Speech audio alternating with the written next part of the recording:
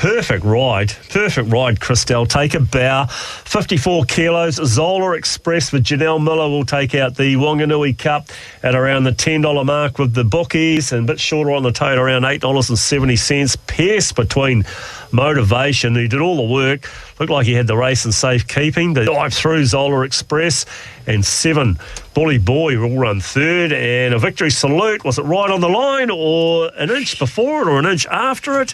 Christelle.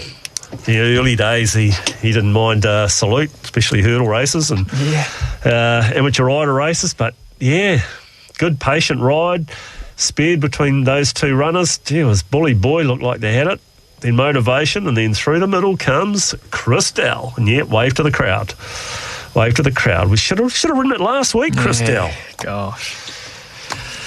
Well, hindsight's a beautiful thing. Planet. How many times have we backed a horse and it's come out and won a week later? Yeah, it's getting a bit... But we can't back him for sentimental reasons, can we? Look at that Movember. I think he's winning Movember, isn't he, Christelle? All that testosterone. Anyway. Wow. Closed off at a big odds here, yeah. I think, Robbie, you're saying that Wanganui could just about go down the drink here. We haven't gone too flash down the line, have we? We haven't even been close, to be fair. It's just been a shocker down there. I mean, I'm absolutely potting myself here because my best of the day was a disaster at Wanganui. So, well, I'll tell you what, when we leave here at 5 o'clock, there's still plenty of racing to come. So I want to get into your syndicate then, because the law of averages, you can't be this bad all day. Well, that's right. You got to keep going. You find one eventually. Well, that's right. You either start good and finish bad, or you start bad and finish strong. Exactly. So I'm still with you. I'm still keeping the faith, Rob. I'll give you Hundy. I'll go in the syndicate with you. As long as Mitchell Davis is not in it, because he'll be betting at Geraldine on a heavy track. Yeah, that's right. We'll keep him away. Yeah. Geraldine is only 2 minutes away. It's the Alan Marshall Memorial Trot. It's the second to last on the card. The favourite is the 10 Phoebe Onyx at $4.170. BD Yasathon, John Dunn, $5.50. Gee, it dashed home 2 starts back when it ran second, but that was at Addington. Zar Zoe, Sheree Tomlinson, 6 and 220 with ice at $6.50. We've got Springbank Mason at 8 and 270. Geez, who's won on a heavy track and who's won on a slushy heavy track? That's what we need to get the old race form out. And Hilda Moore, does she finish yet? I think she might get in the way of some of these trotters. No, she was pulled up, yeah. So we're a bit unlucky there. You might be able to shed some light here, Clado, but there's one here that's 14s on opening into $6. What's the go there? That seems to be a bit of a move. Zar Zoe. Form behind Oscar Bonavina on show day. Oh, how far behind though? What are we? Fifth behind Oscar Bonavina. Look, I can hardly read, but it looks like it's one on the grass. Wet. It's been placed 3 times from 7 starts. The track never been out of the money. Oh, what do you reckon? Zar Zoe, can we have one more bet on the trots? Oh, Taylor's beaten us to it. We're down to 400 in the punters club. What have we done? Right, you wouldn't believe it. 3-leg multi. 35. Jeez, I bloody love them, eh? And I tell you what, they haven't been going any good today. BDS-a-thon. Like we say, Tainer, you keep going and you'll get one eventually. Yeah, you put enough fishing hooks out there, you're bound to catch something. That's right. And whether it's a fish, whether it's crabs, hey, doesn't matter. Something. Hey, Plato. Oh, dear. Yep. Loading at Caulfield for the 4th on the card. I can tell you, favourite is 9 Intihar, Jai McNeil at $3.60 in front of 7 Curran, Matty Cartwright at $4, and then Newlong Command at $4.50. They've let, he's a bolter go, Linda Meach. He's got winning form, doesn't mind Caulfield, 10 and 290. So at a price, he's a bolter.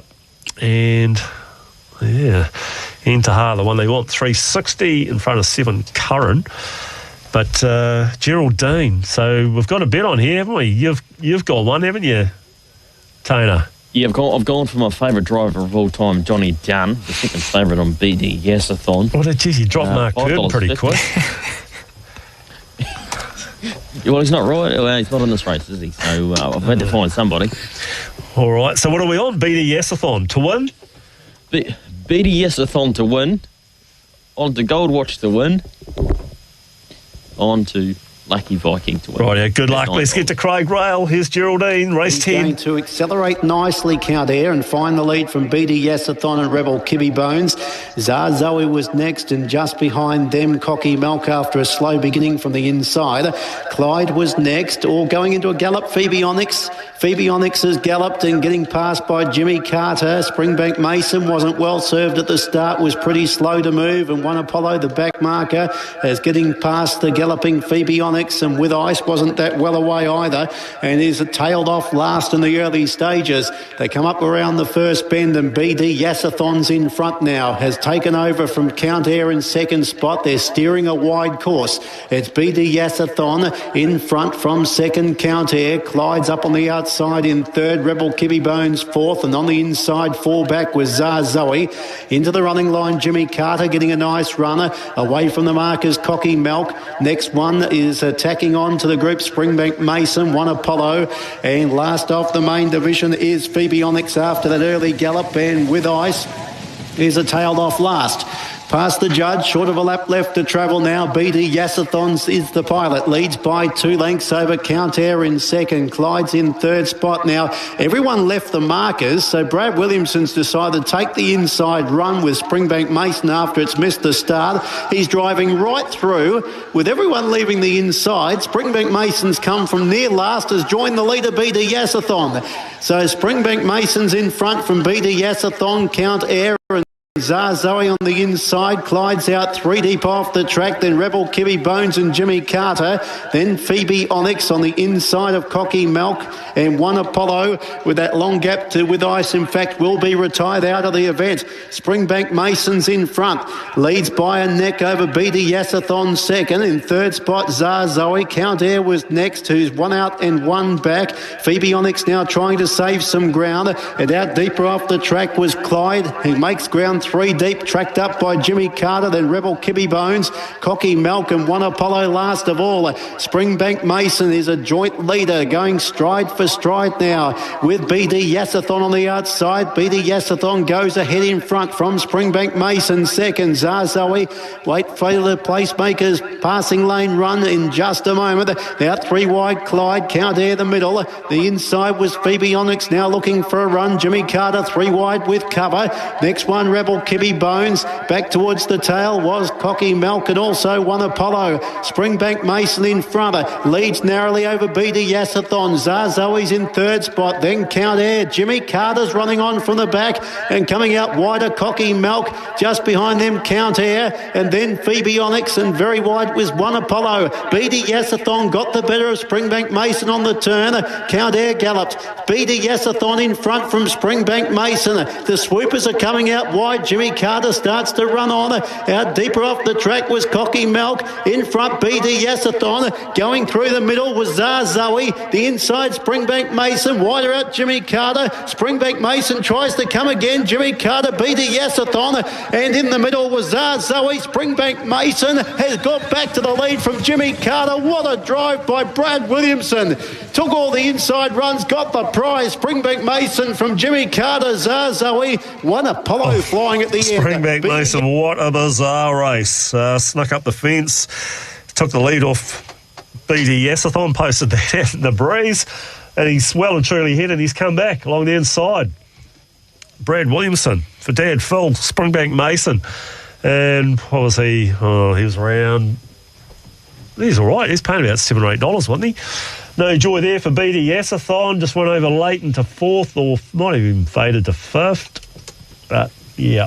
So that's a harness for you. That's a harness. No joy there. Right. Things are getting interesting here. We're 2 minutes out from Te Arawa. And Gold Watch. Gold Watch is the favourite. It is $1.80. $1.80.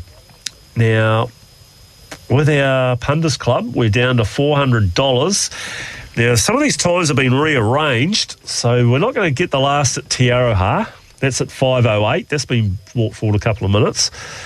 The last at Wanganui is going to go at 4:54. 4:54, is that right, Bright? Yeah, 4.54. So we have a hard out at 4.56, is it? 4.56, which we have no control over. That is the machine does that. We can't do that. So I think. What do you think, Plato? I can't think, really. I thought we got 400. We take $200 multis, Gold Watch into Lucky Viking, and Ask Par's not going to be enough, is it? We really have to go Lucky Viking. Do we just go 400? Let's go 400 Gold Watch. Lucky Viking. Ugh. So is it a big ask? It's $6,080, $5,076 now. Sorry, I think they're back. Around $6,000 return. Have you done it? No, I haven't done it. No, I haven't done it. But I just put it in the it's precious. Have a look at, see what the odds are. Not often do you have the time pressure that you're running out of time to have a punt. Yeah, it's an early finish today. So the multi is 5,700. Might have to be the case. They're about to. There's only a couple to load at Te Araha. Well, should we just put 400 on Gold Watch for now? Yeah, okay. Gives us a good springboard. Gives us a bit of a. So 400 on Gold Watch to return 720, and then that leaves us. Well, we've got to get to 720 first. One step at a time. Yep. Springbank Mason paid about 970s. Jimmy Carter and 4. Zazoe was third. 11, 9 and 4. Good luck, Cliffy Goss. Great story around Cliff, and great to hear him on the mail run this morning. Spent a bit of time in Macau. Things are done a bit differently up there, aren't they? Tiptronic resuming. Packing Rockstar at 9. Chasu Bao, $12. Gold Watch, 180. Run to Perfection at $5. All right, the last couple load. Let's get to George Simon and the Jeff Brindley Memorial. Good luck to Money Trail and Pam. Slow. Conversely, Manrico caught the jump well, as did the stablemate New York Jazz, and they lead by 2 from back and behind them there. Packing Rockstar just dipped there, but settles third. Now the favourite Gold Watch, he's nice and handy, 4th on the inside. Then followed back and behind them next is the toppy Tiptronic. Back and behind it is Chaosu Bell. Time to Celebrate. Then came Raposa Repeater, obliged to race a bit deep on the track from Baltoy. Money Trail. Run to Perfection is last of all, over by the 850 metres they travel. Good 12 lengths over the field here, and it's the Stephen Ralph train pair out in front. Manrico by a length and a half from the stablemate New York Jazz. 3 lengths away, Packing Rockstar on the outside of Gold Watch, who's 4th on the rail. Then followed round next by Raposa Repeater as they come towards a home turn. With it is Tiptronic, then Chaosu Bao. Time to Celebrate out deeper, further back in the field as they sprint for home now. Money Trail, Run to Perfection and Baltoy. Down to the 400 metres. Pacemaker Manrico just moved away from the rail, and Gold Watch about to set out after it on the inside. Still a length off them though. Out wide, Packing Rockstar starting to warm up. Then Chaosu Bao. She goes for Gold Watch. He's all out, but he takes the lead now with 100 metres to go. Tick-tock. Watch the clock. Gold Watch. 6 in a row. Second over was Packing Rockstar from third. I'm the lyrical gangster. Oh, there we go. Tick-tock. Watch the clock. Watch the bankroll. For the second time today, we've landed a bet. How good does that feel? Oh, that's good. But that's a special win, Gold Watch. He went back to the fence, was paddling a little bit, went back to the fence where there's a place to be today, and he's got a will to win, isn't he? Jeez, that's it's good to hear the music play, actually. It feels like it's been a little while. It certainly is. Look, we're going to take a quick break. Watch and bet live on your favourite sports and racing at tab.co.nz. Please gamble responsibly, R18. The Black Caps versus India, live on SENZ. All the action. Oh, he's got one! All the analysis. Forcing Ajaz Patel to just go a little bit more leg side, and then they're picking him off there too. All the banter. As soon as you introduce false teeth, you know it's going to be a good story, don't you? Black Caps versus India. Back live tonight from 5 p.m. on SENZ with Big Barrel Mates Club, where mates look after mates. Ambrosine Colour Shops for expert paint and colour advice. If you're a punter, listen close.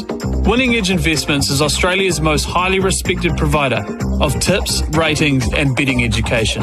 Winning Edge Investments members get a number of fantastic benefits, like a 120-page betting education pack, loyalty bonus credits, and a 30% ongoing lifetime discount on your first service using the promo code SENZ. Treat your betting like a business and invest intelligently. Start at winningedgeinvestments.com. Tradies and home service businesses. You could be saving up to 14 hours of paperwork a week with GeoNext. It's a job management app to help you create quotes, manage your schedule and jobs, send invoices, and get paid faster. All from one app. It's free to get started at trygeonext.com. Say goodbye paperwork, hello more free time. That's right, save time, save money, do heaps less paperwork. Get the job done with GeoNext and get started today for free. Go to trygeonext.com. As you navigate your way through the SENZ app, click on TAB Trackside TV. It's where you can check out all things New Zealand chasing, pacing and racing. Plus on TAB Trackside TV, you can watch all New Zealand racing and races from around the world. Just go to SEN TV or your Today screen to start watching now. TAB Trackside TV. It's off and racing on the SENZ app. Your one-stop app for all sport, audio, video and catch-up. SENZ. It's Kiwi for sport. If you're into cars, now's the time to get into Repco. Because we're bringing the masters!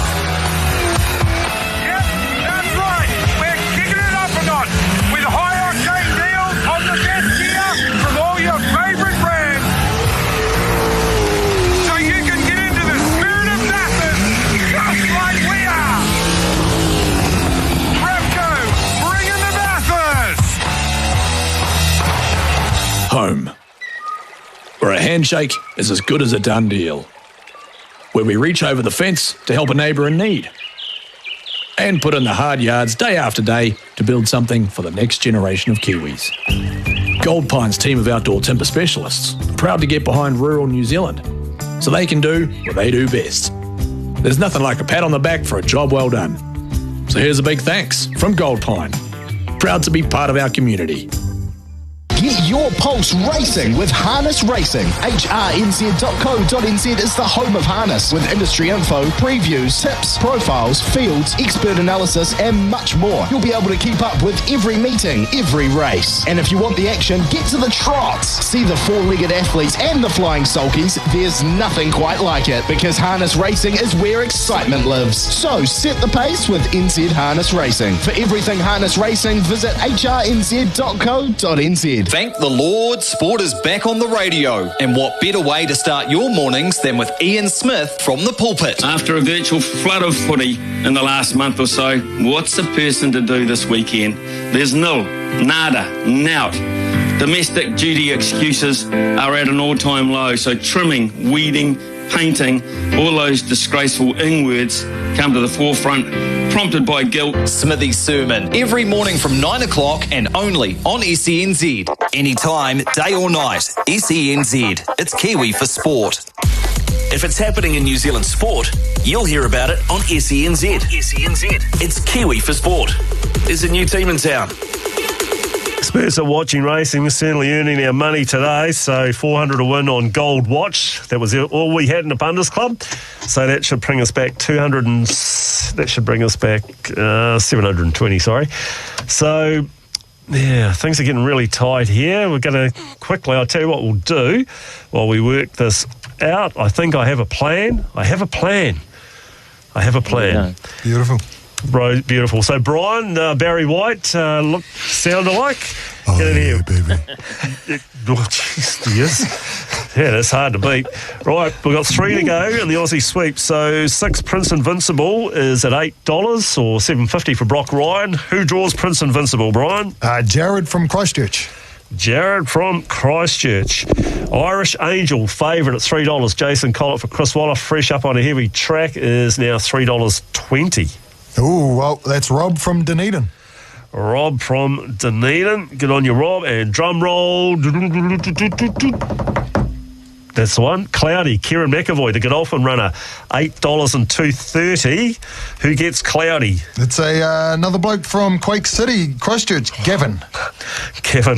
Well, Gavin might have texted us through before about the number 1 barrier at Tiara before. So Could Gavin. have. There's also more than one Gavin in the world, but yeah, you never know.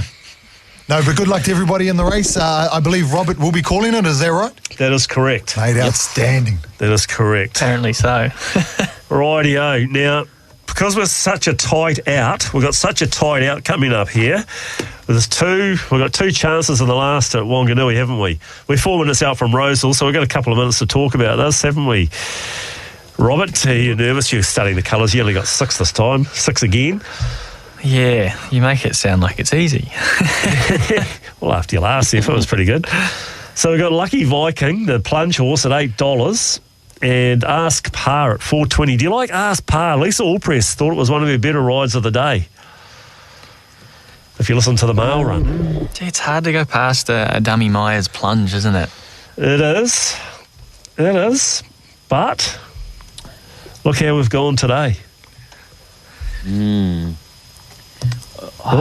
I don't want to Ask Par myself, to be honest. So Lisa Allpress, I think if the plunge is going to be, it's going to be interesting in the last 2 minutes of the race too, because $8 is still at $7.50 now. As I say that, I was just going to say that if it gets any shorter, if it gets to the $6, $5 mark, then I'll be really, really worried. But at $8 wasn't. Well, I'll tell you what I think, Tainer. I'll tell you what I've been thinking. Tell me. I'm thinking 477 on Ask Par at $4.20 will give us $2,003. 243 on Lucky Viking, now $7.50, will give us $1,820, which is still payout for the Punters Club. And how much would, let's have a look here. How much would the whole hog be on Lucky Viking? But we've been instructed to split the bet, haven't we? Oh, well, to a degree. Who told you that? Well, we should have done that. We should have learned from last week. I mean, I think we can have someone at Lucky Viking. Seems it's such a big plunge. $7.50 and probably shortening up. So that leaves $820 to divvy up for our 20 winners. And Asks Par, $2,000. Hey, Clado, before we go on, mate, I just did another dive in the computer just to, make sure of the ending of the show. We're out at 453. 453. So we need to get that bet down. We need to get that bet down. Wow. $720 on Lucky Viking at $7.50 is $5,400. Should we swing for the fences, Tainer? What do you reckon? Gee, I love swinging for the fences. They don't call me Barry Bonds for nothing. The knockout blow. No, they do call me. Yes. Oh, Clay. I'll leave it up to you guys. I'll leave it up to you guys. I'm out on this one. Should we just have a swing, Tainer? Yep. Yeah, exactly. I think so. Oh, and I tell you, some other news too. You called it. Tell me. I think it's been sold to OTI, Australian Bloodstock, or OTI. Interesting. Australian Bloodstock or OTI. You called it. There you go. Dummy Myers runner. Another Kevin Myers runner. Yeah. Geez, the stars are aligning here as well. Well, are they? I don't know what to do. I'm out of this. I'm lost. I'm confused. You're out of this? Stars, the planets.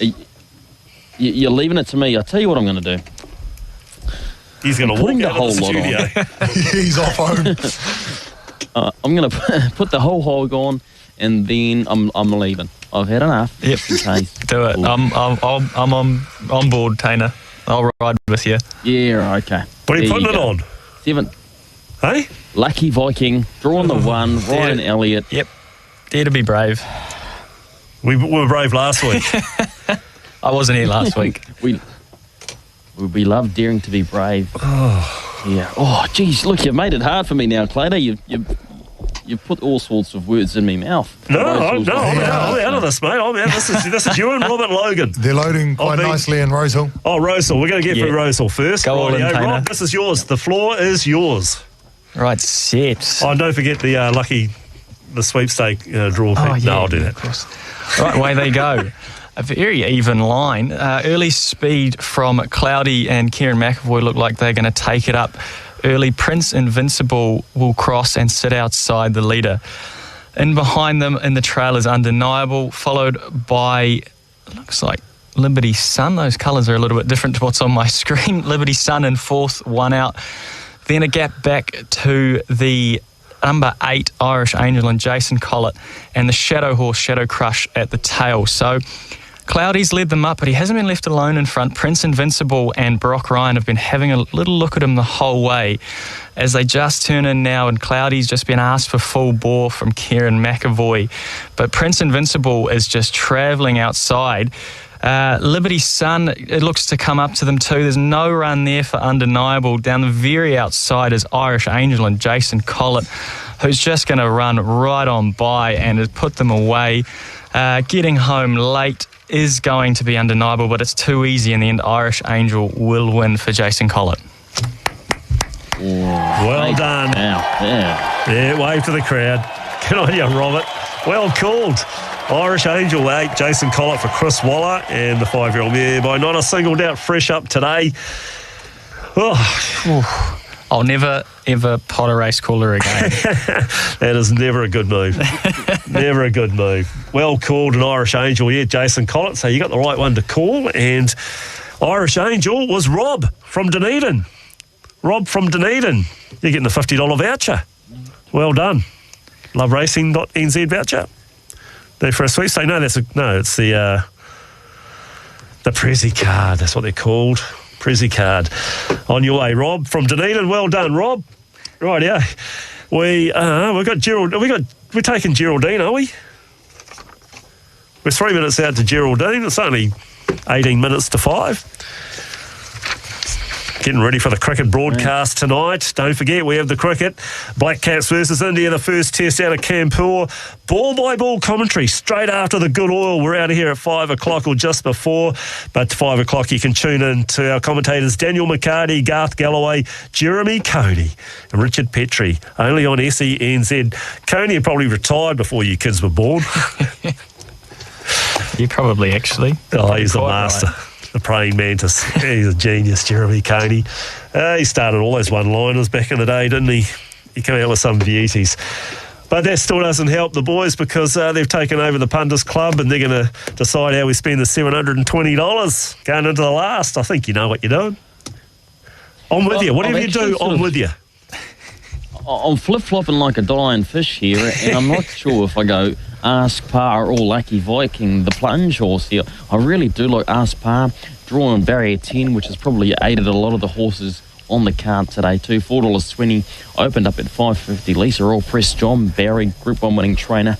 I think him and Jamie Richards are the only Group 1 winning trainers of the season thus far, if I can be corrected there, but I think they are the only two so far.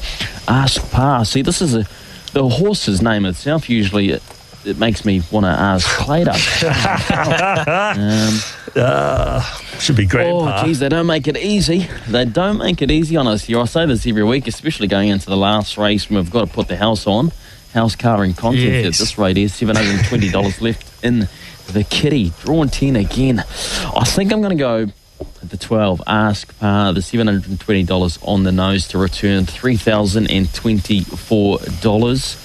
Do I get a slight nod of approval from the boys in the studio there in the 09? Clado's hiding under the desk. He's doing his best to get away from this call. It is your call. Yeah, you know what? I'm leaving it with you. It's all on. It's all on. We've done it. It has been accepted. All on Ask Par. Right. Ask Par, Lisa Rourke, well done, John Dana. Barry, informed trainer, informed jockey. Favourite. Go big or go home. Well done. Yeah, exactly. You have to. You have to, especially in days like this, and especially when it's not your money. For us, we are going big, and then we're going to go home. So either way, it doesn't matter, does it? Are we going to take Geraldine to get us into the zone? Nothing like the last. The thing is, I was actually going to do a little multi. I was going to do a cheeky multi with the second favourite in that race. Who was that? Mighty Reactor place. Please, no. No more harness today. A heavy track at Geraldine running through the ploughed paddock. I don't think so, Tana. This is the last. No, we've left it out.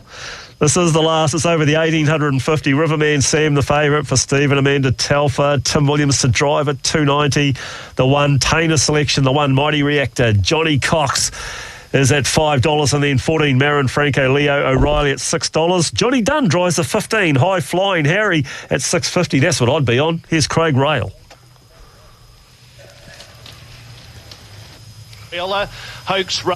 John James Preston out wide, came out quickly. Mighty Reactor began fairly from the inside. Sneaker Peak began well with St. Waitaki, but John James Preston came out like he was shot out of a cannon in the wet conditions. He led from the outside of the front line. He showed terrific gate speed. John James Preston from Sneaker Peak and St. Waitaki. 3 back the inside. Mighty Reactor. Alina's 1 out, 1 back. Riverman Sam was next. 1 out and 2 back on the outside of Hello Adele. High Flying Harry was next. Dropping back through the field was Shard's Fury to be third last on the inside. Second last was Mighty Flying Rocker, and Marin Franco was the last one. Turning into the back straight, John James Preston leads by 3 parts of a length. St. Waitaki second, and waiting for the placemakers passing lane run Sneaker Peak. Alina 1 out, 1 back, and on the outside of Mighty Reactor. Riverman Sam is 6th on the outside, then Hello Adele 2 lengths away to Shard's Fury. High Flying Harry. Mighty Flying Rocker is second last, and last of all 2 lengths away was Marin Franco. With 900 metres left to travel, John James Preston trying to lead all the way. Leads half a length over St. Waitaki. Sneaker Peak's in third spot. Alina's fourth in the 1-1. On the inside, there's a Mighty Reactor waiting for a clear passage. Riverman Sam yet to peel from the 1 out, 2 back position. Hello Adele was next. Well back on the outside would have been High Flying Harry, and towards the tail end of the field, Shard's Fury, Mighty Flying Rocker, and last of all 2 lengths away was Marin Franco. Past the 600, John James Preston still in front, 3 parts of a length. St. Waitaki's been in the breeze all of the way. On the inside was Sneaker Peak, then Alina, no moves as yet. On the inside, Mighty Reactor, then Riverman Sam, who hooks out wide now to start his runner. Hello Adele was well back in the field with High Flying Harry, Shard's Fury, Marin Franco out the back with Mighty Flying Rocker. All Mighty Reactors galloped on the home bend up to the home corner, and it's John James Preston in front. Sneaker Peak the passing lane. Alina's hooked out, so is Riverman Sam. High Flying Harry's out wider. John James Preston is the leader, trying hard. Sneaker Peak, High Flying Harry out wide, then Alina still in front. John James Preston is nicely clear from Sneaker Peak. John James Preston with brilliant gate speed has been able to lead all the way from the outside of the front line. John James Preston from Sneaker Peak, third close, Alina or High Flying Harry, then St. Waitaki. Rightio, the 9, John James Preston, and well called by Craig Rail. Shot out of the cannon at the start, led all the way. Jessica Young-Grant, she trains and she drives. $17 and $4.09, John James Preston. 5 minutes to go here on the show on the Good Oil. Thanks for your company here on a Saturday afternoon. Great to have Robert Logan in the studio, and one of the reasons we got Robert in, because his mum's one of the leading trainers in Singapore, and he's not going to leave us without a nice little winner for tonight. Yeah, hopefully. There's one in for the Night Owls amongst you that don't mind sitting up to watch a little bit of... We'll stay up for a bit. We'll stay up for a tip. We'll stay up and watch a tip, and if we haven't, it's on my Sky. Yeah, that's true. So race 8, 8:30 New Zealand time. Number 4, a horse called Golden Flame. He's a very consistent horse. He was super last start, and I think he's found another winnable race here. He's going very well. $7.50 at the moment. $7.50 and $2. So I think that's good value. And to be fair, with the way they play in Singapore, he'd probably drift before the jump. So if you're keen to stay up and watch it, I'd just keep an eye on that. 7-year-old son of Mossman. And what about the apprentice? Can you tell us, claiming 3, F. Yusuf? Yeah, so that Fazli Yusuf is the stable apprentice. Yep. So he rides very well. I think he's this is the last meeting for the season. I think he's about 3rd or 4th on the apprentice premiership. So he rides all the work on this horse as well. He knows him very well. He won on him a couple of starts ago. So no, I think 3 kilo claim will be a big assist here, and he knows the horse very well. Okay, there you go. Singapore, meeting code 18 tonight, race 8 at 8:30. Number 4, Golden Flame from Barrier 1 over the 1,600 metres. Right, we're 4 minutes out from the last at Wanganui. Unfortunately, we cannot bring you the commentary on this because we're going to head to Kanpur for ball-by-ball commentary on the first test between the Black Caps and India, and it is shaping up as a beauty too. The Kiwis, the Black Caps over there, doing a good job on their turf. Okay, Tona, what have we done? The last in the Punters Club was spent a lot. We've spent the $720. What do we do? Yes, $720 on Ask Par. I didn't know who to go for The favourite here, Ask Par and Lisa Rawpress, or the plunge horse Lucky Viking. I was chopping, changing like the leadership in the National Party of late. And I've gone with Ask Par. Hey, sorry. Gee, we're getting political as well. I thought you were going to say chopping and changing like the Australian Test captaincy, but... Oh, there's a trend going around. But yeah, we've gone all in, chips in here on the favourite, Lisa Rawpress, John Barry. Good luck to everyone involved. I'm just going to quickly read out this text from Kane Jones there at NZB. A promising effort there, Robert. Probably luckier was just a 6-horse field though, Cobber. Not too schmaldy at all. Great show, boys. Well done. And that's from Kane. So big thanks to Kane Jones. Oh, thanks for the support, Bighorn Kane. It's nice to know someone's listening. I got a small support crew out there. Wow, you know what? We'll get Kane to call one day. Yeah, exactly. Put it back on him. Good on you, Kane. Ask we'll Par. give him a jumps race at Warrnambool potentially, eh? We'll try. Yeah, really exactly. test him. Yeah. Or the Jericho. We'll get him here tomorrow. Call the Jericho. So what are we looking at, Tainer? 720 on Ask Par, and yeah, for a potential return of $3,024 for the TAB Punters Club. So we're done 2024 to divvy up if Ask Par gets up. I'd say the boys, you better back Lucky Viking to try and stop it in your personal accounts. Or if you're sitting at home listening, can you put $1 on Lucky Viking to stop it, please? Robert, it's been a pleasure having you in the studio today. Great calling, great tipping, and good to get an insight on you too. A busy week last week with the Ready to Run sales, and great to have you on board. All chipper. Pete's birthday tonight. Let's hope Mum can find a winner. She's got a big team in. Golden Flame is the tip of the night, race 8. Thank you very much, Clado, and thanks, Tainer, for having me. It's always a pleasure to join you guys. Yeah, it's always good getting these young guns in. Tainer, another super effort from down there on your own. Must be tough on your own, buddy, but you do a great job. Yeah, look, it's good fun. Great to have you in there too, Rob and Clado. As always, I'll be back up there in no time in the big smoke in the 09 years. So good luck to all the people at home. Have a lovely weekend. This has been The Good All.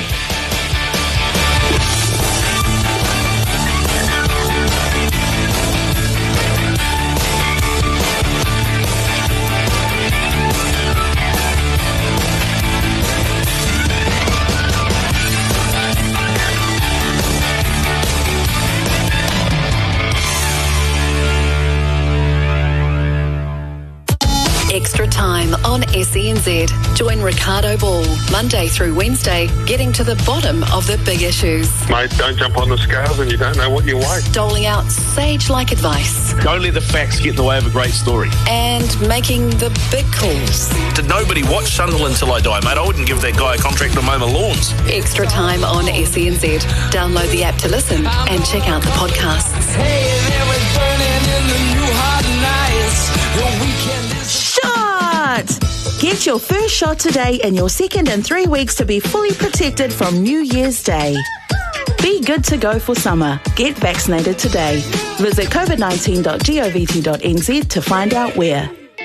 Investing in property? Know the facts. At Property Apprentice, we surround our clients with the professional help they need to get the right financial advice for their individual situation. Don't get sucked in by slick sales pitches from anyone who just wants to sell you a property. Learn from a company that's been helping Kiwis to achieve their financial goals since 2010. Come to a free event.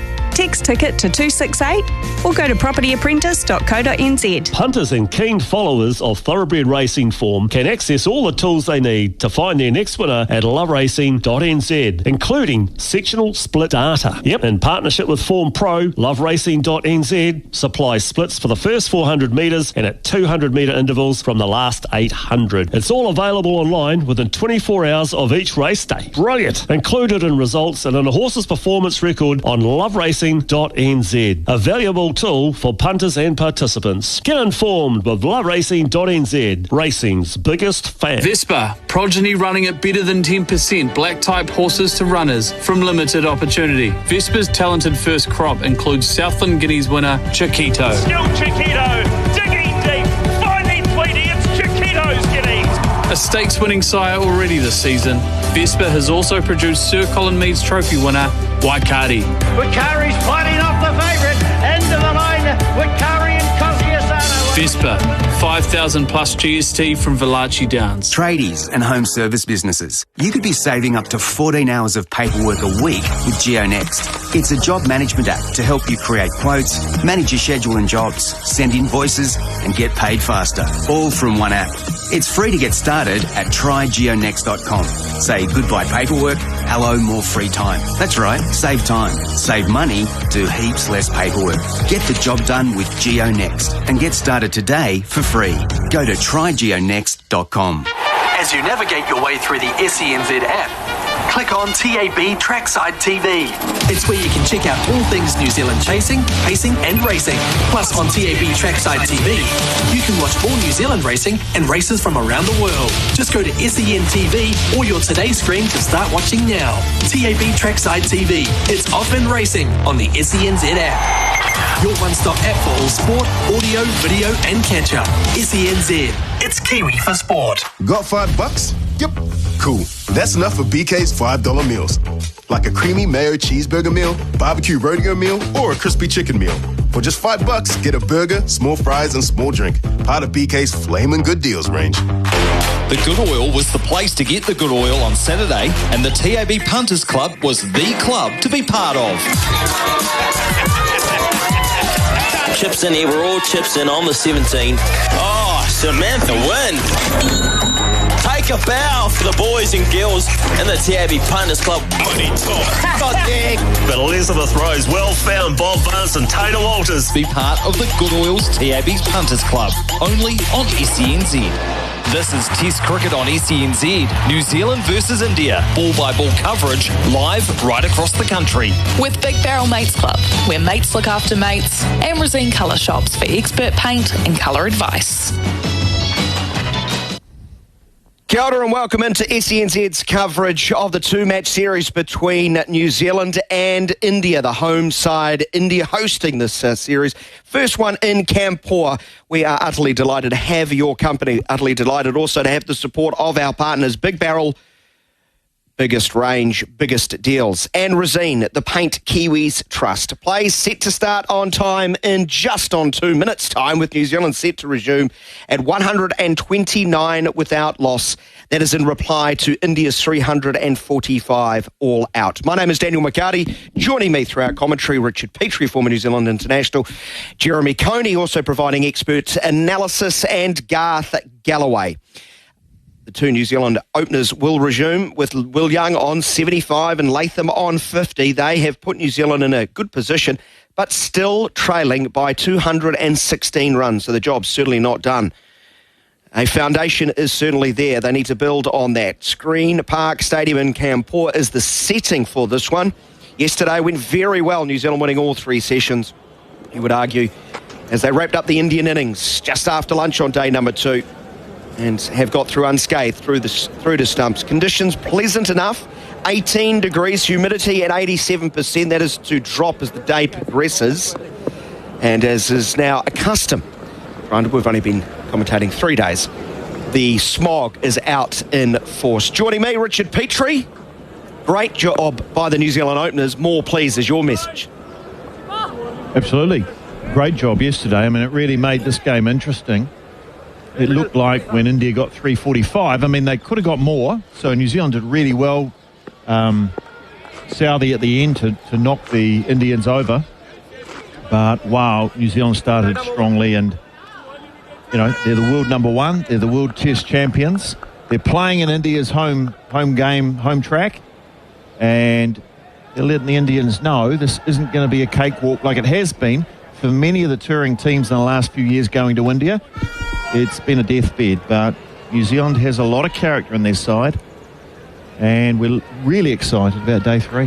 Ishant Sharma has the ball in hand, the veteran, the 33-year-old right arm fast medium. He will pick up the attack, the first over of day number 3. 6 overs, 3 maidens, no wicket for 10. I thought he was underutilised. He compared that to Musharraf bowled 10 overs. He's got a slip and a gully and a short mid-wicket are the catches. Also a pointer cover, a mid-off, a mid-on, and also a long leg. And a square leg, who was just hiding next to the umpire. The roar of the crowd suggests we are not too far away, although the umpire's stuck his left arm out, says, hold on. not ready completely. Will Young on strike, the right-hander. Very assured. A rare chance to open. He wants to make the most of it. Ishant Sharma goes wide of off-stump to start the day. By a very gentle start. Well, it was an old-fashioned loosener. I mean, it certainly looked that way because it bounced twice before it got to the keeper. His arm looked very tired. It was almost like it couldn't get it up. It'd be fully stretched and fully loose, fully ready to go. The New Zealand batters have got to start again. The old story with batting is doesn't matter what you're on. When you start that new day, you're starting again. So just imagine you're going back to zero. Will Young on strike. Sharma again wider of off stump, just a fraction closer though, so no stroke required. I think there's a substitute fielder on. The keeper, Saha, might be off. Bakar. Barrett. Looks to be the keeper. Yep. We have a change there. Can't remember off the top of my head. Saha took a blow yesterday. He was pretty active, busy with balls rolling. A few down the leg side. Made some great stops with 57 overs, and a lot of it was standing up to the spinners.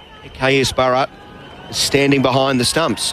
Apparently an issue with his neck, I'm being told, for Saha, leaning onto the front foot and making contact for the first time as Young as he deflects the ball into the gully. He needs one of those pillows, Daniel. I think that's the Tempur pillow. The Tempur pillow that we gave away as a prize yesterday. Well, we've seen two balls go to the keeper. Both of them bounced twice. One of them was hit by Will Young. So the big talking point, I suppose, is this a deteriorating pitch. We're on day 3 now. It was low and slowish on day 1, a little bit inconsistent. Last night or yesterday, we saw balls go along the ground. Ishant Sharma gets the ball back in towards Young, and he defends into the offside. I've just seen a graphic brought up on the international feed. Suggests the second and third session are going to be 5 minutes longer. Try to make up a little bit of lost time. That's what I got from that graphic. Sorry, I can't confirm that. Let's see what we can do. It's one of the downsides to not being around. So Shrikar Bharat behind the stumps.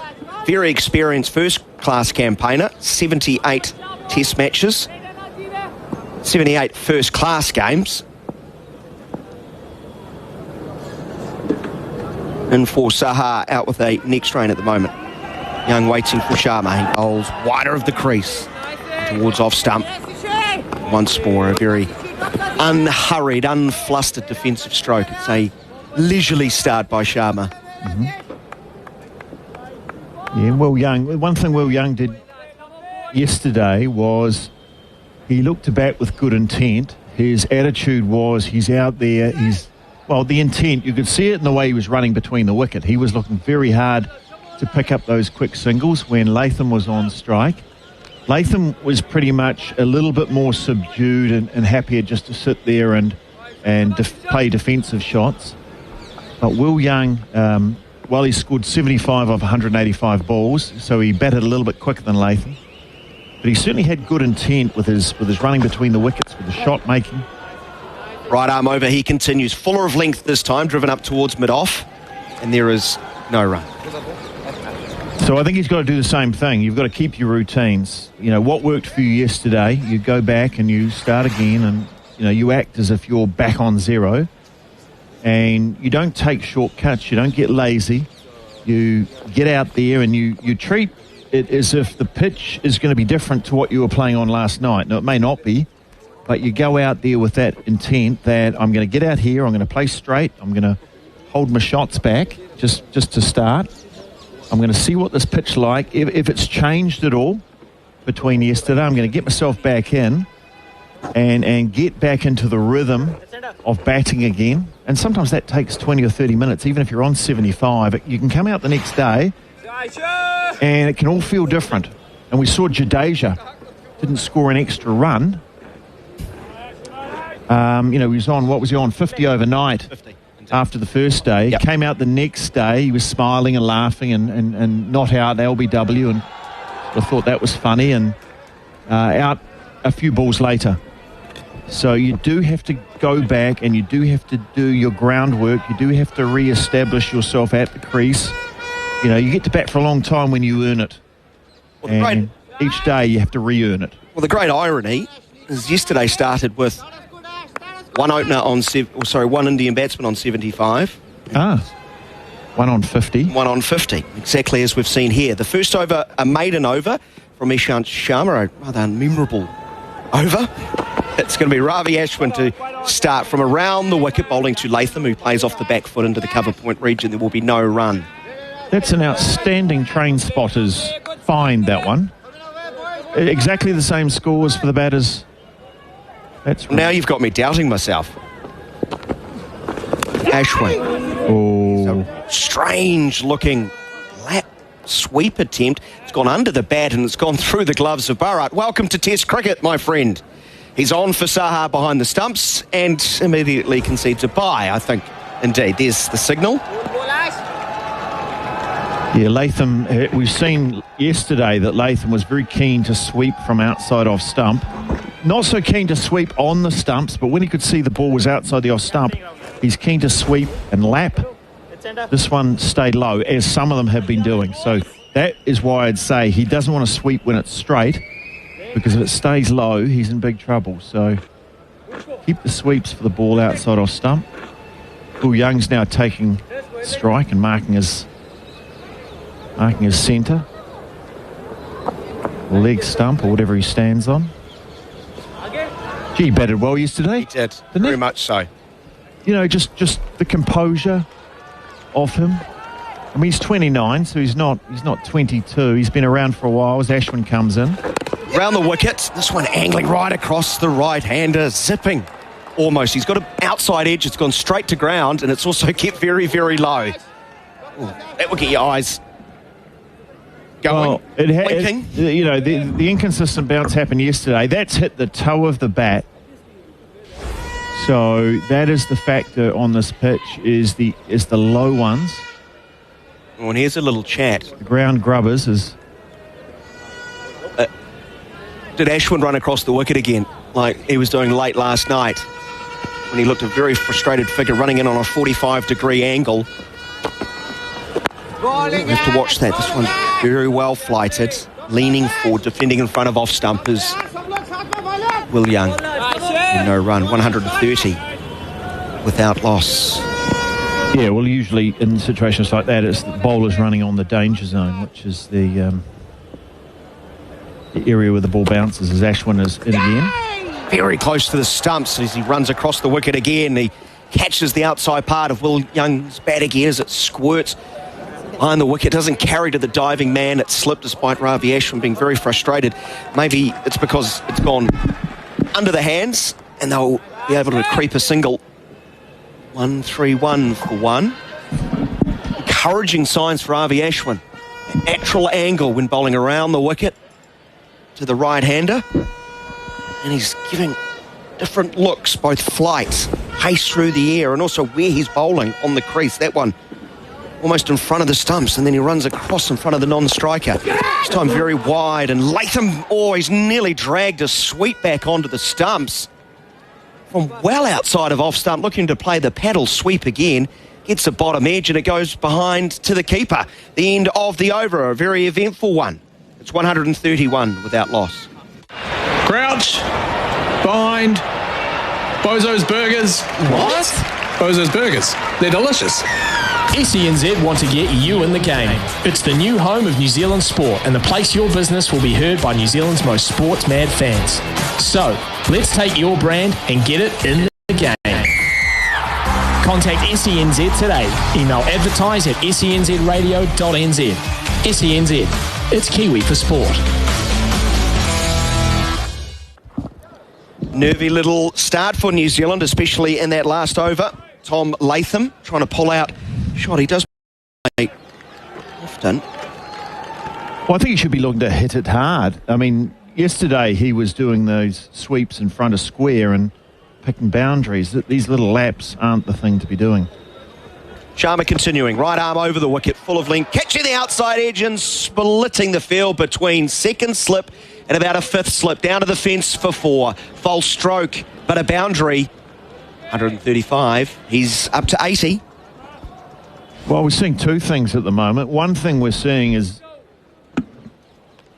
very low bounce off the pitch. It may be that the pitch is lower today than it was on day 1 or day 2. Seemed like on day 2 it actually bounced more than day 1.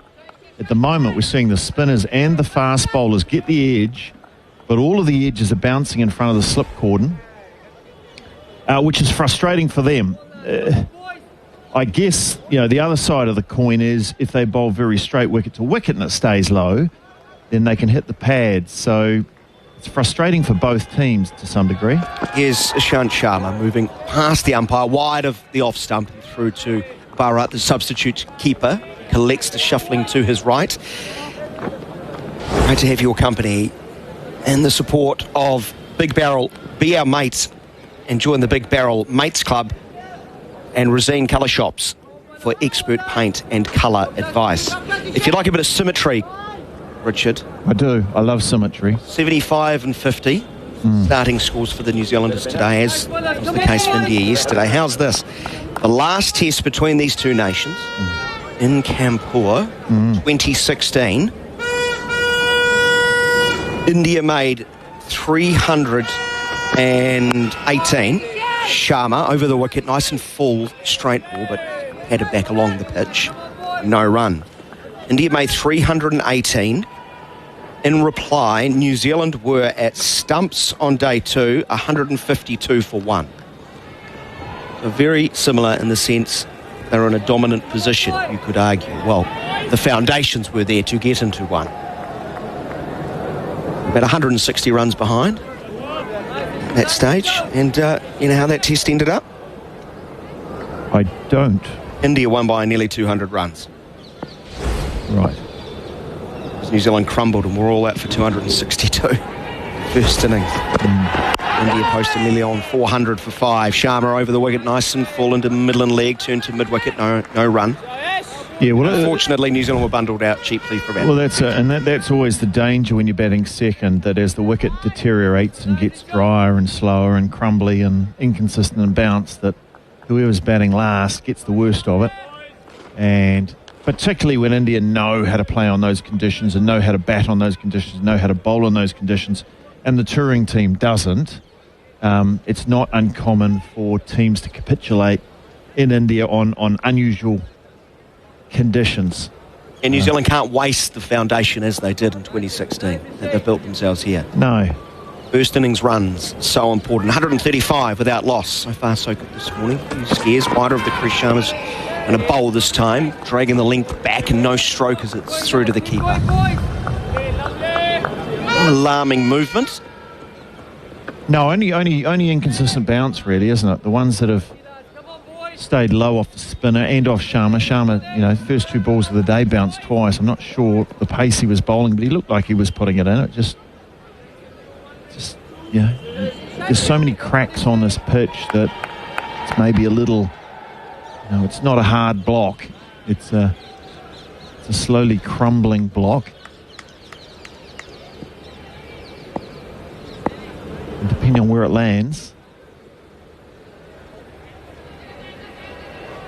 Birds chirping in the background, not much chirping from the players. Sharma much closer to the off stump, but again, no stroke required as Young judicious outside off stump.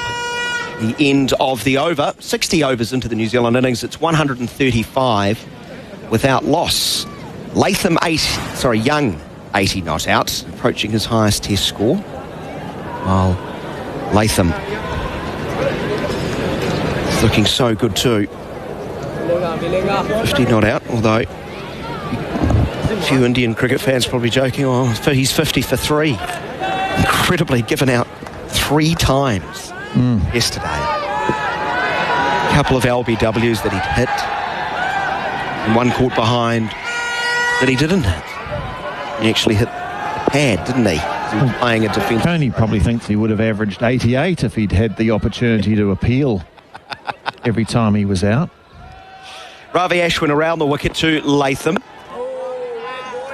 Drifting back in with the arm in that natural angle and towards off stump. Latham from the crease line plays. It always makes me a little bit nervous. Yeah, it makes me nervous too when he goes back to it. I mean, he seems to play it very well, but... Well flighted outside of off stump. Left alone. No attempted lap sweep to that one. Perhaps he's learned his lesson.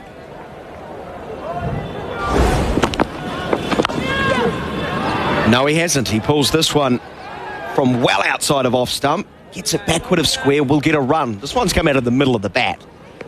It has. It's a tactic he's comfortable with. 51 to Latham, 136. Yeah, I'm sure he's practiced a lot. I mean, he was hitting them. When he was hitting those sweeps, he was hitting them for 4. What he's doing now is just really guiding them round, lapping them round the corner. It doesn't look as good on an inconsistent wicket as the full-blooded sweep shots to me. Ashwin around the wicket to the right-hander. Angle towards off stump.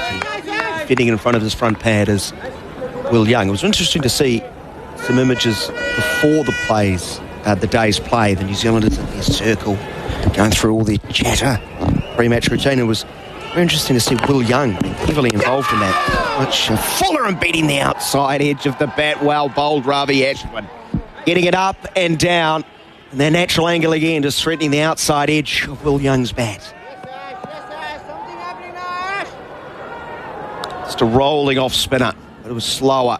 That's what defeated him. Well taken from Burrow up behind the stumps, as it did keep low again. Here's Ashwin. Bowling, using his feet and clipping him through mid-wicket.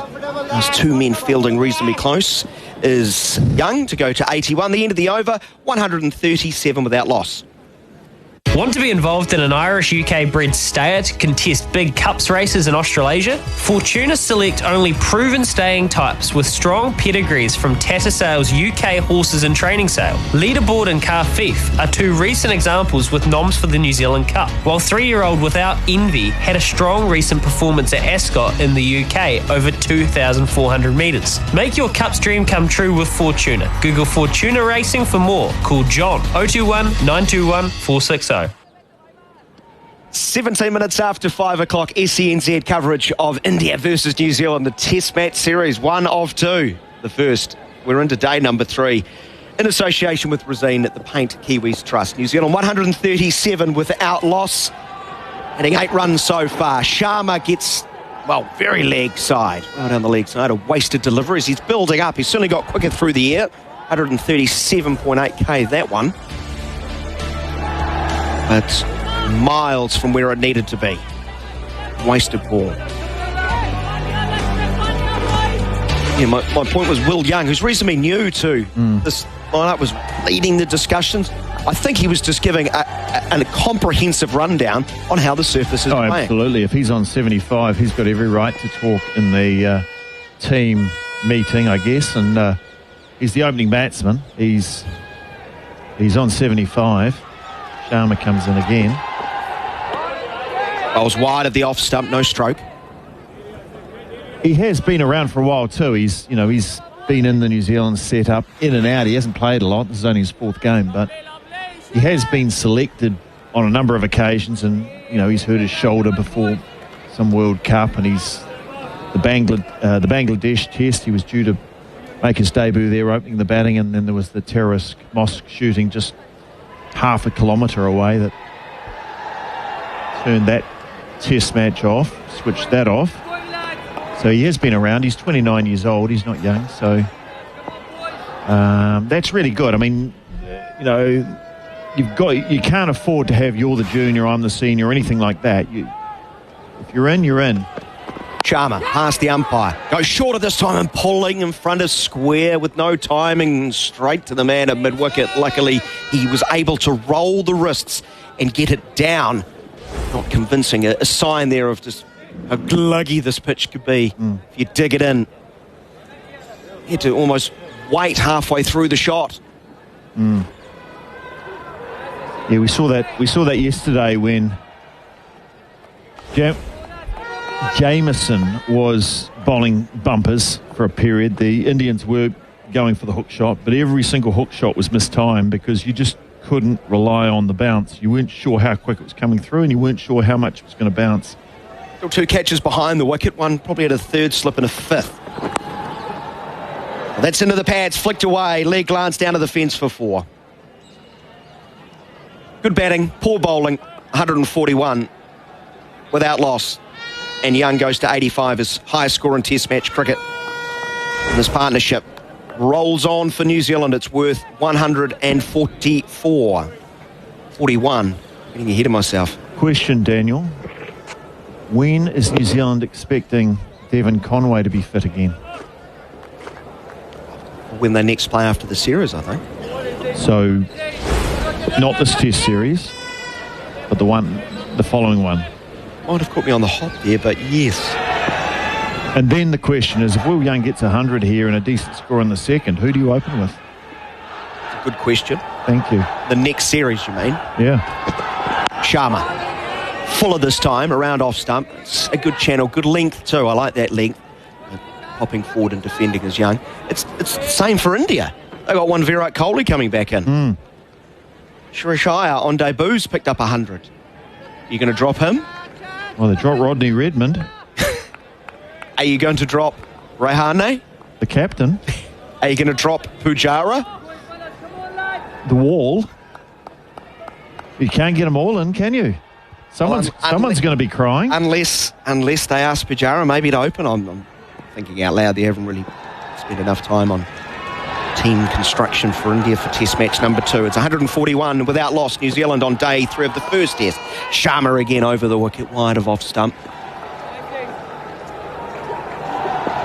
It's been a mixed bag here from Ishant Sharma, isn't it, Richard? You can advise the audience. More from Richard Petrie. And joining you for the first time today, Peaches, it's Garth Galloway. Yeah, welcome, Garth. Welcome back to the box. You enjoying the morning so far? Very much so. Thank you very much so, Richard. Having said that, I think we've seen almost more mistakes from the New Zealand batsmen in this very early spell than we saw throughout yesterday. Certainly the Indians looking a little bit more upbeat. And Tom Latham with that missed sweep shot with the heart in the mouth for people then.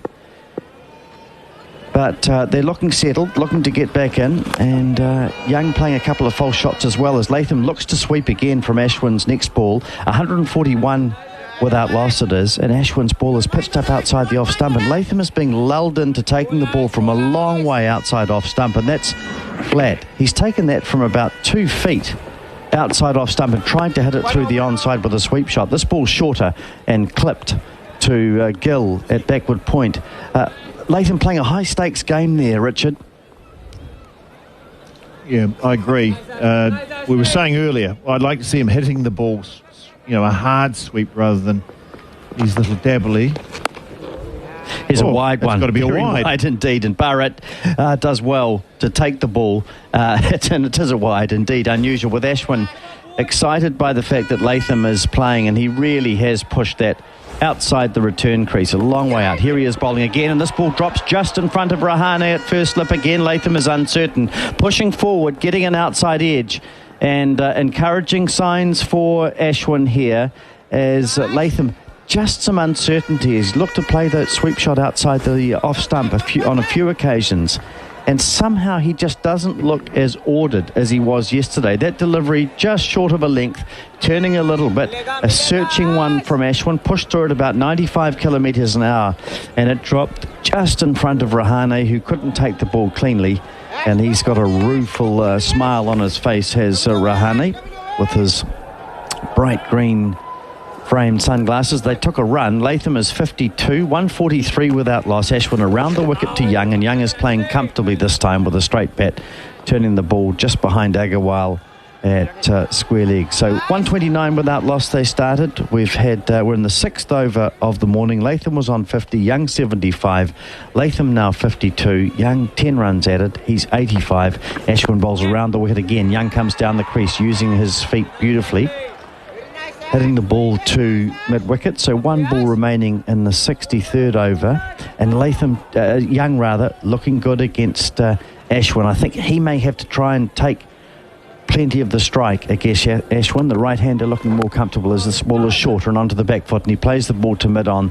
The end of the over, Young 85, 143 without loss at Kanpur.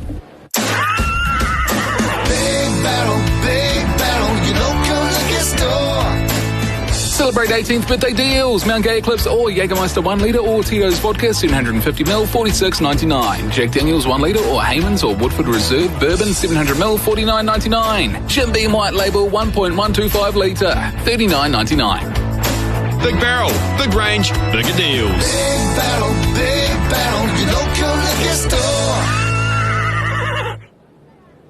And welcome back to Kanpur Cricket on SENZ, brought to you by Resene, the paint that the Kiwis trust, and Big Barrel, big range, the biggest deals. It's 143 without loss.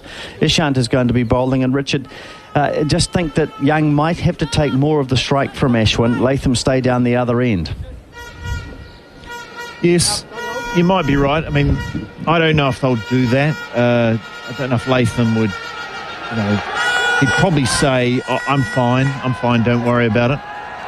The spinner is certainly getting the edge a lot. The only problem with it is he's getting the edge, but none of them are carrying to the slip, Garth. So while it's good for Ashwin, it's good and it's not good, because he, unless he's hitting the pads low, he's not getting... He's creating the opportunities, but they're not opportunities. So it's an interesting situation, but New Zealand battles on. Ishant runs in and bowls to Latham outside the off stump and through to Bharat, the keeper, replacing Saha. Pretty good first-class record.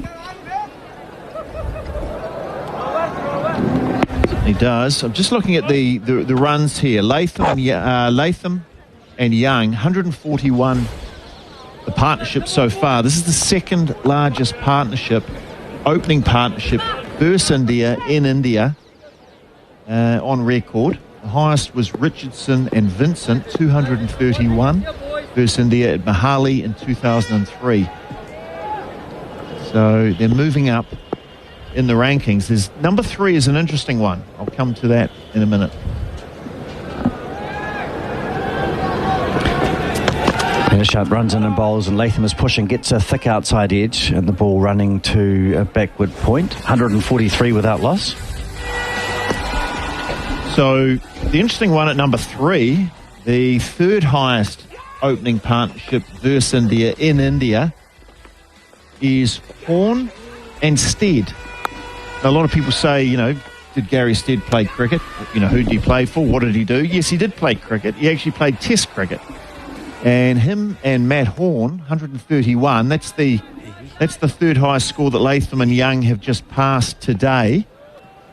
Stead was part of that innings. That was versus India in Ahmedabad in 1999.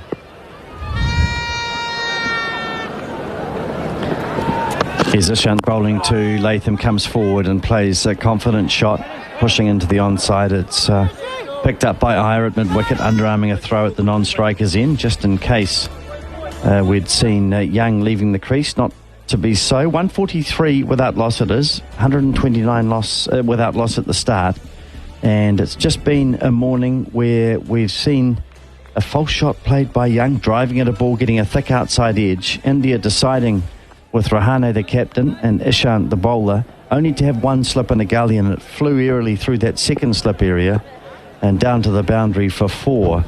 And then Latham just playing a couple of sweep shots, and the odd one that's almost gone under the bat. So we are seeing on occasion the ball keeping very low, but so far not in line with the stumps as Ishant runs in and bowls, and Latham plays a good drive, confident shot this time to Ashwin at mid-off. 4 balls gone in this over. Latham is 52. The other interesting fact about that match, when Gary Stead was involved in that, what previously was the second highest opening partnership versus India in India, it's just been overtaken by Latham and Young. the other factor for that match was Sachin Tendulkar. This is 1999. Sachin Tendulkar scored 217. Ganguly 125. Daniel McCarty believes that was Sachin Tendulkar's first double century. Rahul Dravid, the Indian batting coach, scored 33.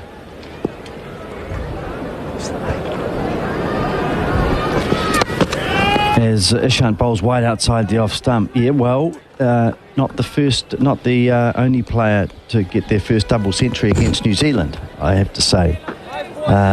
Tendulkar, very good record indeed against New Zealand, and a wonderful player. Well, Gary Stead won't mind seeing him being pushed down into third place in terms of that record, given that he's coaching the New Zealand side. He'll be absolutely delighted with what happened in Kanpur yesterday. Just looking at Sharma's pace in that mid-130s as we've got used to. 138 his highest speed. He's bowled 2 balls there, and then that last one, just the slower delivery, 116 kilometres an hour. And it's Ishant running in now. 1 ball remaining in the over, and Latham drives. His best shot of the morning to the cover boundary for 4. Latham getting his foot across to a half volley and hitting the ball just on the up. Lovely shot.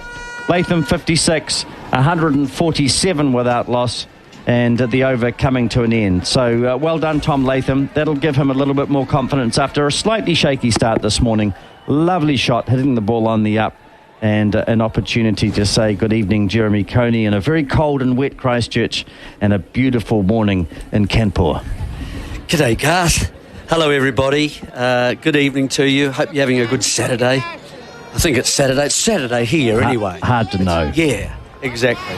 An interesting start to the third day's play. Because New Zealand had such a strong day yesterday, the game has kind of been aligned a lot more evenly than perhaps it might have, and some people might have imagined. I guess some points that as I sit here think about as far as the game has been concerned so far. Ashwin over the wicket to Young. Comes down the pitch, hits it uppishly and wide over mid-on. Good shot. Over mid-on's head, safe enough. And a lusty shot from Young. Shows confidence. Good use of the feet. 89 for Young, 151 New Zealand. That's 2 good strokes in a row, from one from each of the New Zealand openers. Just advancing, just making sure that he was able to loft the ball. He didn't want to get too close to it. It's well clear of a wideish mid-on. Looked like one of Ashwin's variations with the seam facing the bowler and rolling towards to the batsman, rather. Top spinner? Yeah, here he is again bowling, and Young plays cautiously into the onside, but waiting for the ball before he turns the face of the bat. Yep, the top spinner, if you give it a really good revs, of course, that means that the seam is pointing straight down the pitch towards the batsman. It actually drops in a steeper way, doesn't it? And it's a wee bit shorter. Here's Ashwin going very wide on the crease indeed, and it hits Young on the thigh and bounces to Agarwal at short leg. There's been some loose stuff, hasn't there, from both teams? We've seen a wide bowled by Ashwin. That one there was a really loose ball. Some loose strokes from Latham on the sweep. And so it hasn't been, perfect stuff from either team. Wide on the crease again, Young playing a little bit more tentatively as that ball drops a bit more quickly on him. But he comes forward and pushes into the offside. Ashwin looking to use a lot of variations here, trying to prize a wicket for India. They want to get into this New Zealand batting lineup. Can't do so far as this ball is shorter and pushed through. And Young plays nicely to mid-on off the back foot. 1 ball remaining in the 65th over. So 8 overs bowled this morning. New Zealand have added 22 runs. Not without their problems, as we see Young again playing a good shot, turning the ball squarer this time to a forward square leg. The end of the over will take a break. It's 151 without loss. Need a hand? Cryptocurrency, it can sound quite complicated, which is why having someone you can depend on to help is great, like Crossgate Capital, a specialist investor in cryptocurrencies. Crossgate Capital takes care of which cryptocurrencies to buy, storage reporting, and keeping track of this fast-moving market. A Kiwi company providing a familiar way to invest in crypto through shares. Think of them as the smart way to invest. Find out more, visit crossgatecapital.co.nz. The PDS is available at crossgatecapital.co.nz and on request. Crossgate Capital Limited is the issuer of the product. And welcome to the cricket coverage from Kanpur, the test between India and New Zealand. It's brought to you by Big Barrel, big range and the biggest deals in Resene. The Paint Kiwis trust, and you're listening to the cricket on SENZ. 151 without loss. Ashwin 21 overs, 5 maidens, none for 47. Ishant, the other bowler used, and it will be him bowling again from the media end. He'll be bowling to Latham on 56 from 180 balls. Young at the other end is on 89. The partnership now 151 for the first wicket. Here's Ishant bowling around the wicket again to Latham. He comes forward and plays into the offside. Ashwin's looked frustrated really, Jeremy, hasn't he? He's trying everything. We saw him yesterday bowling around the wicket to the left-hander and then running across in front of Young and the umpire. And now again, really wide outside the off stump. A lot of variety. He looks frustrated. Yeah, he does. I mean, just first of all about Ishant, and I think the faster bowlers, the quicker men as far as India are concerned, just the two men, him and Umesh. They've been tidy, let's be fair, but they haven't achieved the movement we saw on the first day from Jameson and then also Southey. The second day, they just haven't been able to do that in the air or from the surface either. Ishant bowls one slip and a gully. Latham plays outside the off stump and misses. It flies through to Bharat. Flies might be an exaggeration. It lulls through to him. Dribbles. Yeah. He takes it low. But again, a false shot from Latham. Hardly saw one yesterday. And here he is throwing his hands at a ball. It's just short of a length outside the off stump. Really trying to mirror the shot that he played a couple of overs ago. Really has misjudged it, hasn't he? Yeah, he's thought it's actually closer to him. He hasn't actually picked up the line of the ball. It highlights, doesn't it? You know, you come into this game, very good innings yesterday, 50. You've got to start again. Yeah. Doesn't matter what form you're in, how confident you are. Starting again he is, as Ishant bowls to him and he comes forward, and that he'll be happier with that shot. Good defensive shot coming forward. There's been a few loose shots from each of the batsmen actually. I think really the other thing that we've talked about, the quick men, they've done a decent job. They've done what I think Rahane would like them to do. He'd love them to get a wicket, of course, but you know what I mean. They've been tidy-ish, both of them. Second thing, there's the spinners. They've got the occasional deliveries to turn.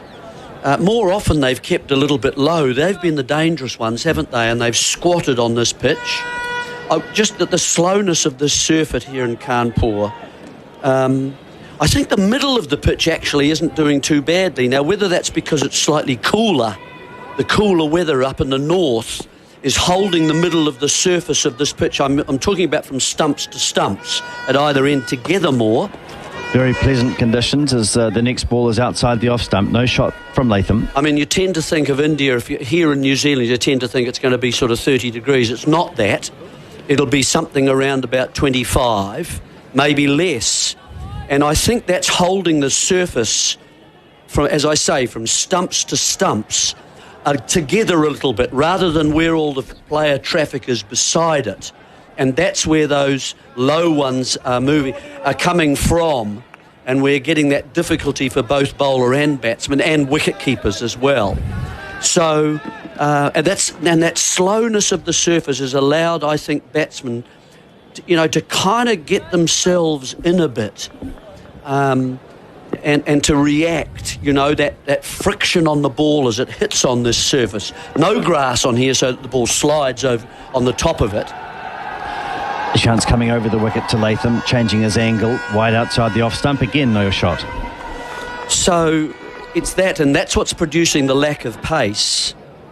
And you can kind of survive by adjusting your stroke because the ball hasn't arrived. You see it there, you might be slightly off, and then you allow it to come, and you can either adjust it, or you can, if it turns, you let it go past the edge as we saw yesterday. Holding the pose, let it go past. So the pace of the spinners on a slow pitch like this is quite defining for each of them, and also the length that they operate. If they're dragging it down a bit short, that's not going to help them either. So finding the right length as a spinner on this pitch is absolutely critical. Here's Ashant. No shot again from Latham, 3 in a row. So this is just being wasted by Ashant Sharma early in the day. 151 without loss. Another over comes to an end. Latham is 56, Young 89, and are still talking about those spinners finding the length. It just seems to me that they haven't quite managed to do so as yet. Well, you know, what the problems as far as the spinners, and we're talking about very experienced men, Ashwin, loads of tests, Jadeja, heaps of tests. They're in a situation here where they're finding the pitches very slow, so they either got to use their speed a bit more, increase the speed, and we've seen that up in the 90s, and if that isn't working, then they've got to find the length as well and be a little bit closer to the actual batsman, and they're having to work with that as well. So those are the issues that both Ashwin and Jadeja, we haven't seen him yet today, but that's the issue that they're working with at the moment. What speed do I bowl, and what length do I bowl? Do I bowl closer up to the batsman to try and beat them and try and get the ball into the pads before they play their shot? Evening, Jeremy. Good evening, everybody, as Ravi Ashwin continues, and he's got a wicket here, outside edge. No, it's turned down. They're celebrating as if they've got a wicket, and I think they're going to challenge. Bharat, the replacement keeper, has taken a very smart catch, possibly behind the wicket. It was not given. Richard Petrie's getting out his mistake chart to see if he's got another one to tick into the box. Is this the breakthrough for India? Let's hear in Jeremy and see. Just a tentative prod outside of off stump. Delivery. Umpire has given not out. Yeah. Front on, please, when you're ready. It's Young, isn't it? He's the batsman we're talking about. That's the first thing. And it's just been a ball that's been very straight. It looks like that's a bottom edge and gone through off a low bottom edge, really. And he's played away from his body. Really, not really much of a stroke, is it?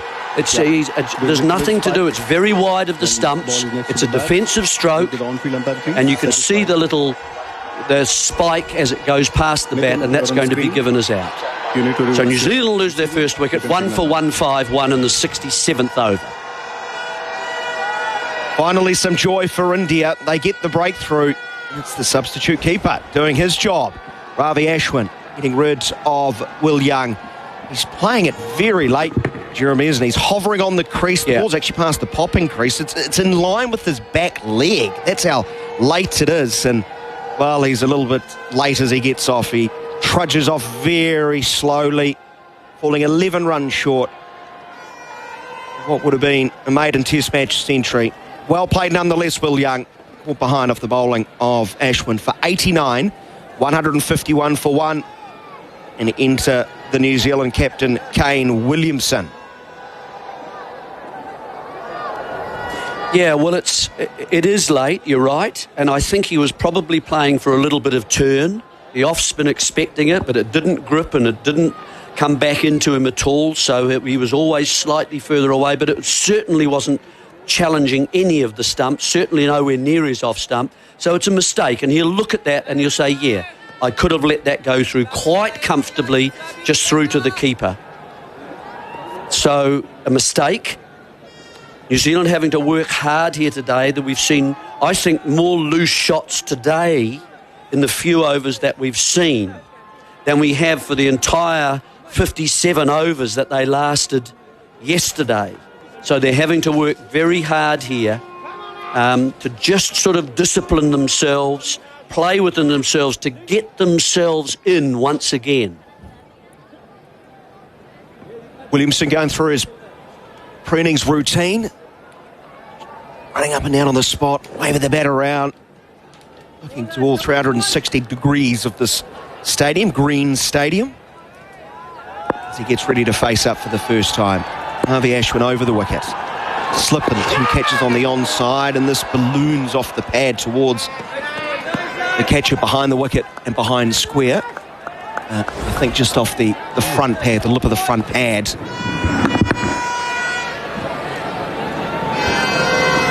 It's a nice catch, isn't it, Jeremy? Substitute fielder. It's a good catch down low. I'll be feeling it. Yeah. There'll be nothing worse than coming in as a substitute you've got to say, it's a nothing ball. wide of off stump. Williamson shuffling right across and defending. Williamson getting outside that off stump, isn't he? He's getting right across.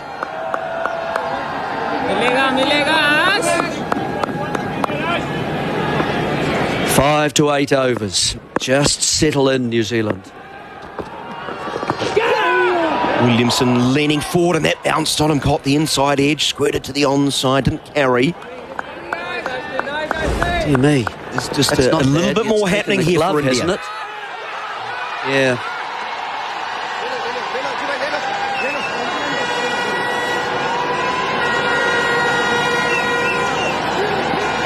Just a replay of that breakthrough on our feed. Back live. 151 for the loss of 1. Counting first few balls for Williamson. He's squared right up here. He's hovering deep in the crease to a very full delivery. Plays with soft hands. Keeps it out. Williamson's got lots of moving parts, hasn't he, so far on the deliveries that he's faced? Moving round the crease and moving across laterally as well. Looks nervous. Now he comes forward and gets to the pitch of the ball, pushes towards mid-on and gets a run. That's far more assured from the New Zealand captain. The end of the over, a successful one for India. Ashwin has 1 for 48 off 22 overs. Young gone for 89. It's 152 for the loss of 1. Get your pulse racing with Harness Racing. hrnz.co.nz is the home of harness, with industry info, previews, tips, profiles, fields, expert analysis and much more. You'll be able to keep up with every meeting, every race. And if you want the action, get to the trots. See the four-legged athletes and the flying sulkies. There's nothing quite like it, because Harness Racing is where excitement lives. So set the pace with NZ Harness Racing. For everything Harness Racing, visit hrnz.co.nz. 14 minutes away from 6 o'clock, SENZ coverage of the India versus New Zealand Test Series in association with Resene, the Paint Kiwis Trust. India finally steering a breakthrough. 152 for the loss of 1. Latham, 56 not out. Williamson on 1. Williamson will be on strike as Nishant Sharma to continue from the media end. He's bowled 5 so far today. 11 overall, none for 22. Peering in to seeing Will Young, who's still in his pads. He's taking his time and hitting. Probably reminiscing far too often about his downfall. I think I should be fair too. Gardening as he goes. Sorry.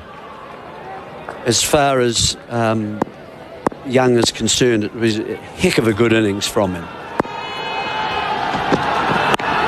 Sharma starts wide of the crease, full of length. Williamson playing right underneath the eyes. As much movement as you would probably expect from the batsman when he's facing the right arm quick compared to nimble feet sometimes need a show against the spinners.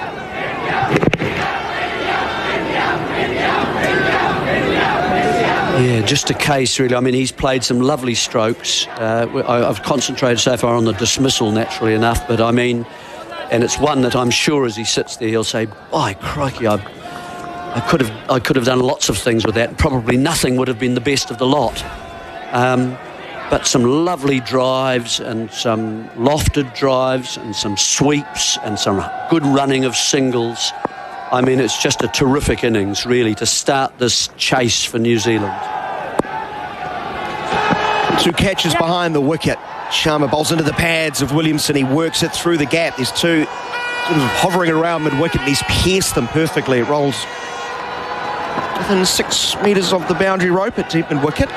And they'll collect 3 runs. Williamson advances to 4, 155 for 1.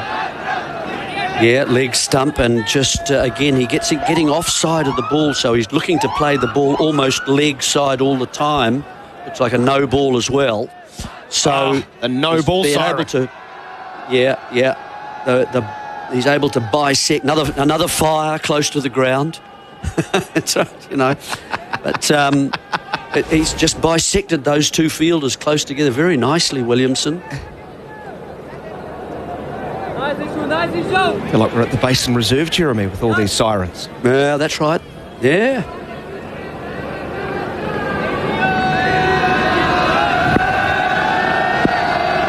slightly warmer than it is in Wellington right now. Kanpur, around 20 degrees. Humidity dropping though. Sharma continuing over the wicket to the left-hander Latham, no stroke. Wide of off stump.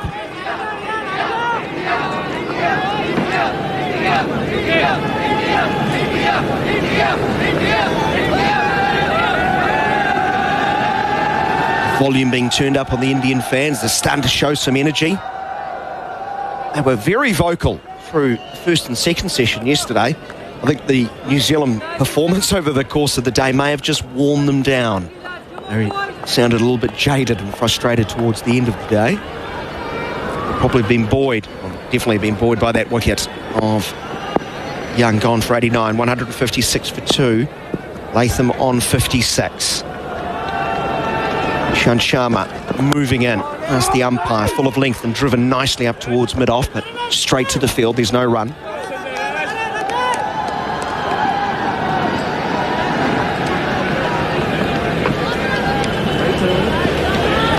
Now that man, Jadeja, I think I'd have him in pretty quickly here.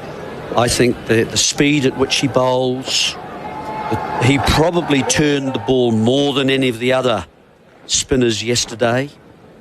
Because the arm gets a little bit slingy, in other words, not right up over the top at 12 o'clock, it's more sort of 10 o'clock. That it skids a lot more as well and is onto you a little bit more quickly, even if you can use the word quickly on this surface. It'd be useful here. Ishant's going to go around the wicket to him. It's the umpire, very straight, just on outside of the off-stump line and leaning forward, holding the defensive stroke is Tom Latham.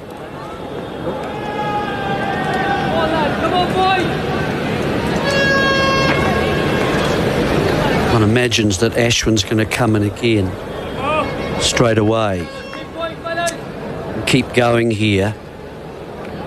I must say, I don't like the way that he runs across Daniel at all. That he delivers the ball and then moves across quickly so that he doesn't obscure the umpire to make a decision, and then runs and obstructs the non-striker. Camera again, nice and full around off stump, pushing to point, no run. It's a recipe for disaster, isn't it, Jeremy? Well, I just think he blocks the non-striker in what I don't see as a fair attempt. He can't see the plays quite so well. He can't tell where the ball has gone. To run, he's got to go around him to take that single if it is a quick single on offer. I think those things, just by themselves, personally, it shouldn't be permitted, frankly. There's a thing called the spirit of cricket and fairness. I think he's transgressing that. A lovely punch stroke off the back foot from Latham, through a gap and out to the boundary as it motors along State Highway 1 that this outfield is. That is a crisp stroke, 160 for the loss of 1. It is a good shot, isn't it? But it was short and it sat up. Oh, that's good. Latham's now had a drive off the front foot from Ishant the last over, and here he's got one where he's stayed back home. It's a little bit wide, but it's sat up again. That's why I say I think a spinner would be the person to use. I know that Saudi did so well in the morning session, and that's when wickets have fallen in the game so far. Five wickets in the morning session and 5 wickets in the second session over the first 2 days, 10 altogether. And then, well, it's now 6, isn't it, with the Young dismissal, so in the morning. So, and nothing in the last session of the day's play on either day. And they may want to think, well, let's keep a seamer going. 160 for the loss of 1 at the end of the over, 68 overs into this New Zealand innings. This is in response to India's 345, of course. So New Zealand trailing by 185. Here's a slog, sweep almost across the line from Williamson, trying to fetch it outside of off stump. It's gone under the bat, behind the stumps. Another bye. It's Salim Bharat effort as a substitute fielder, but very strange stroke from the New Zealand captain. Very strange stroke. Looking to fetch that from outside. He knew it was outside off stump, but he's not in yet. And it does take some time to do that. The ball is keeping low outside the off stump at that end from the spinner. You could drag that onto your stumps very easily. It's one of those surfaces you do that, so drag on. Ashwin round the wicket to him, remember.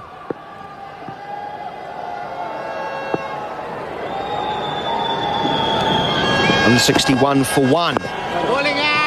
Very full delivery, angling back in, but a shape through the air by Ashwin. Pushed straight back to the bowler, no run. Yeah, so it's a strange stroke. Ever since he's looked fidgety at the crease, hasn't he, Williamson, since he's arrived? As if he wants to get runs and get himself up and going.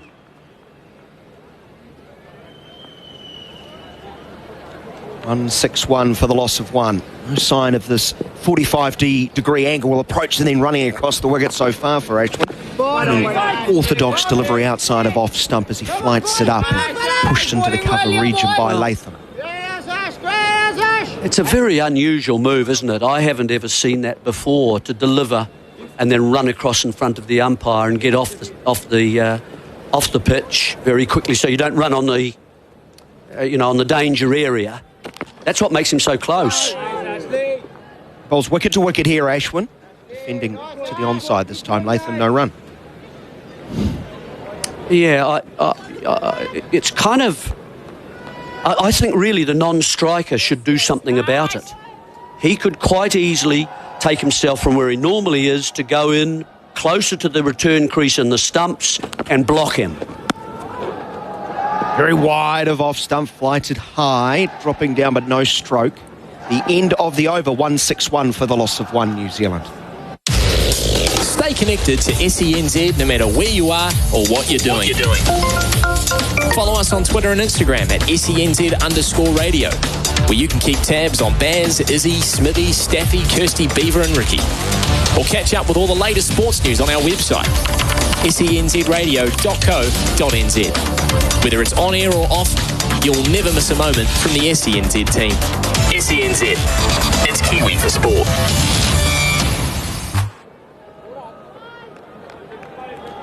SENZ's coverage of India versus New Zealand with Big Barrel, big range, biggest deals. 161 for the loss of one. Almost had an hour of play here on day number 3. New Zealand starting at 129 without loss. They've lost Will Young for 89, caught behind off the bowling of Ravi Ashwin for 89, with the score at that stage at 151. Latham 60 not outs, and Williamson, a fidgety Williamson, on 4. Jeremy Coney's wish of Ravi Jadeja to come back into the attack has come true. 32-year-old finger spinner, movingly accurate he is. He will start around the wicket to Williamson, darting in towards the middle and leg, and there is no run. If you were the non-striker, as I hark back to the Ashwin, would you get in a position where you initiate contact to highlight the point to the umpire? Here is Williamson leaning forward and defending. Well, or maybe not initiate it, but be in a position similar. Where it could become more likely. Absolutely. And it's quite legitimate, let's put it that way. He can assert his right, and it's a legitimate right, just the same as if a batsman. Jadeja on off stump, very full of length, defended into the cover region.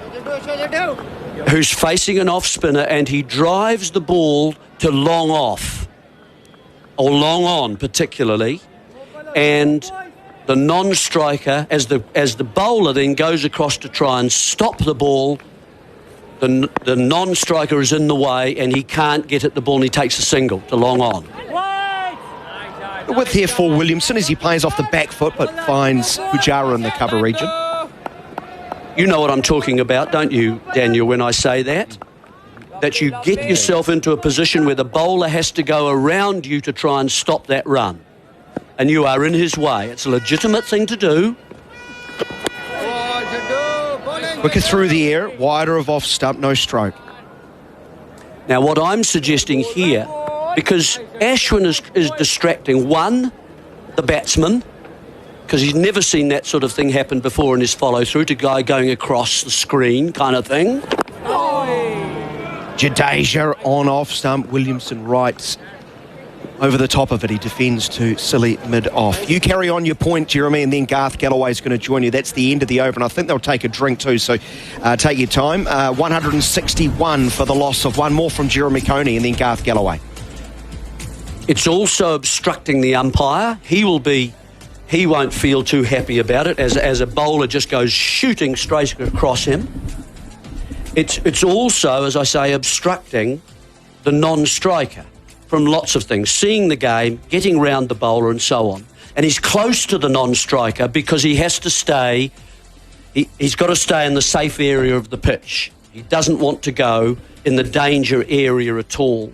It's kind of like it's like a bowler flapping his arms as he runs up to bowl, trying to put the batsman off. You are not allowed to do that. That's against the spirit of the game. It's kind of like a wicket-keeper deserting his position and going in and standing at short leg. You know, those are the kinds of things we're talking about. They're on a par with each other. So I just feel, as far as that's concerned, that the non-striker should come in close. He should start to walk, and then suddenly Ravi Ashwin, as he moves across, there's the non-striker standing in his path. It forces him to go on to the danger area. And that brings, once he's running in the danger, it brings the umpire into play. Well, it's something that I don't think the New Zealand side would have ever foreseen, and I wonder if they talked about it last night. It's a distraction in a way. Well, it reminds me, I mean, you talk about the spirit of cricket, and I haven't seen this happen for a long time, but you'll remember the days when wicket keepers would occasionally run up as the bowler was running in. Yeah, they creep up. Get in behind leg stump for a stumping. Yep. What are your thoughts on that? My thoughts are, I would, if that happened to me, and it's happened to me. Yeah. I've been stumped. So have I. Silvery McMahon used to do that in Wellington. He's a keeper in the 1950s, and they always used to love to come up. They loved to be here. Trevor was up there. He's still alive. Yeah, hello, Trevor McMahon. Yes. And your family. And I would go my non-striker. I really get stuck into him. You've got to be told. My non-striker can see the keeper creeping up. His job is to put his hand across and a bat across with it in it and stop that bowler bowling. Yeah. Used to happen a lot, you know, and interestingly, I just haven't seen it for a long time, but it used to be a thing. And the keepers would run up, creep up, and try and take that stumping. Yeah.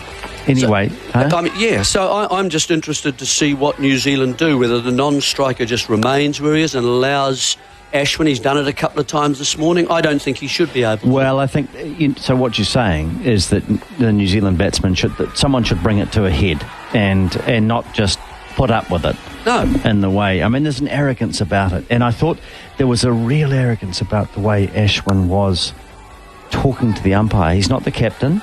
Agarwal yesterday, there was a legitimate move by the umpires to stop him moving his shadow onto the pitch. So he was in that position at a very short gully and then standing up as the bowler would come in, the shadow coming onto the pitch. The umpire's rightly said, you can't do that. Batsmen are saying it's distracting. Of course it is. But it was Ashwin who had the engagement with the umpire, and Rahane, as the stand-in captain in Kohli's absence, did nothing about it. I thought it was arrogant. Well, I think that's a fair comment too. It really has nothing much to do with Ashwin. He wasn't bowling at the time, obviously, was he? No. Anyway, he's bowling now, 1 for 48, 161 for one it is, and it's Ashwin bowling to Latham. Faster ball pushed through, and Bharat takes the ball nicely behind the stumps. And we've seen him miss the ball on a couple of occasions, and given that he's a keeper who's played 78 first-class matches in India, it just might tell you that the up-and-down nature of this pitch is not easy. We were a little bit critical of Blundell yesterday. Here's a lovely shot from Latham, sweeping the ball behind square. This time he gets the sweep right, and it's away to the backward square leg boundary for 4. Good shot from Tom Latham, his best sweep of the morning. Latham is 64. It's 165 for 1, and on that occasion, Ashwin's just drifted into the pads, and Latham's done very well indeed to pick it up and paddle it around the corner, and Agarwal taking a pretty strong evasive action, jumping up in the air in that short leg position. Here's a wide ball this time from Ashwin. So he started the day bowling around the wicket to Latham. He's now going over the wicket, and occasionally we see him really pushing that ball outside the off stump, probably a little bit too far for his liking, and Latham hasn't been tempted to throw his bat at it. With Ashwin going over the wicket, we see Rahane moving wider in that position. He's at a second or third slip now. Next ball is defended by Latham, who's on 64. He's faced around 200 balls now. So a diligent innings so far from Tom Latham. 2 balls remaining in this over. Player at short leg is Agarwal. Rahane is at second slip, and that ball is just pushed through by Ashwin, and Latham is again just pushing the ball into the onside. So 1 ball remaining in the over. You hear the encouragement from Bharat, the reserve substitute wicketkeeper, and this is played by Latham behind square. Agarwal manages to get a hand on it, and Ashwin thought that ball might have crept through and given him a chance of an LBW shout. Not so. Latham is 64, Williamson 4. We'll take a break with New Zealand 165 for 1.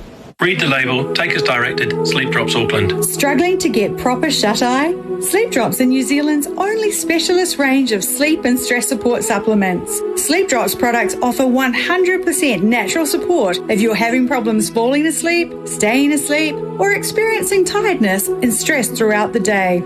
Award-winning products for all ages, lifestyle stages, and sleeping challenges. Try New Zealand's #1 selling sleep range. Visit sleepdrops.co.nz. Cricket brought to you by Resene, the paint that Kiwis trust, and Big Barrel, the big range with the biggest of deals. You're listening to Cricket on SENZ.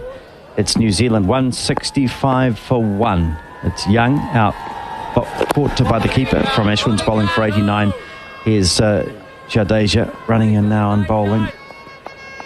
Defensive shot from Williamson, who's just, as Jerry Coney was describing before, looked a little bit fidgety. We saw him playing a strange sweep shot, which he missed. It went underneath his bat and through to the keeper from Ashwin's bowling. This time he's going back and then rolling forward, pushing the ball back down the pitch.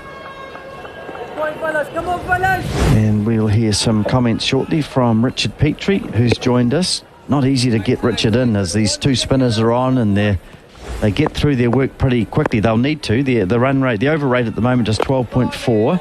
So slow progress from the Indians as we see Williamson coming forward and playing the ball back to the bowler. So 14 overs have been bowled this morning. 1 for 36 the score. The run rate 2.57, and the overs just over 12 per hour. So slow as we see Williamson onto the back foot, plays a good shot, lovely shot, plays with a straighter bat on that occasion, and it benefits him as he hits the ball wide of Pujara at point and square of the wicket for 4. Lovely shot, and that'll give him some confidence.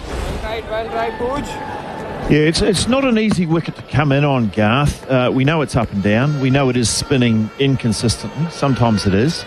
So even a player as good as Williamson is, he hasn't been out there for as long as Latham or Young, who had got in.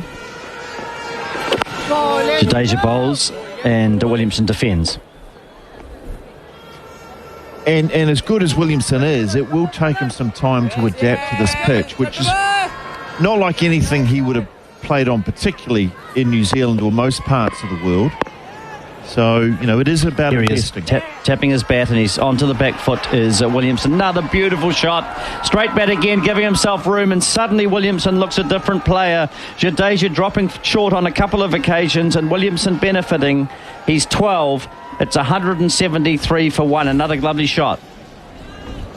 Yeah, excellent shot. And this is the class of Williamson. He makes it look so simple. It's really just back and across. Jadeja's dirty with himself.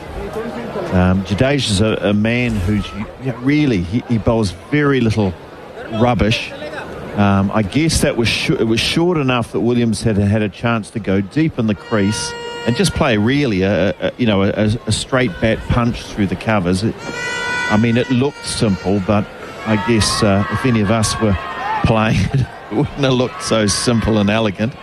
But that's what the good players do, is they do make it look simple. So Williamson settling in. He's on 12 off 20 balls. But he's still be investing. Ashwin bowls, and Latham will pick up another run, possibly two, as he turns the ball square of the wicket, and they are going to come back for two, as the fieldsman about 20 metres off the boundary there, running to his right, and Latham rather 66. So now the batsman just looking at playing, using better judgment, and playing with a straighter bat, which seems to benefit them. We've seen a lot of batsmen getting into trouble on this pitch with horizontal bat shots. It's so slow, as here we see Ashwin bowling again. Nice flighted delivery, just dropping on Latham. 175 for one. Latham 66, Williamson 12. And it was 151 when the first wicket fell. Young, caught by Bharat, the keeper, from Ashwin's bowling for 89. Here's Latham beaten outside the off stump. And Bharat removes the bails for good measure. Lovely flight and a little bit more turn for Ashwin. Yeah, this ball pitched probably about, I think, as you said, Garth, off stump. He really does give it a rip. Latham's gone out with a full-blooded forward defence, but this one has turned. They don't all turn. This one has turned. Bowls again, and Latham's in a little bit of trouble. There's an appeal for LBW. Ashwin's gone up, and they're looking confident. May have pitched outside leg. He's been given not out. Ashwin is talking to his other players, looking at the captain, Rahane, who seems relatively uninterested. Well, I tell you what, I think this, to me, that looked out. It's hit him on the back leg. Latham's played inside it as if it was drifting down leg, but it pitched, I think, on about middle stump, straightened. And we're going to see the replay now. It's pitching on about middle and leg. It's hitting on about middle. And I don't know if they didn't go for it, Garth. No review. Next ball is outside the off stump, and no shot from Latham. Well, we saw Patel bowling to Gill in the first innings, and should have been given out. LBW wasn't, and there was no review then, and that might be exactly the same. We're yet to see the ball going onto the stumps as Latham turns another ball into the onside. Quite a dramatic over, that one. It's finished 176 for one. The Sport of Kings, where dreams are realised, champions are crowned, and celebrations are big. LoveRacing.nz is your home for everything racing. News, previews, reviews, plus daily form and race fields. With profiles on leading horses, jockeys and trainers, LoveRacing.nz takes you behind the scenes of the sport we love. New to the sport or already racing's biggest fan? Join us and be part of the action. LoveRacing.nz. Well, welcome back to a really absorbing first session from Kanpur in India. New Zealand 176 for one. Cricket brought to you by Resene, the paint that Kiwis trust, and Big Barrel, Big Range, the biggest deals. You're listening to cricket on SENZ, and it's Latham on 67, Williamson on 12, and not many dull moments in the morning so far.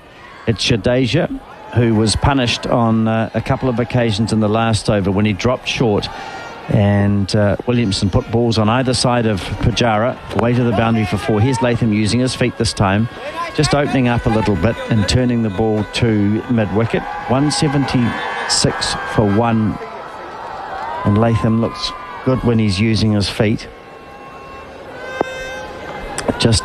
We'll probably see Jadeja pushing the ball through a bit, and we do now. And he turns the ball behind square. He's going to pick up a boundary, but it's in the air. It races away to the fine leg boundary, but it just looks like Jadeja's very frustrated, moving that man at leg gully a little bit finer. And again, Latham surviving. He's 71, 180 for one. Yeah, very fine shot down to third man, going inside the man that's at sort of a wide leg slip, maybe a leg gully. If been at leg slip, he probably would have had it. But just going back to that previous over, Garth, I think the Indians missed a trick. Next ball is driven down to mid-on. Latham runs with the shot. He's 72, 181 for one.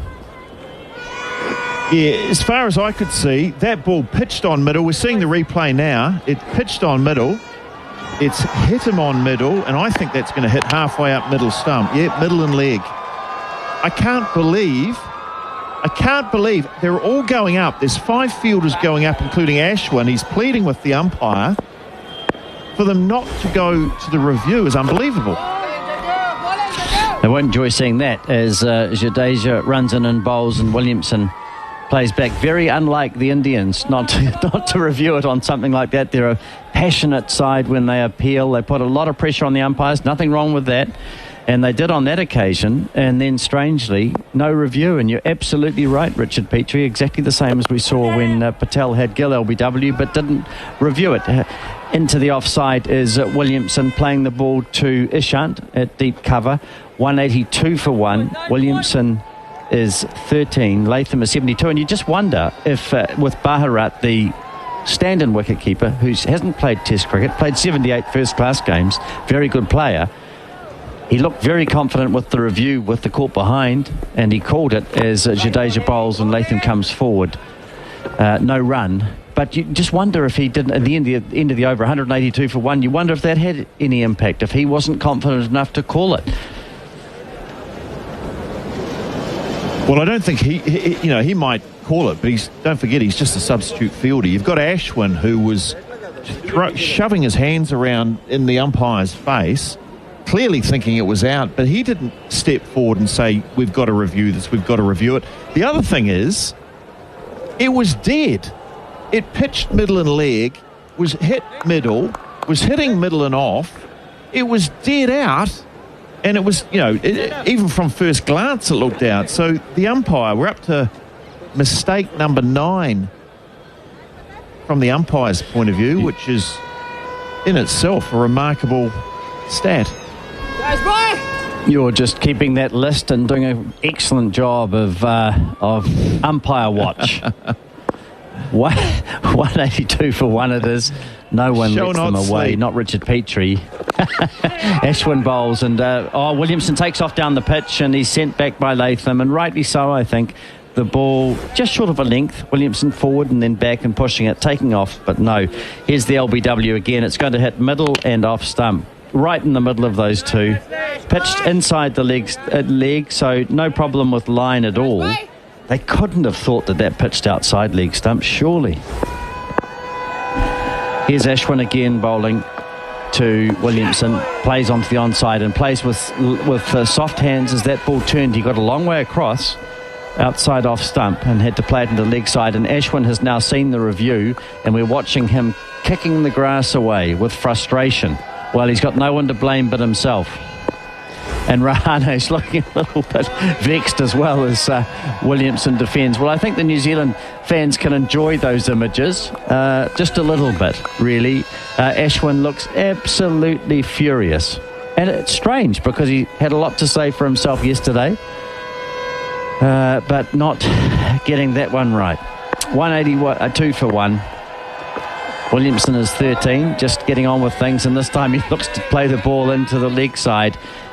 Edge straight back to the bowler. Let's not forget, Tom Latham is having a dream run here. He's been given out 3 times, reviewed 3 times, and been given not out. I'll let you come back to pull this ball. Yes, Williamson. Well, I know what you're going to say next. As Williamson drives to wide mid-off. Another run. He's 14, 183 for 1. Well, what he needs to do right now is I'm not sure if there's an Indian lottery, but he needs to buy himself a ticket. He's having a dream run here, Latham. So if there's any chance to score 100 here, it's he's a man who can't be given out.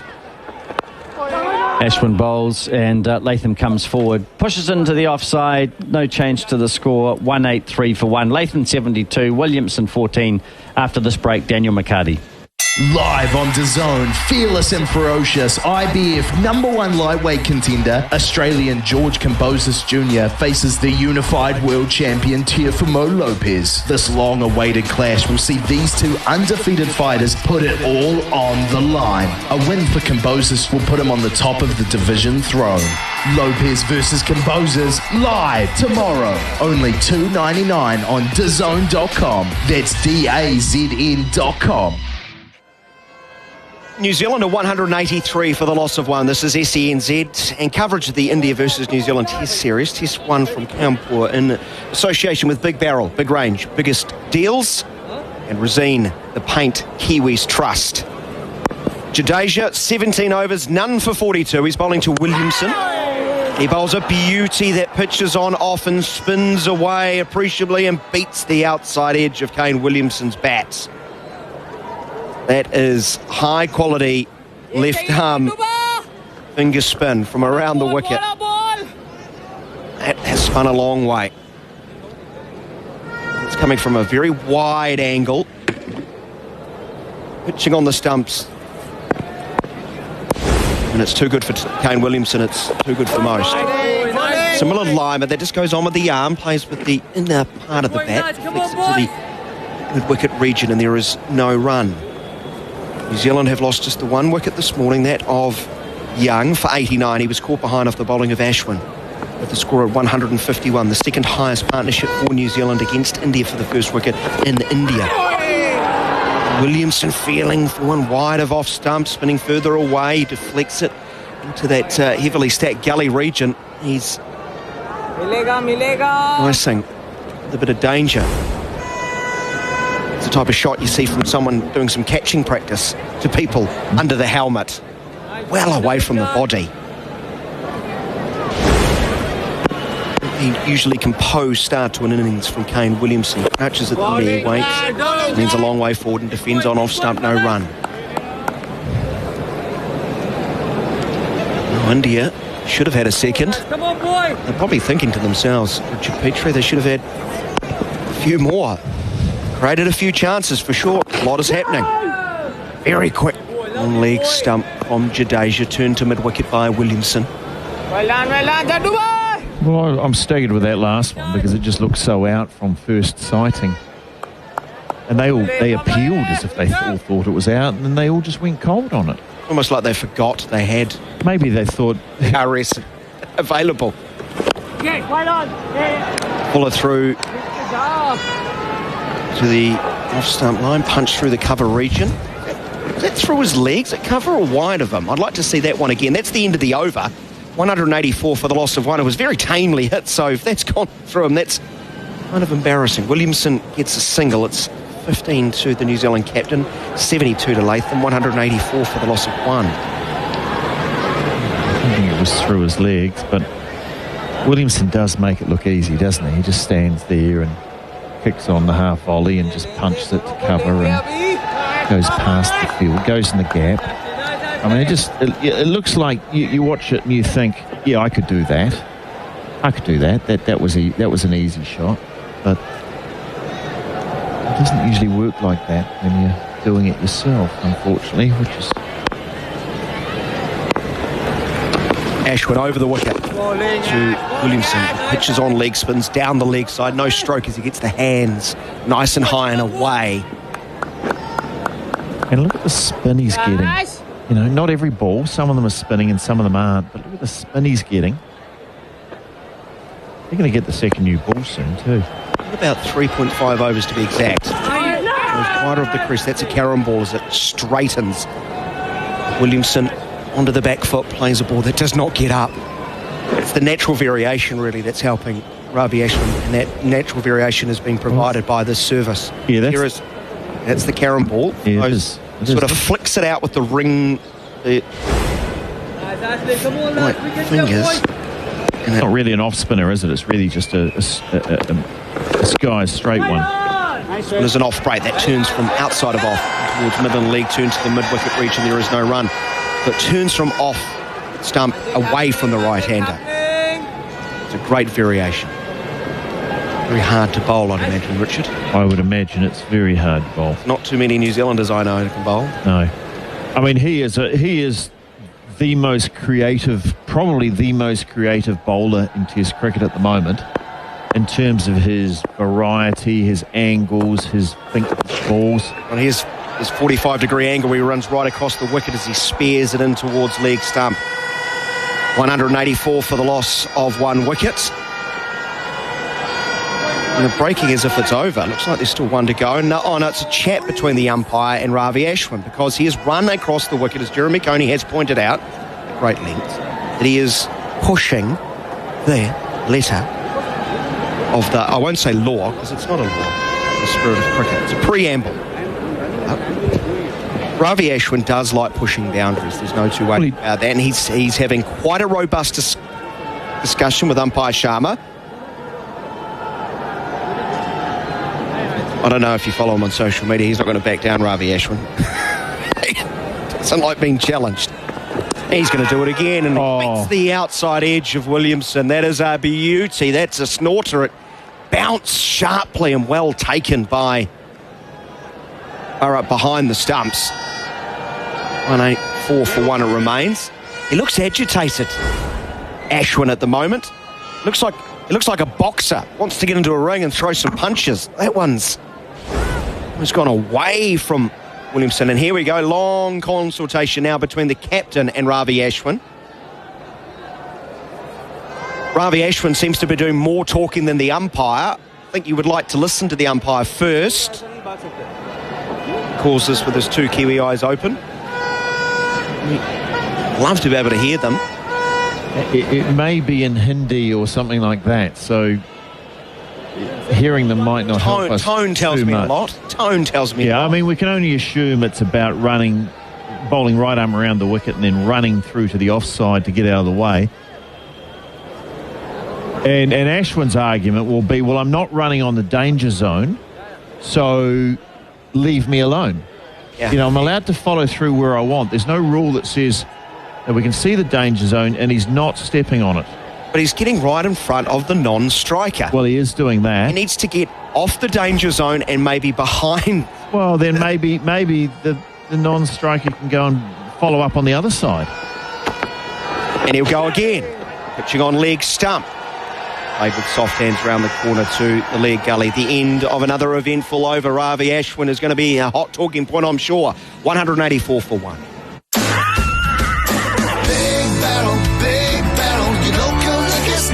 Celebrate 18th birthday deals. Effin Seltzer 10-pack cans at $24.99. Absolute and Soda, Malibu and Cola or Malibu and Passion Fruit 10-pack cans at $21.99. And Scape Grace 10-pack cans range $26.99. For more info, visit www.bigbarrel.co.nz. Big Barrel, big range, bigger deals. Big Barrel, your local liquor store.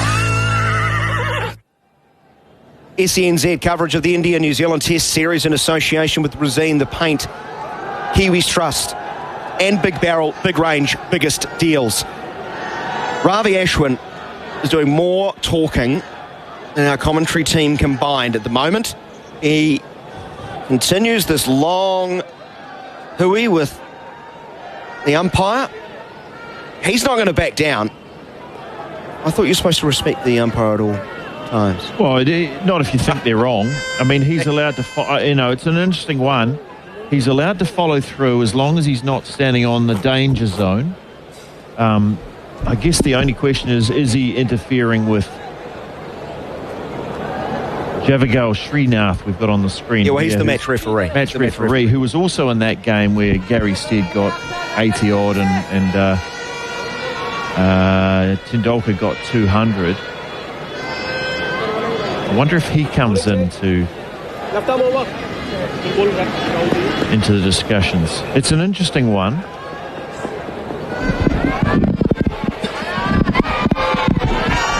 It's a real interesting one. I don't see why bowlers should back down to the batters or the umpire. Axar Patel's into the attack for the first time today. Left arm over the wicket, bowling in towards the pads of the left-hander Latham. He neatly takes him up towards mid-wicket. There is no run, though. I mean, technically speaking, the batter could push wider. Latham on the advance, getting to the ball on the half volley, again finding mid-wicket. So, I mean, the batter can stand anywhere. The batter could be another 3 metres out to the left. He doesn't have to stand where Ashwin's following through. So Patel, but quicker through the air, defending towards mid-on. No run. So match referee Javagal Srinath has got a lot to ponder. A lot to ponder, indeed, including and quite a connection with one of the New Zealanders, of course, on debut, Rachin Ravindra. Javagal Srinath. Nice connection there. Spent a lot of time in Latham using the feet, defending to the onside. What is the connection? Rachin fondly calls him Sir Uncle. Very close family friend. Oh. Wider of off stump. Axar Patel goes, defending as Latham once more. Spent a lot of time in India working on his game. Connection between Rachin Ravindra, father, and Javagal Srinath. He was a good bowler. He was. This one's fuller of length. Off stump again. Just turn to the onside. The end of the over, that is 184 for the loss of 1 wicket. So you're kind of pro Ashwin? Oh, look, I love creative bowlers, and I love creativity and looking for different angles and breaking the mould. And I know Coney likes the conventional wisdom and spirit of the game and kumbaya, you know, but players have to break and move forward and come up with new innovations, and that's why cricket's getting more and more exciting, is because the players are breaking the old rules and they're doing new things. And why shouldn't he? Why shouldn't the batsman move another 3 metres over to the left if he's being blocked? Because he's allowed to stand where Well, he can, but if he's being blocked, he can move ahead. But anyway... Because you don't want the bowler to be able to do what he wants. It's a good time for Kumbaya Coney to replace you, Richard Petrie. The start of the new over from Ashwin around the wicket. Pushing on middle, angling across. No sign of spin on this occasion as Williamson defends. Once more, he gets very close to the non-striker. Yeah, I've got nothing with Latham standing there and pretending... No, your time's up, pretending to get in the way. Your time's up. I've got more to say. No, you don't. Coney's just going to come in and ruin it all. No, I'm here now. Ashwin over the wicket this time to Williamson. He turns from the crease line backward a square, gets a run, Jeremy, 185 for 1. Daniel, where we saw Latham standing then, he should be closer into the stumps, forcing the bowler, Ashwin, to go in front of him. Now, that's a legitimate tactic, and therefore he will run on the danger area, and therefore the umpires can get involved. The umpires are probably saying, it's a guess, of course, you're putting us off. You are putting us off by running across in front of us. And we're seeing now the authorities starting to get involved. Yep, Javagal Srinath is on the phone. Yep, I'm not sure whom to, but that is quite interesting, the match referee. And I have noticed Latham has got closer to the stumps. He's now standing right on the edge of the wicket, the pitch itself. He should be closer. He was maybe a couple of feet off on the grass, adjacent to his test wicket. But he has got a little bit closer. He should back up. Coney wants him even closer. And he should back up. Well, not too far, Jeremy, for obvious reasons. No, but just a couple of strides. You only need a stride or two, and then you push him onto the danger area. There's Ashwin bowling a sensational ball, gripping, turning a long way, well past the outside edge of Latham's bat. Yeah, he's in between all this. He's bowling some very nice deliveries, isn't he? That one's just gripped. But again, it's shorter and it's therefore turned past the outside edge. There's a straight one. He's really starting to come into his own, isn't he, here, Ashwin? Yes. No one's questioning how he's a good bowler. No doubt about that. It's a carom ball as it spins back into the left-hander from wide of off stump. He defends nicely, though, right out of the middle of the bat. Well, that's just the one that goes straight on, doesn't it? You can see this. It's not actually a carom ball because that will turn back into the left-hander. Comes out of the front of the hand. That one's just a ball that's just going straight towards the batsman, like a top spinner, but a slow top spinner. He's got lots of variations, hasn't he? I'm not against the creativity at all, but you can't put umpires off, and you can't get in the way of non-strikers. Squaring Latham up, getting the outside edge as it goes through the point region. Again, he trots through in front of the non-striker. The end of the over, 185 for the loss of 1.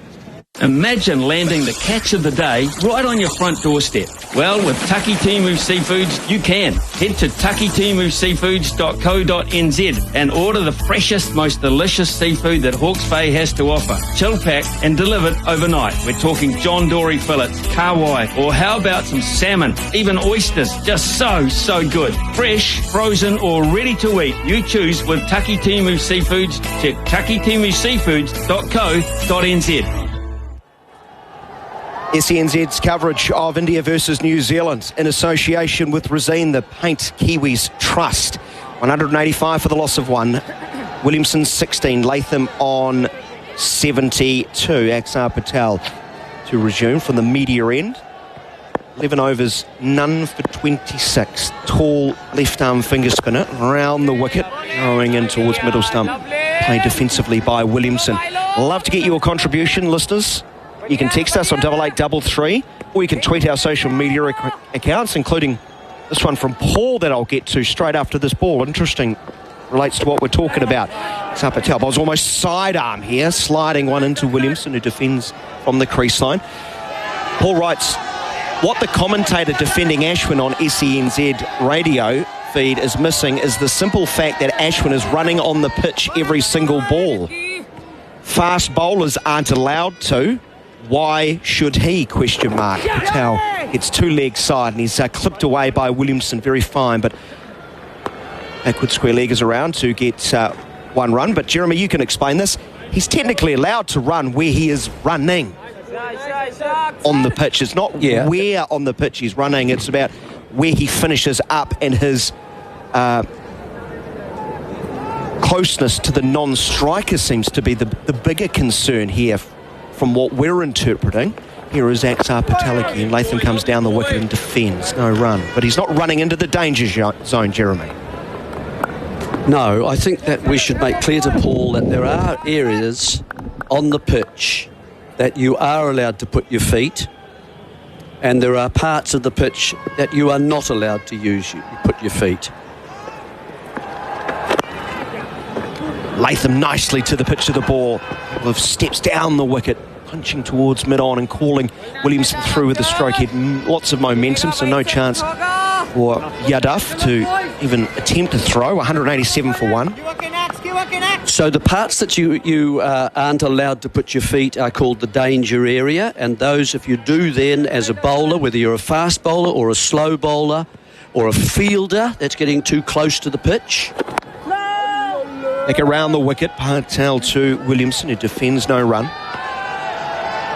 And there's an area that is prescribed, and that is a foot from either side of centre stump, where the umpire is standing, at either end, and 4 to 5 feet. It's actually been increased to 5 feet now, beyond the stumps, and there are little marks put on every test pitch where those marks are, and I think probably we would find that Ashwin is not running on that danger area. But that's what makes him very close to the non-striker, because he has to keep away from that. And he is doing that, I think. I don't think he's really running on the pitch, on that danger area that we call it. And but as I say, that just makes him really close to the non-striker. But the non-striker could do something about it. And what concerns me is that they're not at the moment. Okay, we're working hard, fellas. Make it the notion they could how distracting this is. Yeah, sorry, Jerry. Also, the impact on the umpire himself would be awfully distracting, wouldn't it? I wonder if, as a result, you might miss an LBW shout. Here is a full delivery wide of the off-stump line, pushed by Latham, and there's no run. Yeah, that's right. They had a plum LBW not given. That's why I think the umpires were talking to him. From that basis, they were saying, you're putting us off. Now, we don't know. Down the wicket again, punch. Sorry, gets another run. Sorry, Jerry. Flipped up towards mid-on. There's a misfield by Iyer, and 188 for 1 is the score. We don't know what they were saying to them, but that certainly could be one possibility. We also don't know whether it's putting Latham off, who's actually facing the bowler. That's another option as well. So, I think that there are 2 or 3 things here that he's trying out, which is new. We haven't seen it before, and that's what Peaches likes, because he likes it because it's new and it's different, and he's trying things, and that's okay. Nice. But if you contravene at the same time, if you contravene or put someone off by doing it, that's no good, and that's where some of the officials will get involved. Jadeja round the wicket, very flat through to off stump, pushed by Williamson, no run. The new ball is available, by the way. It is available to India, has not been taken. And the same thing, as a bowler, you can't run and flap your arms up and down like a bird. Defending once you can't more. do that. Williamson. I'd love to see that, though. And that's been done before. Gillespie did it in a test match, and it was not allowed. It was stopped because you're putting the batsman off. I mean, you may as well bring a few masks out. You may as well do all sorts of things. Bowl with a limp. Here is Jadeja full. What's for on off stump? And there's no run. Get John Cleese. Get John Cleese to the bowling. The Ministry of Silly Walks. Exactly. Drive up in a pedal car. So, I mean, these are things that you just can't get involved in. It's like a close-in fieldsman, talking. 188 for 1. Here is Williamson leaning forward and pushing into the offside. More from Jeremy Coney. I don't want to cut you off, Jeremy. Keep going. I'll get out of the way, and Garth Galloway will join you. The end of the over, 188 for the loss of 1. Yeah. So that's really all we're saying, is there are certain things you can't do on the field. You've got to give the batsman a chance, that's all. And usually the silence and allowing him to concentrate and give it a good go is what's required in the game, and has done for over 100 and whatever years that it's been going. So that shouldn't change. That's just part of the respect of the game. But to the batsman who's actually out there at the moment, there's the 4th umpire. He's watching things closely. He's got the longer name than probably the New Zealand team poked together. What is his name? I don't know. It starts with A. Ends in N. Yes. 188 for 1 it is. Latham 74 with 24. Some consonants mainly and a few vowels. Yeah. Over awesome. Here's XR bowling, and Latham is driving down to mid-on. No is the call. Well, I admire the New Zealanders a lot because they haven't allowed themselves to be distracted by it. And that's, I think, I look at this and I just, it only started. Well, we don't know that, do we? Well, they haven't shown the signs of it yet. So they're not getting involved with the umpires. No. They're not arguing with the Indians. Here's Latham coming forward, not distracted at all, playing a defensive shot. But I think I'm cynical enough to think, well, it only started when India were up against it and they couldn't get a wicket. And then he started to do it at the end of play last night. So, I'm cynical enough to think it's a genuine distraction strategy as forward comes Latham, no shot. Well, I'm just thinking as a batsman, I certainly, and I must have played, well, at least since the 17th century. And just before the game was invented. Yes. Here's Latham playing a shot over mid-on. Just gets over the top of the fieldsman there. Exar looks a bit frustrated. Latham clears the fieldsman just. He's got a smile on his face. Latham is 78, 192 for 1. It wasn't that far away from the fielder, was it? He didn't really get a good piece of it as he would have liked. He's come down the wicket. He got in a good position to play the ball, but no. Over enough, perhaps. Over enough. Yep. Jadeja went up, didn't put his hands in the air, almost looking like he was trying to reach it with his head. That wouldn't have been sensible, but it was far enough not to worry about putting his hands up. But still from Latham, I think he would like to see it clearing a bit further. Here he is just pushing at the next one. The score 192 for 1. Oh, it's good discussion. Very interesting. Break coming up. XR runs in now. We can have a rest as Latham prods back to the bowler. 192 for 1. Time for a rest. Discover the power. The Lawnmaster Lithium Battery Share is the one battery to master all your gardening challenges. With the 40 volt and 58 volt range, you can use the battery across the mower, chainsaw, hedge trimmer, pole saw and leaf blower. Light, powerful, quiet and easy to use. And best of all, zero emissions. Steelfort, your only New Zealand owned outdoor power and garden specialist. Visit steelfort.co.nz to find your local dealer. Welcome back to the cricket, brought to you by SENZ. It's also brought by Resene, the paint that Kiwis trust. Big Barrel, the big range with the biggest deals. And it's 19241. So Latham 78. 233 balls he's faced. Williamson is on 17. He's faced 49 balls. Batsman Art was young for 89 when the score was 151. The second highest opening partnership against India in India by New Zealand batsmen. Here's Williamson playing a good shot to Jadeja, driving the ball straight back at the bowler, using his feet, hitting the ball along the ground all the way. What is interesting is that they've taken Ashwin away. At this stage, Ashwin is off.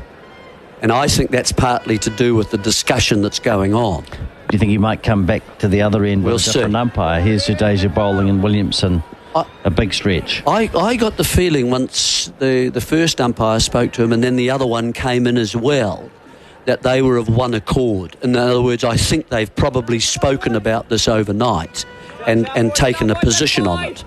And I think Ashwin has been removed from the bowling just to remove the tension of the moment, actually. Here's Jadeja bowling and Williamson, as that ball drops on him, is forced to really reach for it. He danced down the pitch and then had to stretch to get to it. And don't forget, we saw Rahul Dravid. We haven't mentioned his name either, the coach of India. He has kind of been summoned, I think, to go and see Javagal Srinath, who's the match referee for this match. He sits up in the match referee's office, and he is in control of how things are run in the game and whether things are followed or not according to the rules or the laws as we talk about them. And the law, L-O-R-E. Yes. Here's Williamson coming forward, 192 for one it is. Well, the reason that I say I think it's impressive that Williamson and co haven't got distracted in terms of arguing the point and throwing their hands out and getting frustrated. They're very much focused on their batting, and I think that's a sign of strength and class, as around the wicket is Jadeja, and again, no further run. Well, let's examine that just for a second. You want the non-striker to be more proactive. Oh, the non-striker is certainly not doing the job that he should be. Yep. He could fix this issue right away. Around the wicket and pushed through faster and flatter, and Williamson has to get his bat down at the last minute. 83 overs gone, 192 for one, Latham 78, Williamson 17. He could fix it, but I just wonder whether a batsman doesn't have to make a big expressive, super screen kind of way about it. He could just say quietly, gee, that's off-putting, isn't it? May have done that. Just quietly, just a quiet word to the umpire. That's never happened. It's the first time, and that's actually, I'm finding it quite difficult. Yeah. And that's all you have to say. Well, they may have talked to the umpires last night too. Who knows? But the point is that we're not seeing the histrionics from them as we are from Ashwin. And that to me is good. It's dignified. We'll just take the upper hand here. Yeah, but my ultimate point is New Zealand could fix this quite comfortably with the non-striker doing his job a little better. Absolutely. So 192 for one. Umesh coming back into the attack. New ball presumably being taken. And that it is a legitimate tactic. Yeah. I was just wondering, actually, if we were going to... So I think you're right, the umpires are united. Many was the time, many years ago, when if an umpire wasn't quite working for a bowler, they would switch ends, or if they were falling out. Well... Quite common. Yeah, it's an interesting one, that. Here's Umesh with the new ball. None for 26 from 10 overs. Bowls over the wicket, no shot from Latham. Especially with local umpires now adjudicating test matches because of COVID, saving money and so on around, moving people around the world, whether they are in fact bullied. I would just use that as sort of in quote marks, a little bit by the home side. I mean, a place like India, we're talking about gilded millionaires on this park. You know, the IPL millionaires at this stage. Latham faces Umesh, and he plays defensively down the pitch. And maybe they do feel they have the right to say things, and that's certainly been the attitude of Ashwin. He wants to argue the point, and he might feel that it's a legitimate point he's making. But I think it really should come through the captain. I agree. To deal with the umpires. It's up to Ashwin to speak to the captain, and then the captain does the business. Well, he injected himself into the issue over the shadows on the pitch yesterday when he wasn't bowling or fielding in the relevant position, as Latham is back and playing to mid-off. 192 for 1. Interesting to see if there's any movement for Umesh. None so far. He's not a prodigious mover of the ball in any case, a player who bowls at around 140 kilometres an hour, so a nice pace, and tends to skid the ball, hurry it on to the right-handed batsman. And needless to say, Latham. So things just settling down a bit as Latham goes back and across. He'll pick up 4, just straying outside the off stump on that occasion, Umesh, and it flies down to the third-man boundary with Latham going across his stumps, playing with almost a halfway angle between being horizontal and vertical. And a nice thick outside edge sees the ball racing across this outfield for 4 runs. So a good shot from Latham. He's been very composed, a little bit edgy early on and fidgety and playing some uncharacteristically uncomfortable and loose shots, but now here he is on 82. The backstay really of the innings. Terrific effort as this ball's closer to him outside the off stump, but it flies through. So Bharat is the keeper. Saha has a sore neck, the Indian wicket keeper, so Sika Bharat has come in. 78 first class games, averaging 37 with the bat. We won't get to see him doing that in this match, but the first ever Ranji Trophy player to get a 100. So a useful cricketer, 28 years of age, and yet to break into the test team, but here he is. I think Daniel McCarty's eating fried fish up there. Is he? Let's have a look. No, it's a bun. Sorry, poor. It did look a little like fish, yeah. Nicely. No, looks good. Bit of salami. There's the next ball. Thank you, Daniel. Very up close to the camera. I can almost smell it. Here's the next ball defended by Latham into the onside. 196 for 1. Crouch. Bind. Bozo's Burgers. What? Bozo's Burgers. They're delicious. SENZ want to get you in the game. It's the new home of New Zealand sport and the place your business will be heard by New Zealand's most sports-mad fans. So, let's take your brand and get it in the game. Contact SENZ today. Email advertise at senzradio.nz. SENZ. It's Kiwi for sport. And just discussing dinner with Jeremy Coney. No caterers here. We have to fend for ourselves in Christchurch. I get to run away in the car and pick up something while Jerry talks about the cricket. 196 for 1 it is. Resine, the paint that Kiwis trust, and Big Barrel, Big Range, the biggest deals bringing you the cricket. Dumplings tonight, Jeremy. Oh, that sounds lovely. Well, they'll be good. You've had enough of bocadillos. Two Spanish sandwiches in a row. Bocadillos. I mean, it sounds, well, I don't know. Exotic. Some people, yes, it does, doesn't it? Sounds like a cheese. If you say so. Or a peccadillo. Now you're talking. Yes. 196 for 1. Not surprisingly. Oh, I see. In fact, surprisingly, it's not going to be Ishant. It's Axar. There was me taking for granted that Ishant would be coming into the attack, but it's going to be Axar having the second use of the second new ball. Umesh bowling the first over with it. Latham is on 82, so 129 without loss they started. Got to be careful here because obviously the new ball will skid on a lot more quickly. Around the wicket goes Exar. This one's just held back a little bit, and a lot of excitement. Not sure why, as Williamson just let that ball go outside the off stump. Bharat plays in the IPL for RCB, so he'll know a lot of these players. 78 first-class games. He seems to have settled in very well behind there.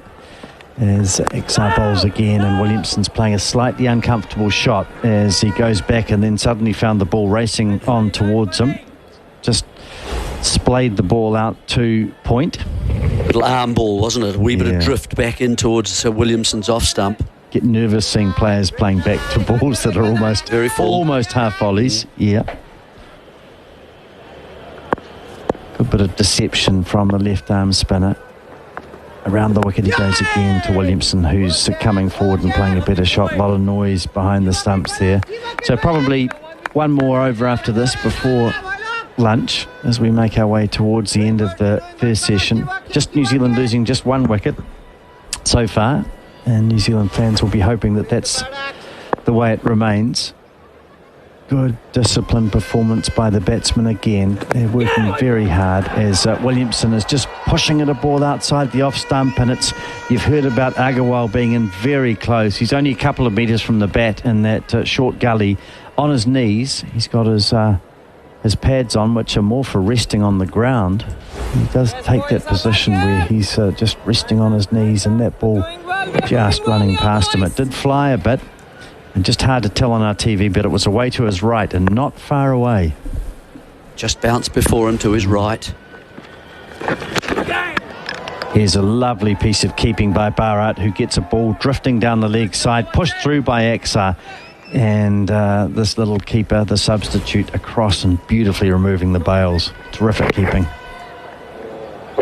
I guess the thing about being on your knees as Agarwal is that you haven't got the span, you haven't got the movement as if you're on your feet, have you? You haven't got the compass. Very hard to move sideways as here's Williamson wanting a run, and he's called through by Latham, and so he should have been. They delayed for a while as Ishant Sharma picked up the ball behind square. The end of it, the 85th over, it's 197 for 1, Latham 82, Williamson 18. In sport, if it happens locally, nationally or overseas, SENZ is there. And it's all on the SENZ app. Brendan McCullum is on 298. Subscribe to SENZ's podcast channel and catch up on all of SENZ shows, plus shows from across the ditch, including Matty Johns, Cam Smith, Andrew Voss, Adam Gilchrist, Ian Healy and Brian Fletcher. Download the SENZ app now and listen anywhere, anytime. So 1 over to go. It'll be bowled by Umesh with the new ball, the third over of the second ball for the Indian side. And New Zealand will be very keen indeed to move through without any further damage. They've added 68 runs in the session. Lost just the wicket of Young. And again, if they can keep it that way with no more damage, I think New Zealand will be very pleased indeed. The distraction of Ashwin has been a feature of the morning, and you've heard plenty from Jeremy Coney and Richard Petrie in relation to it. But let's not forget also the very good and diligent batting by the New Zealand players as Williamson's onto the back foot, clipping the ball to point.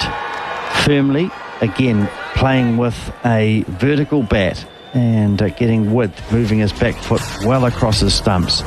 And able to clip that ball but not beat the player at point, Pujara.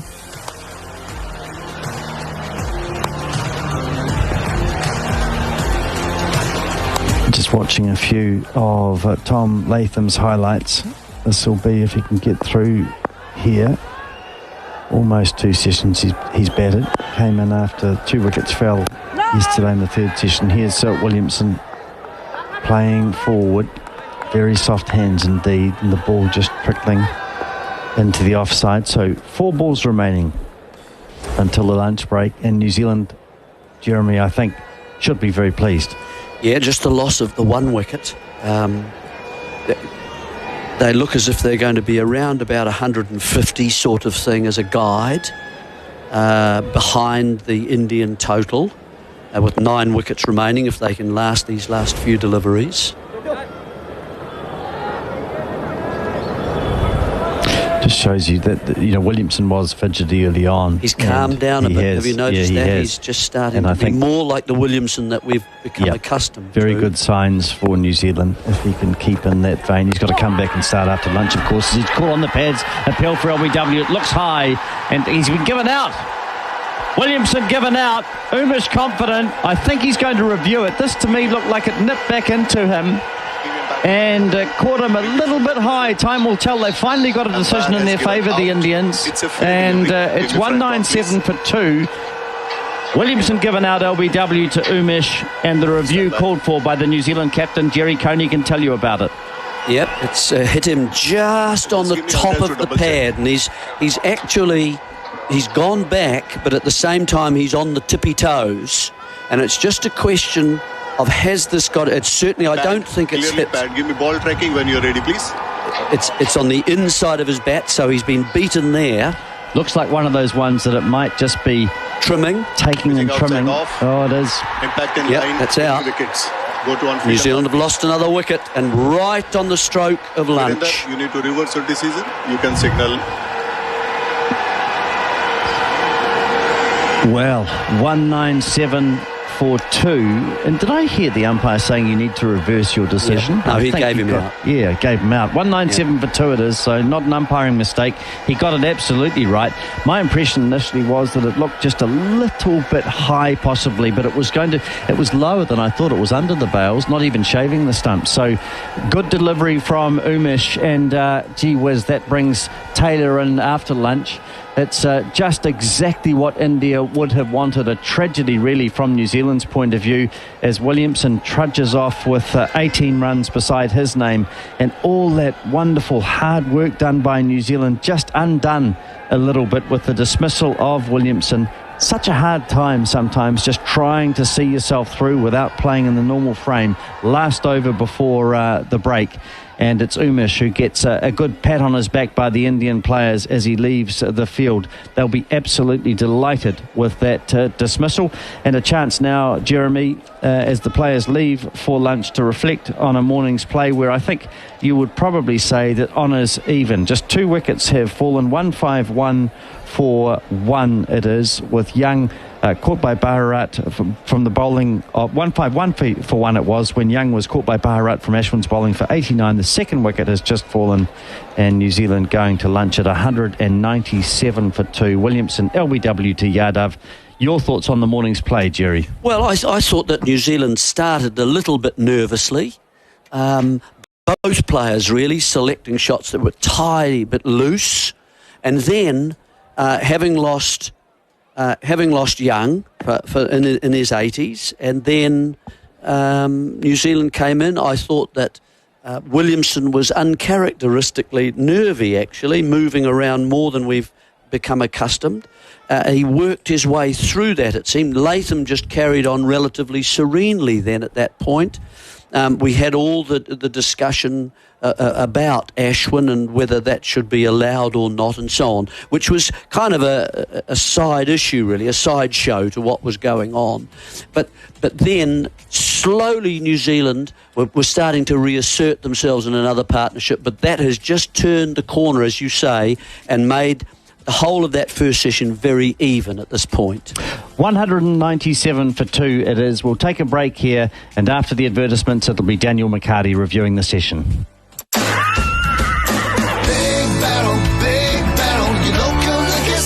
Celebrate 18th birthday deals. Bombay Sapphire or Tanqueray Gin, 1 litre, $44.99. Famous Grouse Whiskey, 1 litre, $39.99. And Bardenay or Le Cuvier Brandy, 1 litre, $37.99. For more info, visit www.bigbarrel.co.nz. Big Barrel, big range, bigger deals. Big Barrel, your local liquor store. Hockey's little boy's taking the lead, Lundrow, and pulls away to win the Guineas. It takes special horses to win special races. Mr. Rosser has to find Reduce Diggs. He lunges and wins. And those special races give us special stallions. Front, Super Seth is flying. Alligator Blood stopping Super Seth from the clouds. Super Seth has put in a mighty lunge. Super Seth, the first Caulfield Guineas winner at stud in New Zealand in 3 decades. Standing at Waikato Stud. Being at the greatest events on the sporting calendar is what makes sports fans tick. And to witness the biggest sporting moments in New Zealand, Ballpark Entertainment can get you there. All Blacks, horse racing, cricket, NRL, Super Rugby and more. Ticketing, corporate suites and money can't buy experiences. Get the best access to the best sporting events with Ballpark Entertainment. Making memories. Search Ballpark Entertainment on the SENZ website. Read the label, take as directed, Sleep Drops Auckland. Struggling to get proper shut-eye? Sleep Drops are New Zealand's only specialist range of sleep and stress support supplements. Sleep Drops products offer 100% natural support if you're having problems falling asleep, staying asleep, or experiencing tiredness and stress throughout the day. Award-winning products for all ages, lifestyle stages, and sleeping challenges. Try New Zealand's #1 selling sleep range. Visit sleepdrops.co.nz. As the weather warms up, so does the racing. Get set for one of the most exciting times on the Thoroughbred racing calendar. Spring. 3 months, 2 thrilling carnivals, and over 70 electrifying race days. While the Fascinators and Fedoras will be staying in the closet a little longer, there's still plenty of great racing action to be enjoyed from home. Whether it's getting your bubble entertainment sorted or your post-lockdown social life on track. Discover more at spring.loveracing.nz. Imagine landing the catch of the day right on your front doorstep. Well, with Taki Timu Seafoods, you can. Head to takitimuseafoods.co.nz and order the freshest, most delicious seafood that Hawke's Bay has to offer. Chill packed and delivered overnight. We're talking John Dory fillets, kawai, or how about some salmon, even oysters. Just so good. Fresh, frozen, or ready to eat. You choose with Taki Timu Seafoods. Check takitimuseafoods.co.nz. Live on DAZN, fearless and ferocious, IBF #1 lightweight contender, Australian George Kambosos Jr. faces the unified world champion Teofimo Lopez. This long-awaited clash will see these two undefeated fighters put it all on the line. A win for Kambosos will put him on the top of the division throne. Lopez versus Kambosos, live tomorrow. Only $2.99 on DAZN.com. That's DAZN.com. Go over the fence with Gold Pine. Paul Toneycliffe, a dog trainer in Canterbury, needed a custom-built shed that could cater for dogs of different sizes. With the help of Gold Pine, the building process was really straightforward. He was able to pick the colour of the exterior and the doors too. He reckons he couldn't have got a better building to withstand the Canterbury nor'wester. Cheers, Paul.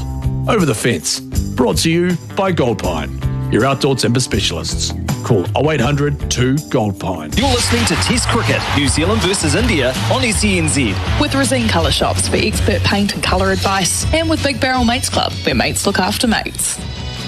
7 minutes after 7 o'clock, you are with SENZ in coverage of the first of 2 test matches between New Zealand and India from Mark Green Stadium in Kanpur. We're at the lunch adjournment. 197 for the loss of 2 New Zealand. They lost their skipper with the last ball of the session. Williamson gone. Prior to that, it was Will Young gone for 89. Holding his bat throughout this innings, the New Zealand left-handed opening batsman Tom Latham is 82 not out. 68 runs scored in the opening session on day number 3. Great to have your company and the support of our partners, Big Barrel. Be our mates and join Big Barrel Mates Club and Resine Colour Shops for expert paint and colour advice. 68 runs, 2 wickets falling, so sounds like a reasonably sedate session, but boy, there's a lot of talking points as far as I'm concerned, and utterly thrilled that's working overtime. We're getting our pound of flesh out of our co-commentators and experts in the form of Jeremy Coney and Richard Petrie. Richard, let's reflect on this session, starting with you. What leaped out to me in the opening couple of overs was Sharma was getting balls to roll along the carpet through to the keeper, and Tom Latham started a little bit sort of nervy, playing a couple of strange sort of lap sweeps. It was an unsettling sort of view from a New Zealand perspective, I guess. Yeah, well, it was one of those ones where if you're batting next, you're not relaxed at all. You feel you could be in at any moment. But, you know, New Zealand have only lost 2 wickets that session, and I think you'd probably say that's probably a win, just a marginal win to New Zealand. The big factor for the session was the wicket. We know that it's going to deteriorate. We know it's going to provide more and more variable bounce, and we're seeing that. The pros from New Zealand point of view of the variable bounce is a lot of the nicks that Ashwin was getting, the outside edges weren't carrying to the slip cordon, so I guess that was a pro for New Zealand. The cons are that when it does stay low, you might get an inside edge or you might be LBW. Now, I don't know what you thought, but I thought Williamson looked like that stayed a fraction lower than he was expecting it. It nipped back and it stayed a bit low on him. So that took care of Williamson 3 balls from the end of this tee session. I think Latham has continued with his charmed life. Yesterday he had 3 LB shouts, 2 of them, at least 2 anyway. 2 LBs, 1 caught behind. All given out, all reviewed, all overturned. All overturned. And then today he was dead plumb LBW. They all appealed. The umpire said not out, and India didn't review it. So, you know, he's had 4 lives, which is quite remarkable. I haven't seen anything like that before, 4 lives. So those are the 2 factors for me, the deteriorating nature of the wicket, the charmed life of Latham and the fact he's still going, and, a really enthralling session with plenty happening all the time. Jeremy Coney, former New Zealand Test captain, with us as well. Just on the opening pair, let's get your thoughts. Firstly, on Latham. Now, that's 4 half-centuries in India in 4 Test matches. Yes, it's been an interesting read, the book of this innings. Jeremy, fair to say, you've heard Richard talk about the slices of luck, but how's he worked himself into the 80s? What's been the standout as far as Tom Latham's performance? Well, I don't know whether it's been luck for Tom Latham, has it? I mean, the decisions that have been reversed because of DRS doing its job show quite clearly that he wasn't out for those other ones. So really, the only one where he was palpably out was today, and it wasn't what they didn't even review. So that's the issue, wasn't it? And it was given not out. So they had to review if they wanted to change that decision. So, I mean, apart from that, yes, he was nervy at the start. I agree with your comments about the way he started, trying to sweep the ball from far too wide outside the off stump and dragging it back onto his foot. It could easily have gone back onto the stump. So there was some misreading from Tom Latham early. I think later on in the game, in that session just prior to lunch, he was hitting the ball a little bit more cleanly. He played a nice cover drive at one point. He punched the ball off the back foot the next over quite nicely. Other than that, though, I don't. Not too many thoughts come to me about Tom Latham. He's just continued along his way in the sort of the calm sort of manner that he tends to approach his innings. I don't get the feeling as I think back that he's had tremendous slices of luck. He's been given out. He's thought, no, I think that's worth to review, and it's been proven to be correct. That's my memory of that his innings so far. Will Young doesn't get too many opportunities, Richard, in Test match cricket, does he? But when he does get called up, he does deliver. 82 against England and Birmingham, I think batting at number 3 in his last Test match here, opening in India. 89. He so close to a maiden Test match 100. He trudges off the field, he goes, sits down, he doesn't take the pads off for an eternity, it seemed like. It's probably going to have a few rocks under the bed tonight when he goes to bed. Yeah, so close and yet so far. And he batted really well. I mean, it has been challenging batting on this wicket against Indian bowlers in their own condition. You know, every ball has been an event. He coped with it brilliantly well. He's got a very good mindset. He's very well composed. I thought he looked better than Latham for a lot of, the partnership. He certainly outscored Latham. 89 off however many balls, but he was scoring certainly faster than Latham. He came down the wicket a lot. He was prepared to leave his crease for 15 fours, 89 off 214 balls. But he just the intent with which he batted, I like that. A good compliment to Latham, who was a little more steadfast.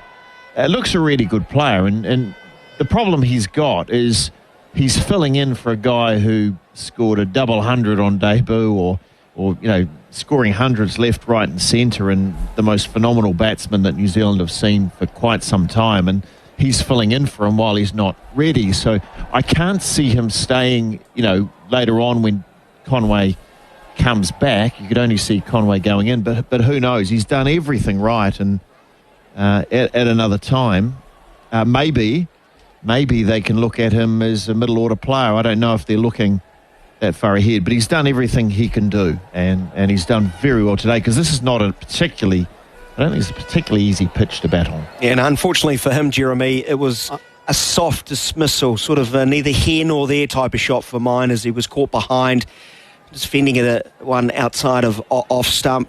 It's a shame when I think back, I see sweet movement of the feet to the spinners, lovely lofted drive over mid-on, the shot of the morning. As far as I'm concerned, it's just a frustrating way to go. So close to 100, Jeremy, a bit of a nothing shot.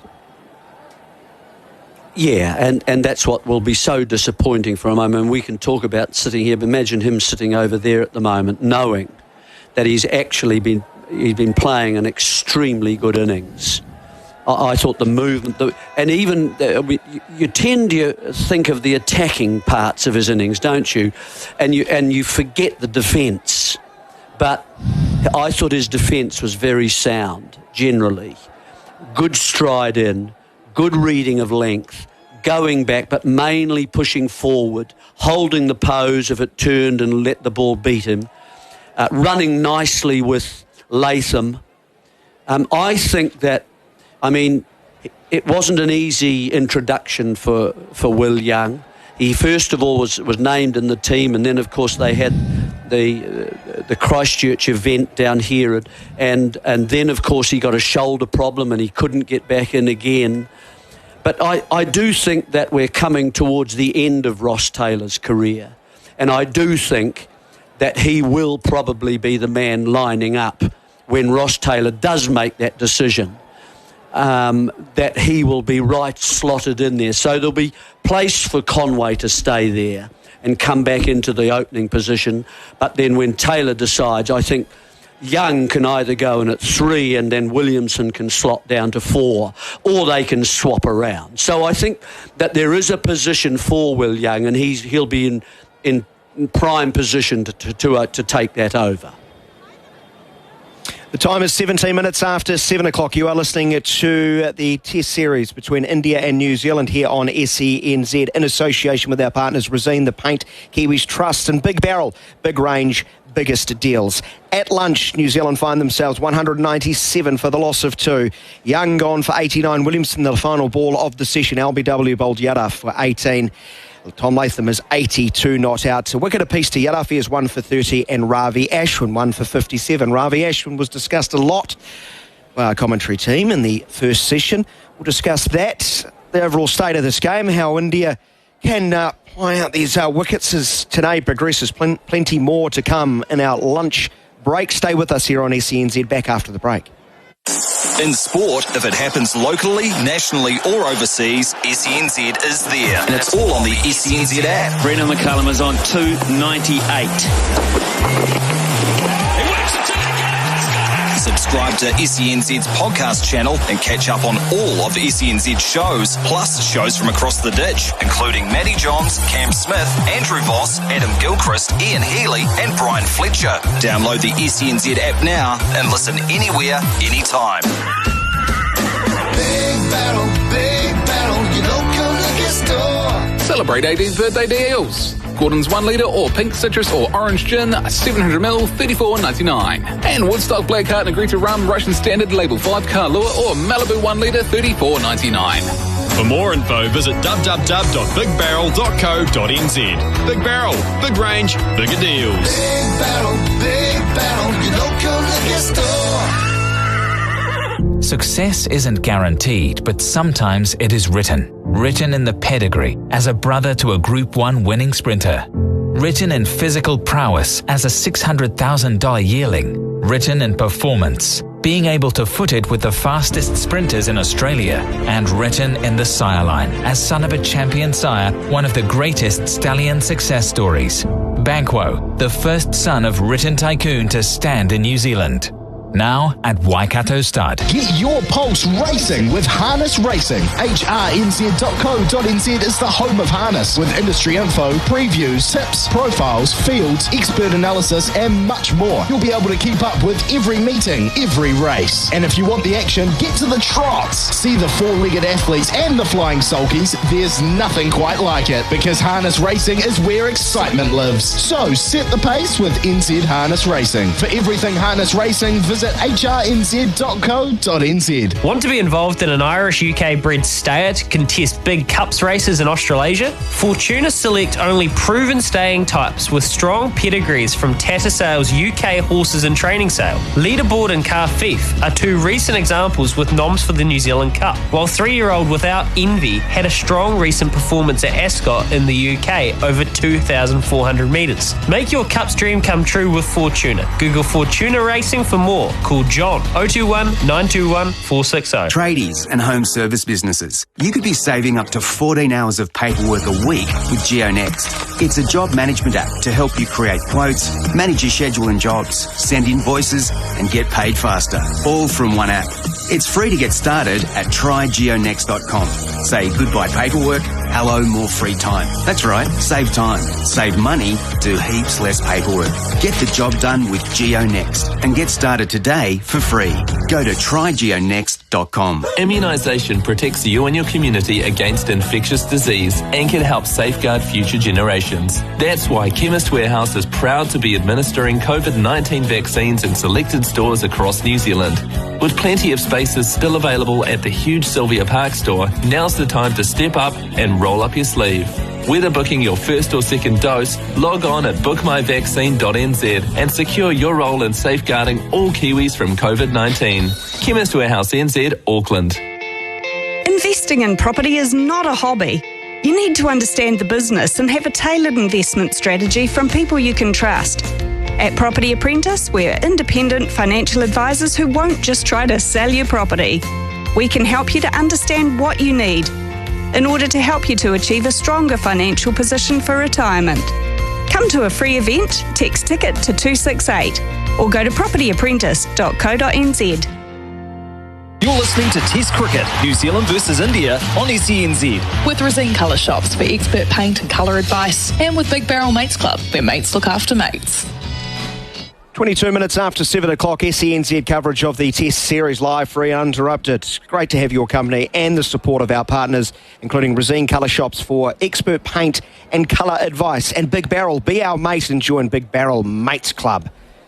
Jeremy Coney and Richard Petrie alongside me. We love it when you contribute, listeners, too. You can text us always at 8833 if you're in New Zealand. You can also tweet us. A couple of come in relating to one Ravi Ashwin, who was quite a talking point during that commentary of the first session on day number 3, for which New Zealand has finished at 197 for the loss of 2, still trailing by 148 runs. Although, Richard Petrie, I'm not sure if I agree with these. The Mantis is going off on SENZ radio, and it's pure cricket theatre, and I love it. Well, I don't disagree with that one. More so this one. This is an outstanding rant on commentary by Jeremy Coney on the official Spirit of Cricket rules on Ravi Ashwin. That's not a rant by Coney's standards. He's hardly warmed up. Well, I mean, it was a bit of a rant, but rants are good. I mean, nothing wrong with a good rant. I thought it was a good rant. I agree with most of it, not all of it, but no. State your case. More rants. You're pro Ashwin to a degree. I think I like to see creativity. I like to see people trying new things. I like to see them breaking the norms and you know what he's doing. You could say that what he's doing is trying to put the batter off. That I would say Ashwin's answer to that is no, I'm not. What I'm trying to do is bowl from a different angle. I'm trying to bowl from wicket to wicket because the ball, some of them are going, along the ground there. And I'm trying to get in as close as I can to the wicket, go wicket to wicket. And the only way I can do that is if I run across the wicket. And, is it putting the batter off? Well, the bowler's got to follow through somewhere. It's not a case of putting a mask on or jumping up and down and doing all that sort of stuff. But no, so, and Coney's quite right. The non-striking batsman can counter that manoeuvre by saying, hang on, you're getting in my way. And that's fair enough as well. That's a counter manoeuvre. But I don't think there's anything wrong with Ashwin doing it. Coney doesn't like it, but that's all right. Two different opinions, and we'll see what happens from it. It looks like the third match referee, Javagal Srinath, has been brought in on it. So he'll have to think about it. He'll have to go to the rule book.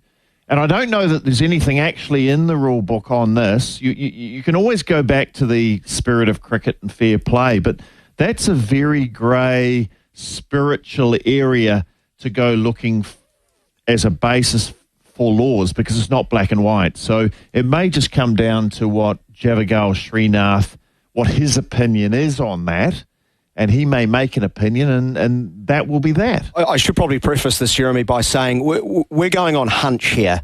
We don't know exactly the conversations between Ravi Ashwin and the umpire, and we might get some clarity at the end of the day during the press conference when the journalists will point this out.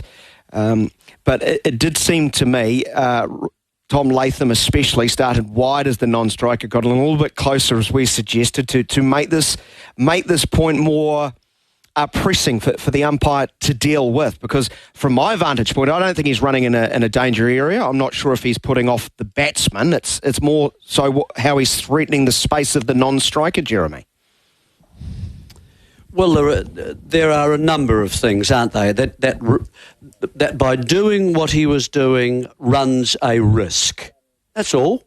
And he runs the risk of obscuring the umpire if he doesn't move quickly.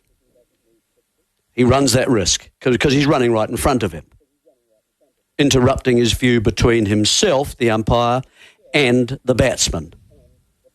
Okay, so there's one little issue. Probably not a great one, but it looked as though the umpires might have taken that view.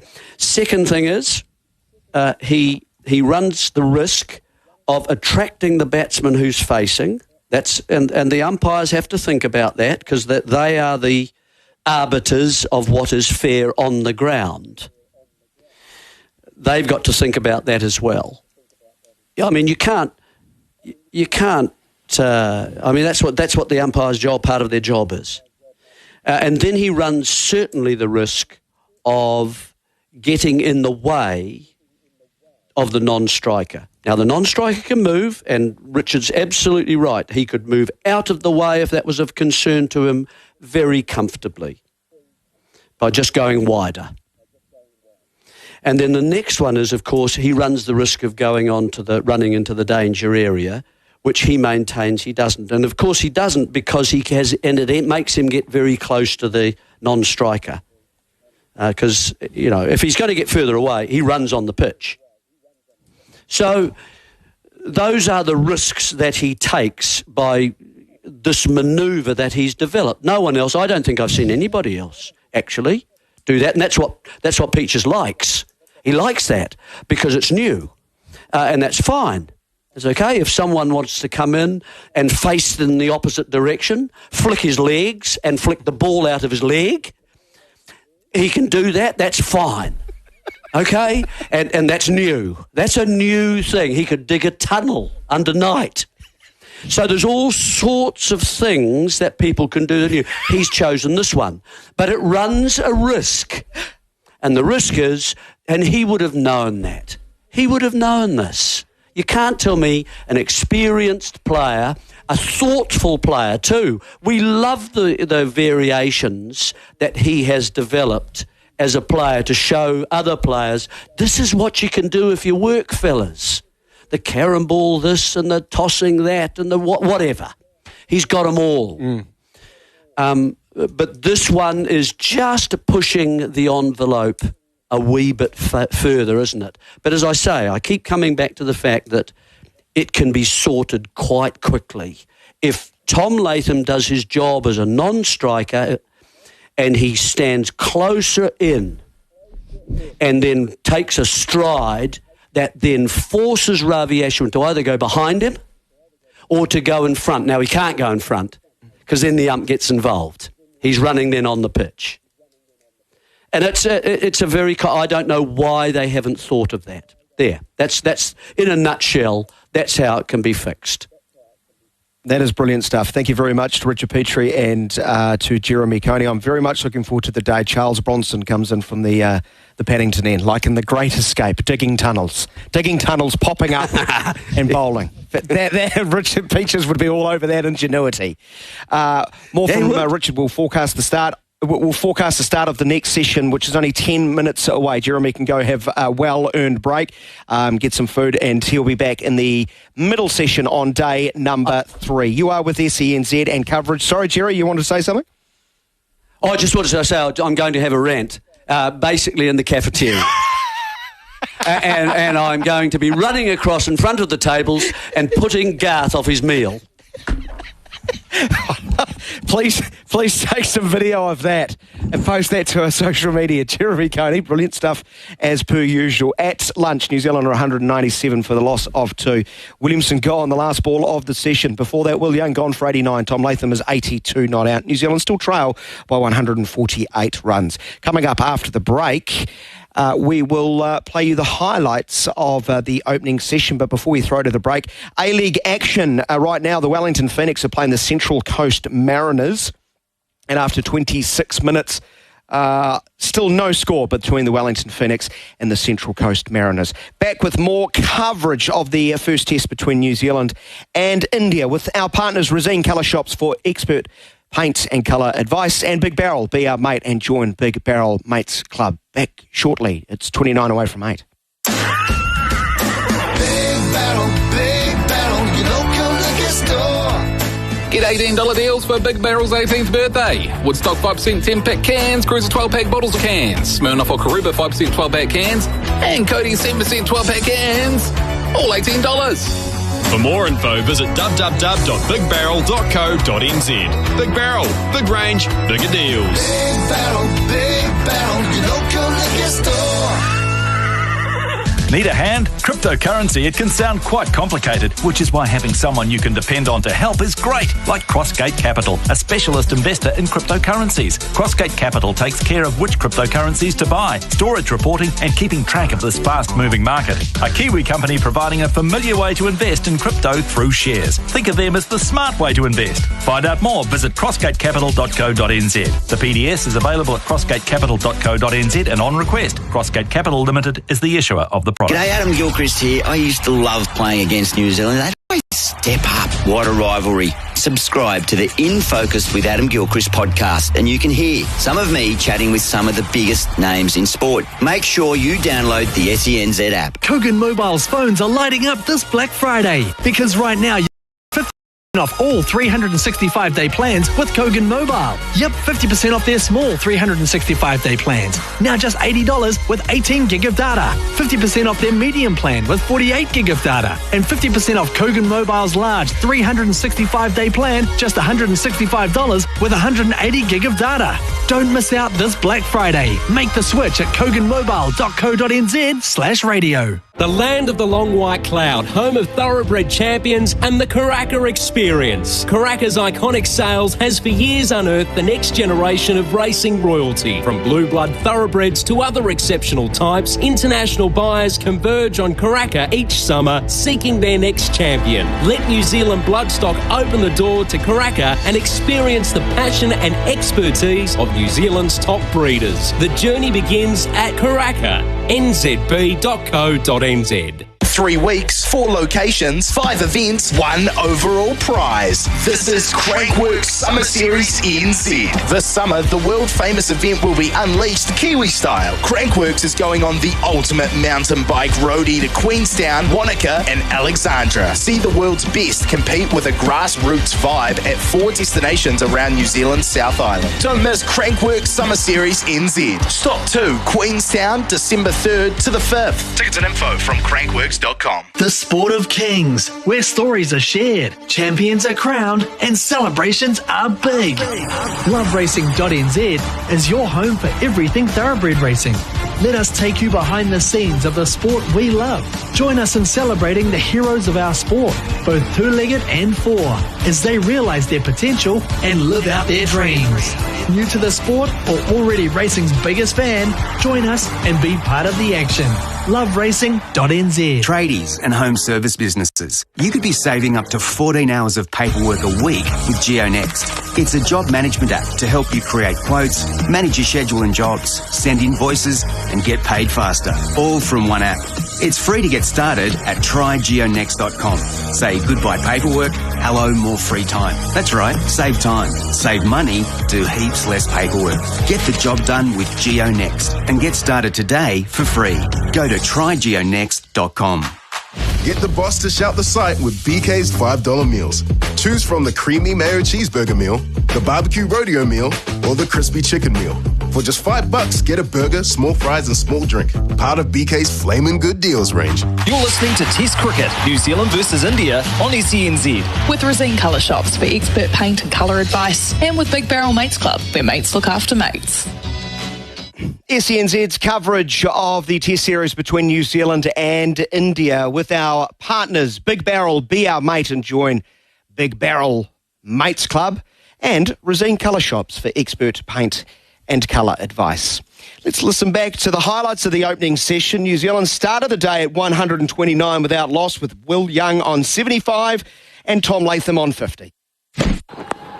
That's into the pads, flicked away, leg glance down to the fence for 4. And it's Ishant running in now. 1 ball remaining in the over, and Latham drives. His best shot of the morning to the cover boundary for 4. Latham getting his foot across to a half volley and hitting the ball just on the up.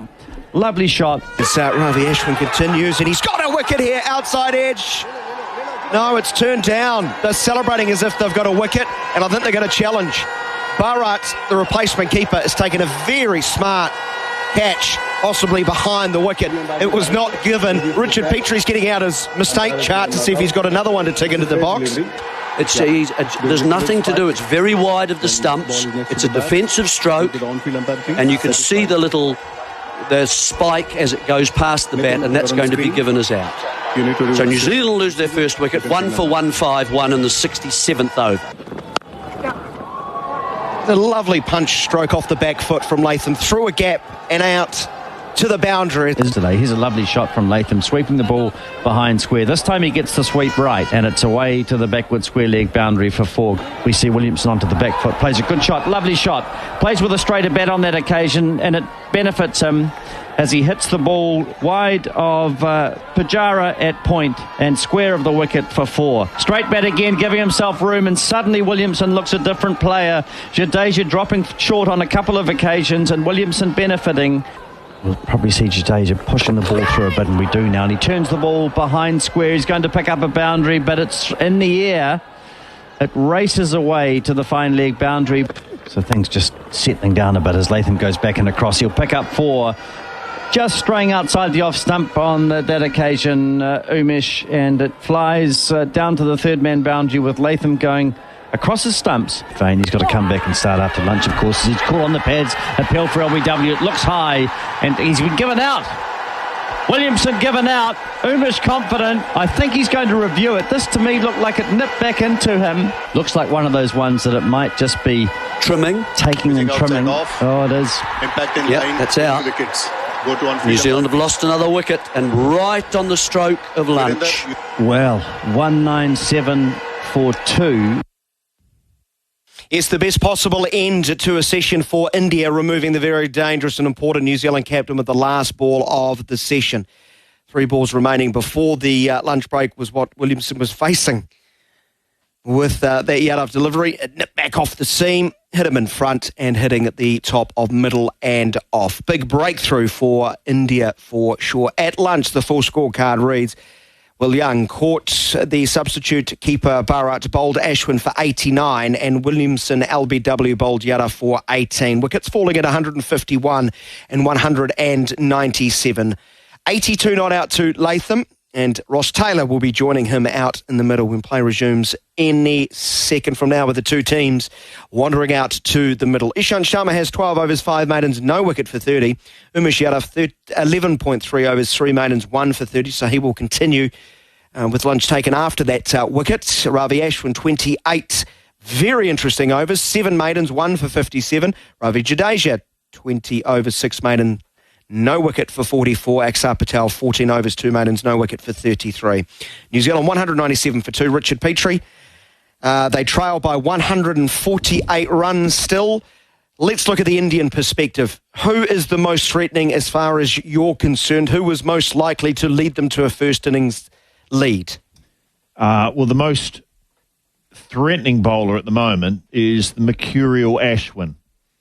Now, he's got many different tricks in his bag of tricks. The first thing he's got spin, and his traditional ball is the off spinner, which he actually gives a really good rip to. We saw Somerville bowling on the first day for New Zealand, not turning it at all. Ashwin is turning it a lot. So he gives that much bigger rip. He's also got a ball he flicks out with his middle finger, almost giving the bird to the batsman. He flicks it out from his hand, which just spins along with no spin on it at all. And then he's got another ball called the carom ball, where he manages to twist his wrist in such a way it comes out almost like a leg spinner. So he's got those options. He's also got different angles. He's prepared to come over the wicket, round the wicket, close to the wicket, running through the wicket. We'll just get the sound effects put up. Sorry, because play's about to resume. Let's see if we can... Yeah, I think we've lost our sound from the ground. That's a real shame. Sorry, Peaches. I cut you off midstream, which is generally a dangerous game. Yeah, it is. Well, I was just talking about the different angles and how, what a creative bowler Ashwin is. So, first ball after lunch, Ross Taylor right in behind it defending. Heck of a length. We're working on trying to resolve this issue. Our apologies. The point with Ashwin is... I think it's back. Oh, yes. Well, I can hear something. The point with Ashwin is, and I'll make it before I get interrupted, is that if something doesn't work for him, he will do something different. And he's got so many options in his bag of tricks. Into the pads of Taylor. He's off the mark with a handsome stroke, a half volley on leg stump, and he's kept the balance, which is always a great sign with Ross Taylor. The head was nice and still, rolling the wrist, whipping it through mid-wicket. He will bring up the New Zealand 200 positive start after lunch. 201 for the loss of 2. Look at the shot. Yeah, well, it's just a ball on leg stump, and all he's really had to do is lean into it. So we know with the outfield being lightning fast, if you get it through, you get really good value for your money. But Ashwin, not only has he got such an array of tricks and spin and angles and funny little manoeuvres that he does, he bowls a lot of overs. He bowls a lot of overs in India. Umesh Yadav swinging the ball back into Taylor. Plays with a straight bat, forcefully back to the bowler. He gets the right hand down. What's that look you're giving me? You look perplexed, you look puzzled, amused, baffled. I'm running out of words. Oh, I thought it was generous to say it swung back in. It did swing back in, Richard. Have a little look-see. How much do you want to wager on this? Well, we're not going to get a replay because that's the end of the over. Your cheese platter, we could wager. All right. Against my chicken soup. Oh, that doesn't seem like it. Bring over the soup again. Bring over the soup. I need to reassess. Only 127 calories. Offer acceptance consideration. The lawyer's not here. Well, you're not the I'm not the lawyer. Well, so my cheese platter up against your Campbell's country ladle soup with bone broth. Sounds nice. Creamy chicken, white bean and veg. Let me take it under consideration. That means no. Yeah. 201 for the loss of 2, and Axar Patel, the finger spinner, left arm orthodox, bowler with the shades on. Uber cool. Well, he's got the gold chain. He's got an earring? No, he hasn't got an earring. You almost expect to see it with an earring. Axar Patel starts wide of off stump as Latham leans forward, pushes it into the cover region. There's a big gap from backward point to mid-off because there's no one fielding in that vicinity. There's a backward point, there's a mid-off. That's why he was skipping out of the crease, seeing if he could steal a single, but Axar Patel was very quick across to his right. Latham comes down the wicket again, trying to be assertive with those feet of his. It's dragging the length back. Well adjusted by Axar Patel, so only a defensive stroke. We're getting a replay of Kane Williamson being adjudged LBW, last ball of the session, bringing a huge roar. Back live now as Latham again using his feet, turning through mid-wicket and getting a run. He's to 83, it's 202 for 2. Doesn't it look so much easier facing Axar than it did facing Ashwin?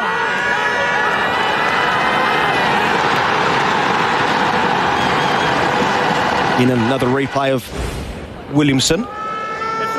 Don't get too panicked if you're listening. The SENZ's Well, coverage. that's right, yeah. If you're listening, yeah. Thinking, my Lord, they're getting through their over so quickly, and they've just got a new batsman out. In 30 seconds, then they've got him out. So Ross Taylor's going to have a slip and a gully who's very short and crouching. I think he's on his knees, in fact. Round arm from around the wicket is Patel, an inside edge. Down towards backward, short fine leg. Axar Patel liked something about that. Quite a reaction. Almost got it past the inside edge and maybe into the pads for an LBW shout, he's thinking. Bounces in again, gets nice and side on. This one flicks very fine. Maybe an inside edge onto the pad. We will check the umpire's signal. A run should be awarded to Taylor and is. He is up to 5. 203 for the loss of 2.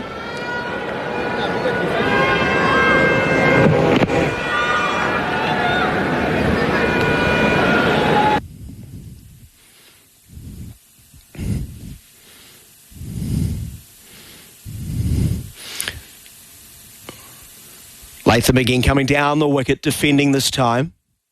Uses the crease quite nicely, Axar Patel. He's quite a tall man. He gets close, goes wide, far more conventional compared to Ashwin, who's using the crease in completely different sort of ways. He's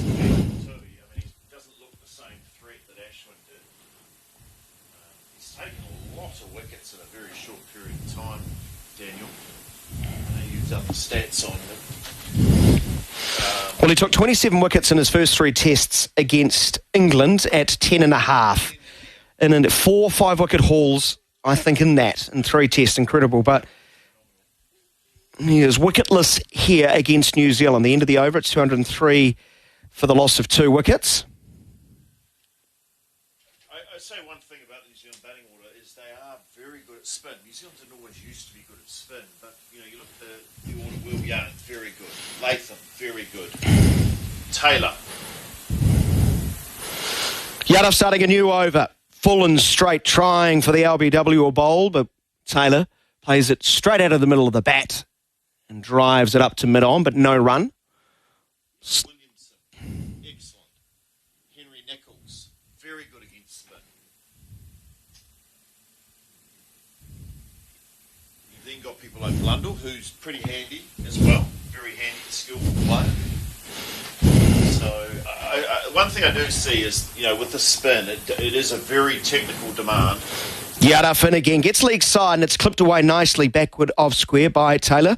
Down towards long leg, who's around to field, 204 for 2. I don't see the likes of Southey. It's not a wicket, by the way. We're looking at the successful reviews of Tom Latham, the first Ishant Sharma bowling around the wicket to him. inside edge. The second was Ravi Jadeja, who got one to rag him and turn a long way, keep very low.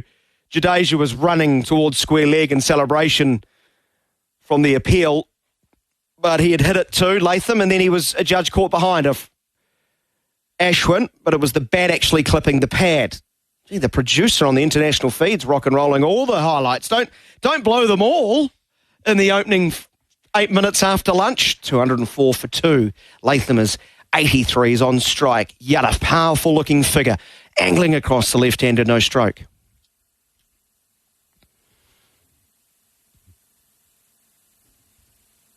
And then there was the non-referral, the LBW shout. As Ravi Ashwin had him stone dead LBW. Pitched on legs, spun back, was hitting 2/3 the way up between middle and off. A judge not out. Ravi Ashwin and the Indians did not appeal, did not seek a review. Opportunity missed. Ravi Ashwin then kicked the turf after seeing it on the big screen, and I'm sure he was angry at the umpire rather than himself, because that's what cricketers are these days. Here is Latham chopping one off the back foot. There's 2 errors there, isn't there? The umpire makes the first one, India made the second. A review was available to them. If it was that out by the appeal, and it was a huge appeal, and rightly so, because it was plumb. Bizarre moment. 2 balls remaining. 2 balls remaining, and it's Latham. Around the wicket, Yadav's going to go to him, trying to lull him into a stroke outside of off stump. He goes fuller of length, but can't do so. It's Latham looking to reset himself after the interval. You may have heard Jeremy earlier describe how many wickets have fallen a lot straight after breaks, whether it's drinks breaks or after a session. And at this stage yesterday, New Zealand picked up 2 very quick ones to wrap up the Indian innings. About 11 minutes in to this second session, so far so good. New Zealand advancing by 7 runs. Latham on 83. Getting nice and straight was Yadav as far as Latham's concerned, as he flicks him off through mid-wicket. Got 1, come back 4-2. The throw's a strong one, but it is wide. 2 more to the New Zealand total, and Latham, he's 85. It's 206 for the loss of 2. That's the end of the over. New Zealand has some of the world's best boating and fishing right here in our own backyard. And we all know how important it is to protect the things we love.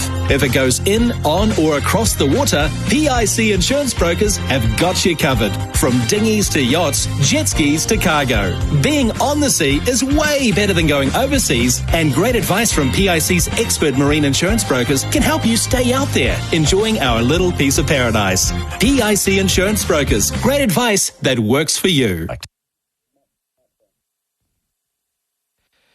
SENZ and coverage of the New Zealand-India Test Series with Razine Colour Shops for expert paint and colour advice. Big Barrel, be our mate and join Big Barrel's Mates Club. We're aware that the stadium effects have gone down. Our apologies. We're trying to reconnect. You'll just have to make do with the dulcet tones of Richard Petrie alongside me. My name is Daniel McCarty. 206 for the loss of 2 as Axar Patel continuing around the wicket, bowling to Ross Taylor, who defends up to mid-wicket, no run. Doesn't it sound eerily quiet? Ooh. Does. Do you want to do the stadium effects in the background yourself? No. No?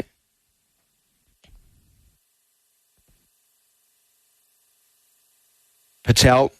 And again, Taylor coming down the wicket to him, trying to force the issue, but beaten through the air, so can only defend. There's a man catching on the onside, just on square. There is a slip in play.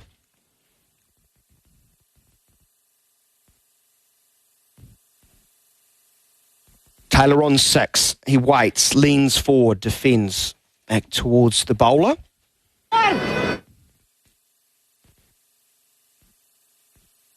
There'll be no run. 206 for the loss of 2. Axar Patel bowling his 16th over, arrowing another ball on middle stump, but Taylor right in front of his front pad can defend and there's no run. You'd have to say 206 for 2. New Zealand would be happy with this. They would have been really disappointed to have lost Williamson with 4 balls before lunch. Taylor again coming down the wicket. I think that's actually caught the back leg of Taylor. It's beaten him and actually then deflected out through square leg. If that does not, that's through to the keeper for a stumping chance. It's premeditated. He's come down the wicket. I think you're right. Let's have a look if that's gone through his legs. Let's have a look at the slow motion replay. Taylor has come down the wicket. He's got nowhere near the pitch. It's gone between his legs. The keeper's lost sight of it. He's got his gloves on it. It's parried off his gloves, off his kneecap, and bounced out to mid-wicket. So Taylor is a good 1.5 meters out of his crease. It's quite an adventurous wide. Yes. The next ball is bowled and defending is Latham. So 207 for the loss of 2 wickets. So a missed chance there for India, and they'll be disappointed, but, it's gone through Taylor's legs. Keeper would have been unsighted. You can kind of understand that one. So, seems we've got the atmosphere sound back. Very confused by what's going on with the sound. Our apologies here on SENZ. End of the over. It's 207 for the loss of 2 wickets. Taylor seems intent on coming down to the spinner, but he's done it on 2 or 3 occasions. He's only got to one of them.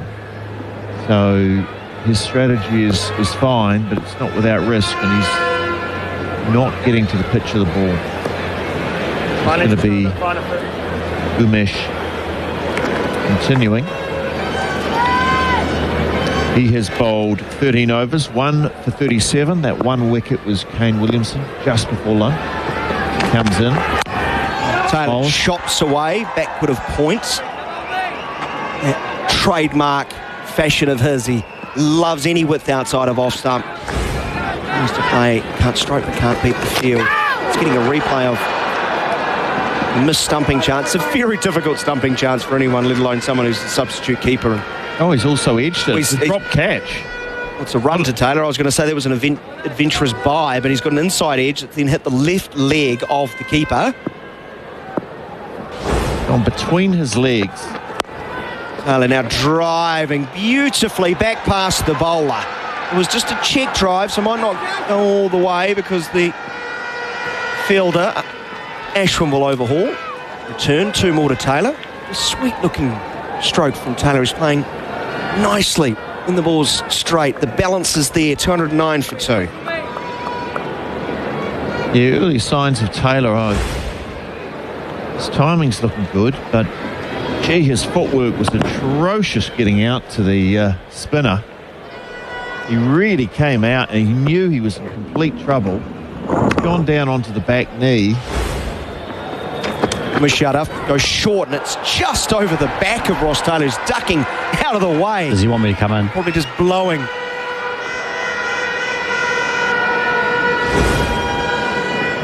But alarming. Taylor at 9. It's got to be a scary one when you're ducking and then you can keeping your eye on the ball and you know, that's actually not getting up very high. Hopefully it doesn't be in the kidneys or... That has got to be one of the worst coming down the wicket dances. Taylor forward, pushing up to mid-on and there's no run. I'm getting enough replays at that moment. Yeah, sure. Well, I mean, there was so much to it. There was the terrible coming down the wicket. And another look. There was the inside edge, the fact it went through his legs, the fact it was a drop catch by the keeper. Taylor 1.5 meters out of his crease, completely stranded in a very ungainly position. Back to the live action. 209 for the loss of 2. Yadav, 2 balls remaining in the over. Taylor tried to duck out of the way, took his eye off the ball completely, and it's thumped him in the gloves right in front of the grill. That is not how you play the short ball. Not at all. He's all smiles, but I'm sure it was a very nervous split second when he lost the ball completely. Well, the difficulty with this pitch, as we see the replay, Yadav has banged it in. Taylor's gone down, ducked his head, then realised it's not getting up and it's only going to go about glove height, then plays a half shot, goes into his gloves. Gee. Tell you what. Yadav in again. Full of length. Taylor deflecting to the gully region. That is the end of the over. After the break will be Garth Galloway with Richard Petrie. It's 2:09 for 2.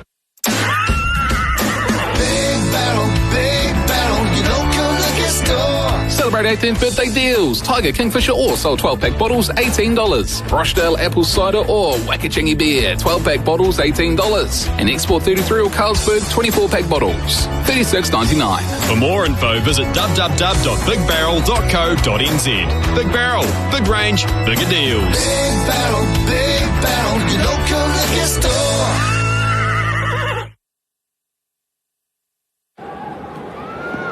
And 2 it is. Big Barrel, be our mate, and join the Big Barrel Mates Club and Resine, the paint that Kiwis trust, bringing cricket to you on SENZ as Axar begins another over and bowls outside the off stump, just turning into Latham, who is playing the ball into the offside. No problems for him there on that occasion, and I'm sorry about the sound effects here. You just that sound dropping out from the ground, as you can hear. Here's Latham again, a repeat of the last shot. 209 for 2 it is. And lots of action throughout the day, really. Battles within battles between bowler and batsman.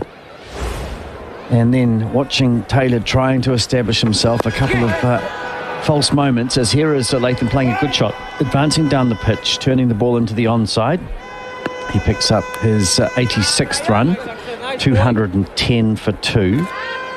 So New Zealand trail by 145 runs.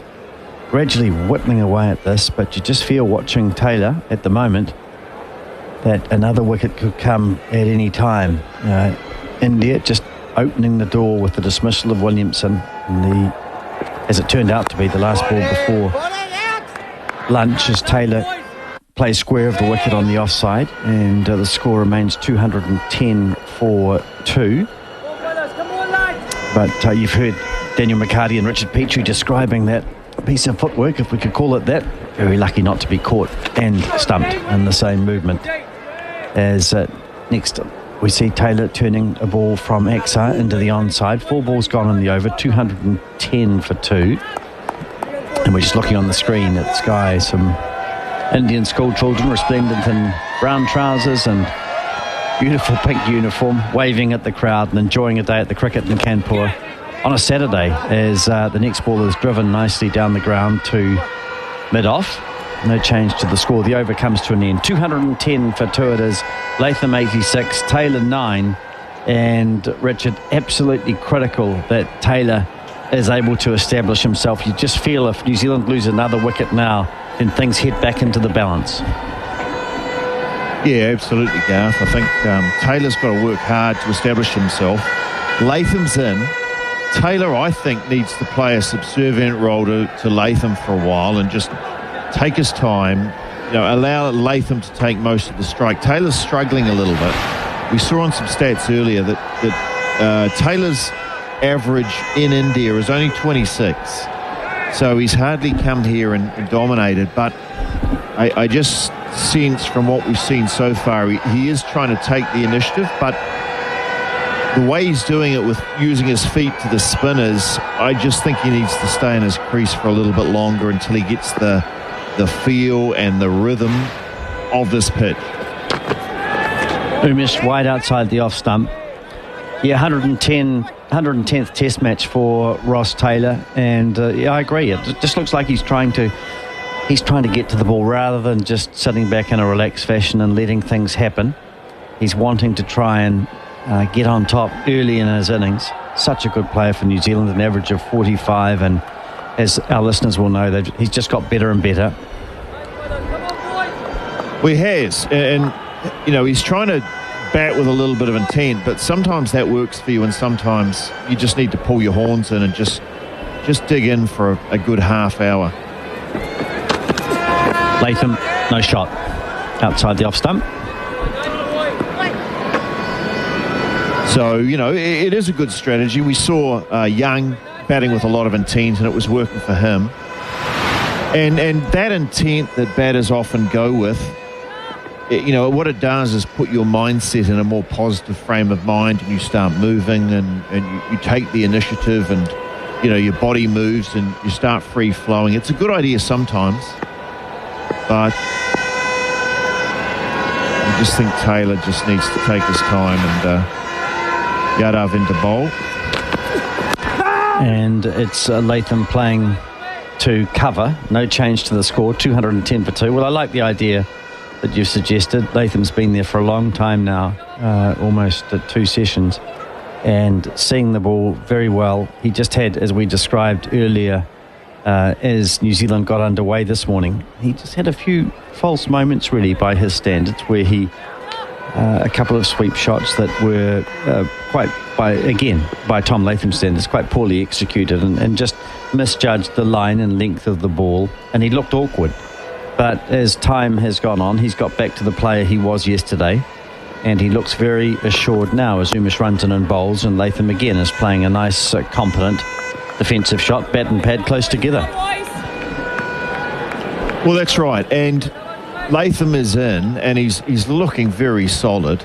He's had a lot of time to practice on this wicket over the last today and yesterday, and there's nothing wrong. It doesn't matter how many tests you've played. You could be the best player in the world. Sometimes when you come in on a wicket which is very much foreign conditions, there's nothing wrong with just hiding in behind the batsman who's in for a while.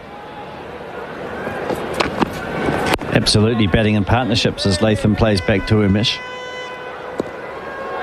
Yeah, and sometimes the best form of attack is defence for a while. So, you try different things and you see if they work. It'll be interesting to see what Taylor does from here, whether he continues to come down the wicket or whether he decides to play Axar from the crease. I hope he does, actually. I hope he stays from the crease and it just allows Latham to take most of the strike. And in half an hour, he'll be fine.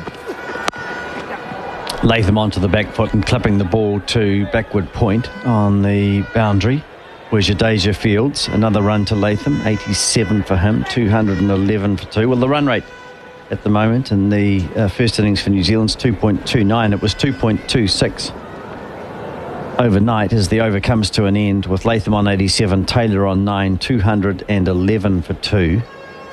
So run rate staying consistent, certainly not quick by any stretch, but vital that New Zealand continue to try and maintain wickets and to bat as long as they can to get ahead of India and to try and establish a lead in this first innings, and that will dull the effect of the Indian spinners in the second innings.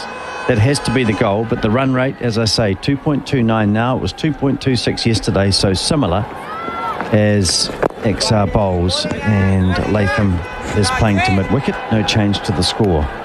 And they don't need to look to accelerate. That just could end in trouble. They just need, in my view, to keep doing what they're doing, to keep preserving wickets as Latham comes down the pitch and uses his feet well, then finds the ball a bit wider and in the end thrusts his bat out. It picks up a single as it's played to extra cover. Latham 88, 212 for 2. Yeah, I agree. That was a rather risky come down the wicket dance from Latham because he never got there. But what New Zealand got to do is re-establish a partnership, and that's what they're trying to do now. XR to Taylor, and he doesn't come far forward at all. One of the reasons that Taylor is often out LBW 36 times in his test career, and you can hear some excitement behind the stumps and in with those fieldsmen in close. The ball just turned a little bit. Taylor just able to keep it away from his pads and squirt the ball into the offside. Here's XR bowling again. This is held back a little bit. Lovely shot from Taylor.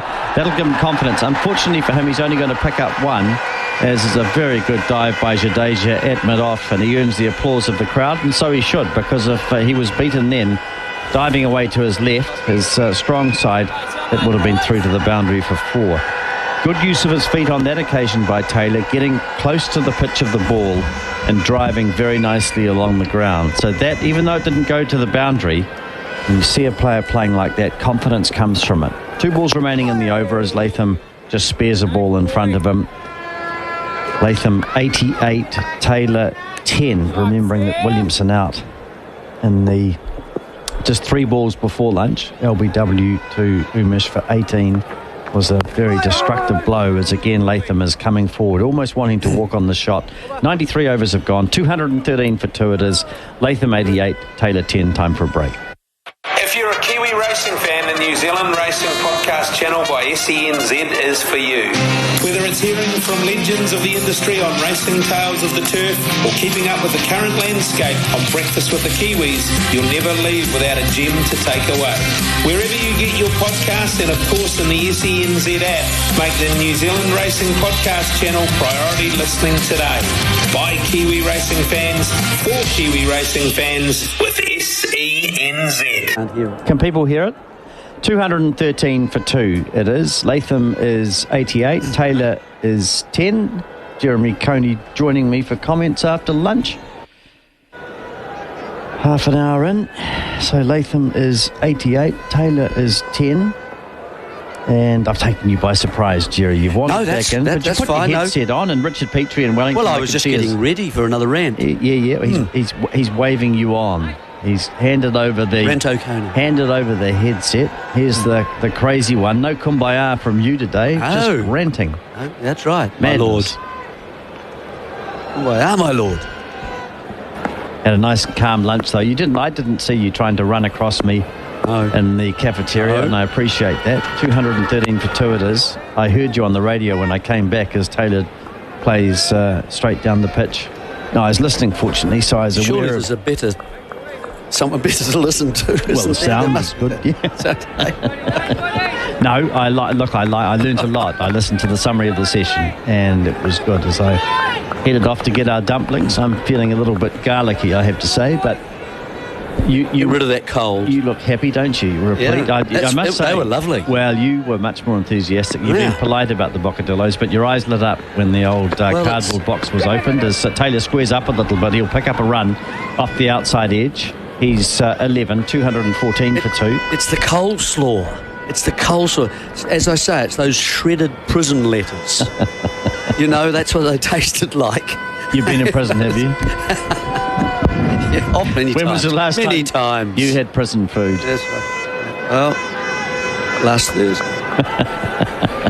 Visiting. Nice thing that you do, Jerry. 214 for 2 it is. Latham 88, Taylor 11, and it's Umesh picking up the wicket of Williamson before lunch. Runs in now and bowls. Lovely shot by Latham, driving very firmly indeed. Can't beat Dyer at cover point. Well, let's see, what are New Zealand? They are going to, at this current run rate, which is just about sort of 2.2 something or other, it'll take them 60 more overs, roughly, to get up level with the Indian total, 345 there. Rest of the day, basically. Yeah, that's right. Unless, something changes. Umesh goes around the wicket and in fact loses his runner. I did wonder, as Umesh has bowled a few in this. He's bowled. This is his 8th, coming up to his 9th now in this session, and he bowled obviously a few just before lunch. I just wondered with the new ball, is it time to say, Umesh, just have a spell now? Let's give one to Ashwin, for example. Yep. You really want him to be at the river end. At the moment, he would be at the media end. Umesh gets his run up the right this time, and the ball bouncing a little bit, and Latham surprised perhaps, but holding his position nicely and defending. So just little glimpses of that variable bounce. The reason I say, Ashwin, is that while the ball is still new-ish, and therefore harder, and therefore the seam is still just a little more proud, and so it will accentuate any extra bounce. One that creeps still low, they'll still happen, and of course the seam will allow Ashwin or a spinner to grip it better. Latham drives and down to mid-on. not fully timed really by him. No change to the score. 2-1, 4 for 2. And therefore it'll grip on the surface a bit more, so there might be the odd one that just turns a little bit more. So I think really it would be time to bring a spinner in, and probably, as I say, probably Ashwin. Although Jadeja hasn't bowled that many, has he, today? He just came in for the one spell. Ishant, not much at all. Jadeja, I like Jadeja with a new ball as well. You know, another bowler who's very accurate and able to get the ball to do things. Here's a nice shot from Latham. Can't beat mid-wicket. It's Agarwal who's freed from the helmet duties at mid-wicket. That would be 2 left-armers on, provided, of course, Axar Patel kept on bowling. They're very different, of course. One's a shorter man, a lot shorter, Jadeja, than Axar Patel, the tall man. So, you know, he tends to bowl more round arm as well and slide the ball, undercut the ball so it doesn't hit the, you know, the seam quite so much. It hits the sort of the red, smoother part and slides on at the batsman a wee bit more. I've got tangled up in a cord moving my seat around. I'm worried that we might lose transmission if I move, so I'm going to sit still. 214 for 2 it is. Is that shaking normal? It's a big orange cord that goes into the main plug here and seems to be connected to a large box with bright lights. So I'm sitting still till I can untangle when Daniel McCarty rescues me from Wellington. New Zealand 131 runs behind India's first innings total of 345. Still, you think New Zealand in an excellent position, but don't think that we're negative about that. It's just that things can happen in a rush in India. You know, very hard for new batsmen coming out there, and we saw that with Williamson coming to the crease, and we've seen it a little bit with Taylor as well. So it's just that awareness that a couple of 2 or 3 wickets can fall in a bunch. Here's Axar bowling in his appeal for LBW, but that surely won't be given out. Heading down the leg side, and no thought of a review. They're certainly aiming at that front pad, aren't they, Ross Taylor? I mean, he's been out LBW about sort of 30 times. 36. At least. Is it 36? Yep. Okay. And then he's been bowled 20-odd times as well, so 56 to straight deliveries, really, that he's missed. Here he is onto the back foot this time and playing a ball to cover point. No change to the score, Aya the fieldsman. Which is quite a lot, isn't it? Yeah. He's a very good player once he gets going, Ross Taylor. I mean, you know, for a player who's done so well, he is a slow starter. As here he is now coming forward, beaten. Mike caught behind. Taylor's out. So slow start indeed, and he walks off. There'll be no review. He's been done by Axar, really, just playing down the wrong line, pushing his bat at it. Looked like he tried to play it into the onside, just followed the ball. He's got an outside edge, and New Zealand lose their 3rd wicket. Good catch by Bharat, the substitute fieldsman. New Zealand 214 for 3. Yeah, bowled from very wide out and just angled back in, really, towards the stump, and it's just taken an outside edge. So he's played inside the ball, expecting it to perhaps come in a little bit more. But it hasn't turned, really. It's just carried on. And Ross Taylor just playing inside the line of the ball a little. So he goes for 11 from the 28 deliveries he faced. So taken by the keeper again. Good catch, but not a difficult one. So 214 for 3. And so a little partnership there of 17 runs between Taylor and once again Latham remaining here, and he's just got, I'm afraid, just keep on going. He's on 88 at this stage, and so he's now going to be joined by Henry Nicholls, another left-hander. So let's see how he goes. And after Nicholls, of course, it's the wicket-keeper Tom Blundell, and then after that he was a right-hander, and then a left-hander Ravi Ravindra. So that's really the end of what you would call the main batting lineup of New Zealand. That's to come. And Ravindra on debut. Yeah, that dismissal, actually, Taylor didn't look to play in the onside. No. He just followed it a little bit. And I thought it was interesting because we have seen him playing across that front pad a little bit, as he's wont to do. Very good piece of bowling by Axar, though. Because coming from wide. Absolutely. Very wide out. Yeah, and Taylor, I think, expecting it to come back in towards his pad. It just went out and he just followed it a little bit. So a victory to the bowler. Nothing particularly unorthodox about the delivery. I don't think it turned, did you? I mean, No. I'd like to have another little look at that. My inclination. Not much, though, was it? No. Not much. Out wide, so as you say, 214 for 3 it is. You'll be pleased to hear Daniel McCarty's loosening up in Wellington. I can see him doing his jaw Vocal exercises. cords, yes. He likes to do that. Defensive shot from Nichols for his first ball. Different kinds of exercises, perhaps, than Peaches. Yeah, well, who's look, really... Daniel McCarty's looking at a child, and I presume it's his own? Daniel's I child. hope so. Yes. Still thrilled with parenthood, Daniel McCarty, as XR bowls, and I think that is it the first time the child's walked. Nichols is defending. So Daniel McCarty, commentating here in Wellington, has just seen on video the first time his child walking. Isn't that wonderful? Oh, that's exciting. We've just seen Taylor walk up as well. Your life's going to change now, Daniel, I promise you. All those peaceful moments of plonking the child down You're and finished walking now, out the window. yeah. 215 for 3. Nichols off the mark, pushing the ball square for 1. 215 for 3. Daniel McCarty after the break. At Kennards Hire, we only hire those who've taken a Ken Oath. By taking, each team member goes above and beyond to help any citizen in need. The Ken Oath is a commitment that means more than the sanctity of marriage.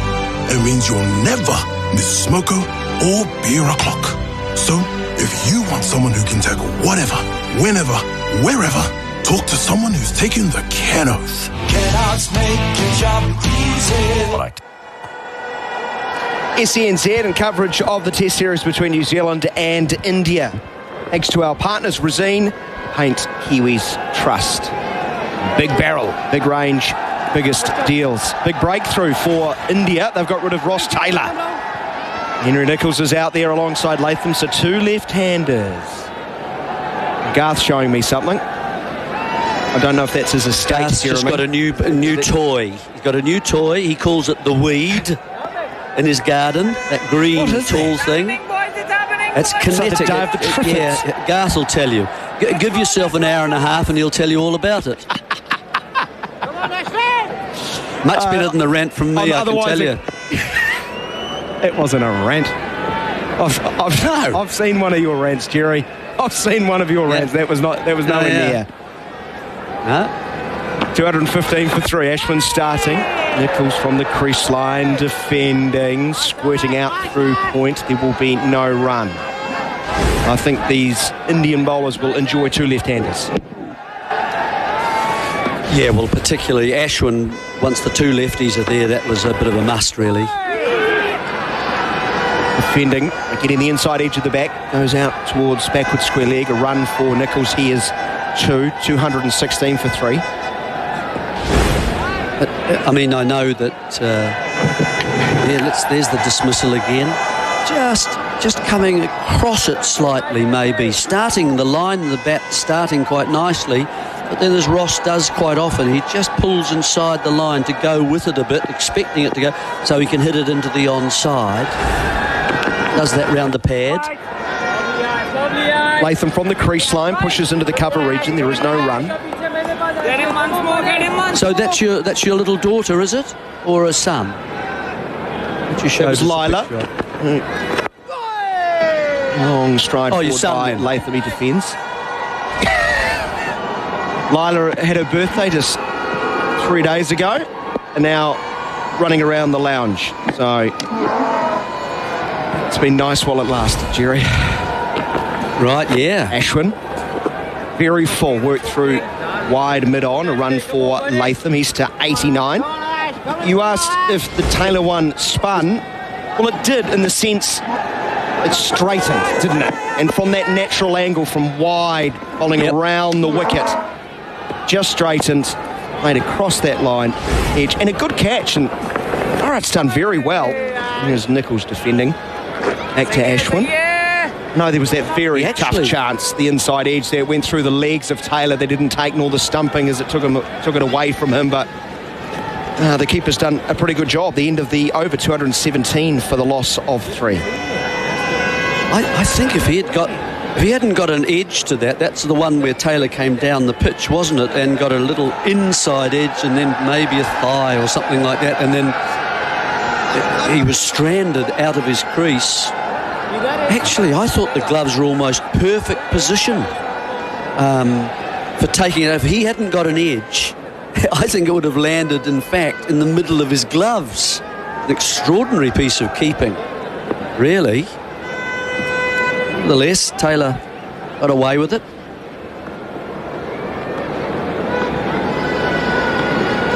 But it didn't last too much longer as he was caught behind off Axar Patel, who will start his 20th over. He's having a chat to his skipper, Ajinkya Rahane. 19 overs, 2 runs, 1 for 40. Jadeja none for 44 off 20. Ashwin 1 for 59 off 29. Umesh Yadav has 1 for 41 off 16. And Ishant Sharma none for 30 off 12. Those are the bowling figures for New Zealand. Latham's 89. They've lost Will Young for 89, Williamson for 18, and Taylor, last to go, caught the substitute keeper Bharat off the bowling of Patel for 19. Nichols on 2. He's in the non-strikers end because Latham waits for Axar Patel, and he's back and pushing with a lot of bottom hand straight back to the bowler. Says, go back to your top of your mark and start again. Now coming down the wicket, getting inside the line, flicking through backward a square towards long leg. Out of juggles, throws, just a single, 216 for 3. He's done that well, hasn't he? That sort of run there where if it's a little bit straighter, he comes down the pitch and he's looking to just work it into the onside. Very effective. Anything outside off, he's either sweeping it or he's punching it through the offside. Seems to have worked things out nicely so far. Nichols comes forward, defends from off stump into the onside. He too shuffling a long way across the stumps. His pre-delivery mode. Waits bat raised nice and high. Hayes with the bat in front of the pad, getting a thick inside edge high on the bat as he gets very low. And that's why you heard a few oohs and ahs from those around the bat. They thought, one of those could just bobble up to the catching zone. 218 for 3 it remains. He's got to come straighter. Here's an appeal for LBW, big appeal, maybe outside the line. No, it's out. The finger is up. I think Nichols will review.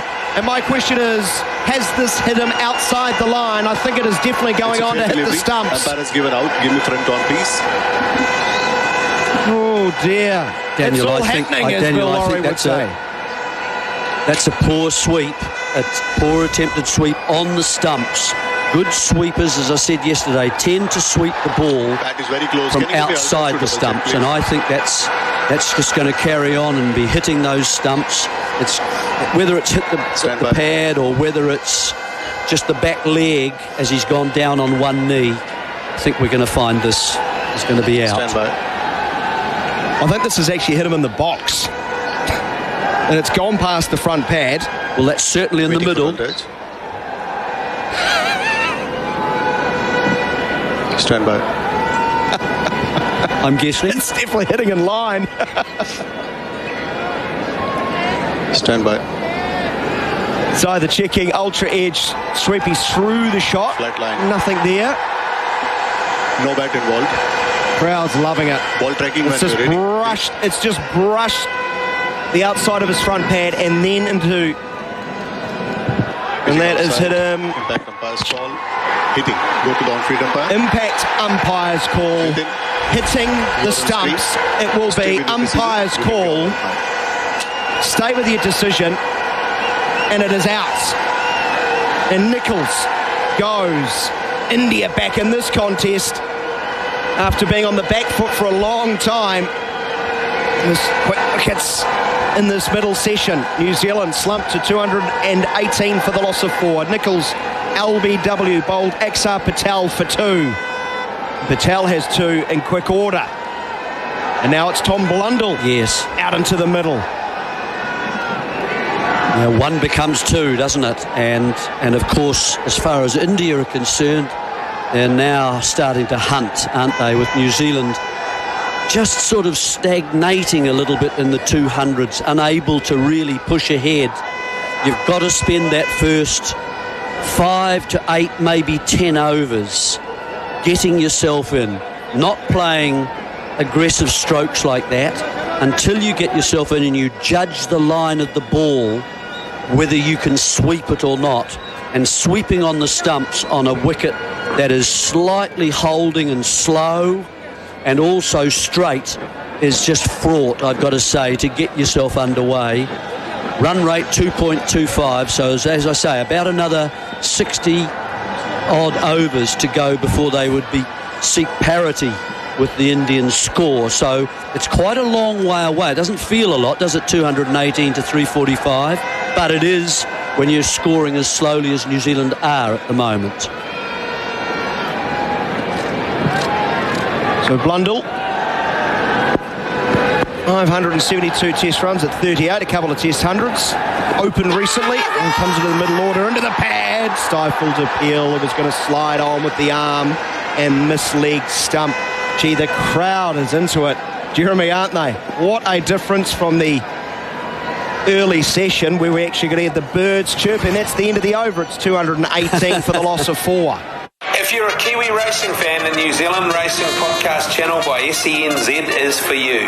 Whether it's hearing from legends of the industry on Racing Tales of the Turf or keeping up with the current landscape on Breakfast with the Kiwis, you'll never leave without a gem to take away.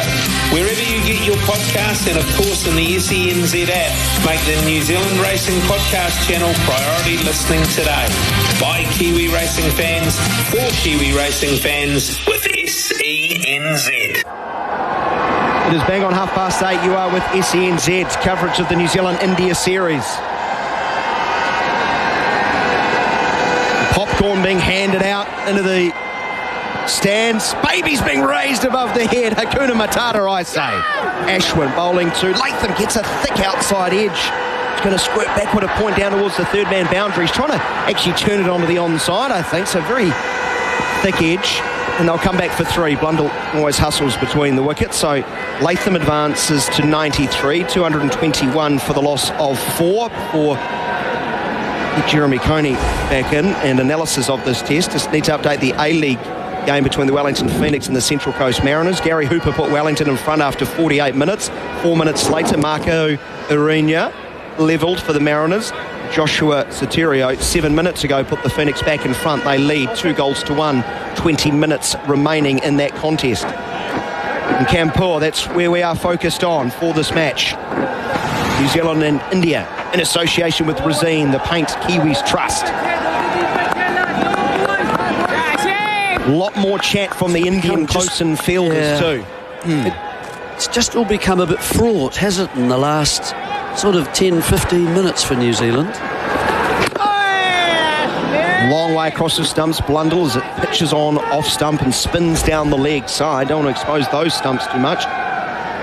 It's getting a replay. No, it's almost too full for Nichols to play that sweep, was it, Jeremy? It's Ashwin in again.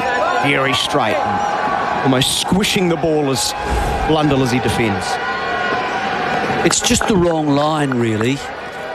No, he's allowed that to pitch, and it is too full because he's actually...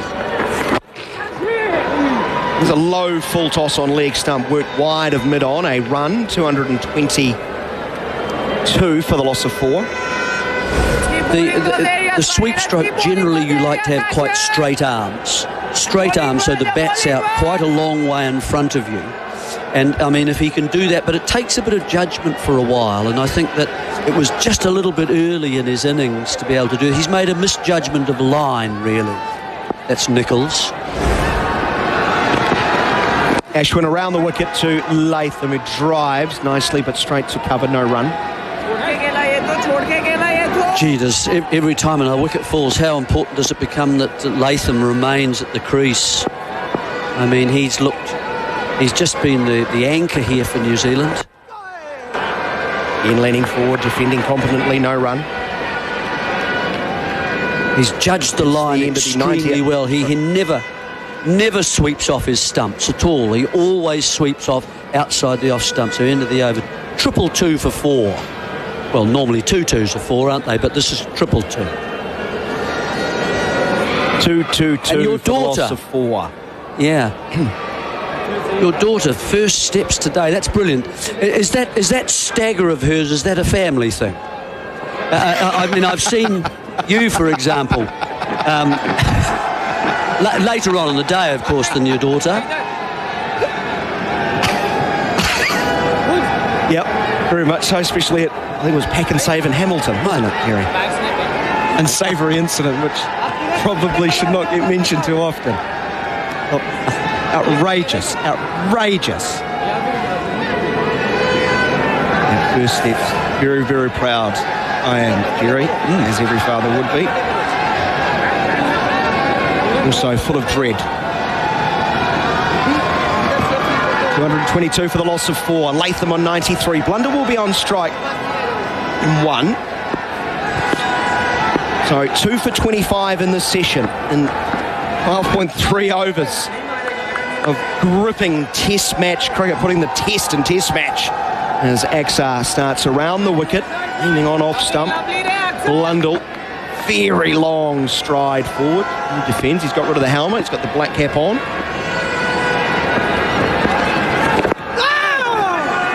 Then shuffling across the stumps, trying to then pop forward, defending with the inside edge of the bat, going backward a square, but there will be no run as Latham puts the hand up. Oh, Axar Patel's after that front pad again. He just managed to get the bat across in time there. Blundell.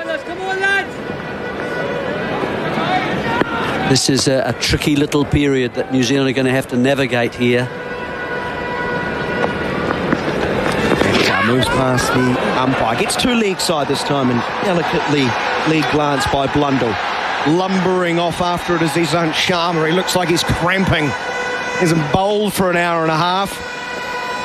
The veteran gets there, lobs it back, puffs out the cheeks, trots back to his position. 3 runs, 225 for the loss of 4 wickets, New Zealand. Getting a replay of the Nicholls dismissal, sweeping on the stumps, half the ball hitting in line of off stump, so it was an umpire's call for that, but it was clearly going on to the stump, so not a bad decision at all as far as I'm concerned. Is turned into the mid-wicket reach and hesitation, it's thrown to the keeper's end, but they are home. The crowd think for half a second there might have been a run out. Run taken, 226 for 4. See, that's that stroke again from Latham, wasn't it? Really, he just, anything that's too straight, he comes down the pitch, works it into the onside. It's going to come back, if anything, at him. If he misses it with the inside edge, he's got a second line of defence, which is his pad. So it's not really, unless it turns a great deal. That's very hard because he's getting close enough to the ball. And so it's a very good method. Axar wide of off stump, he bowls, and Blundell defends, no run. And it's kind of, I mean, when you look at Nicholls, you're right about how full it was. It was really a ball to just defend, wasn't it? It wasn't a ball, so in other words, kind of didn't feel... This one bounces on Blundell. It's high on the bat, but he keeps the ball down in front of him on the offside. The end of the over, 226 for 4.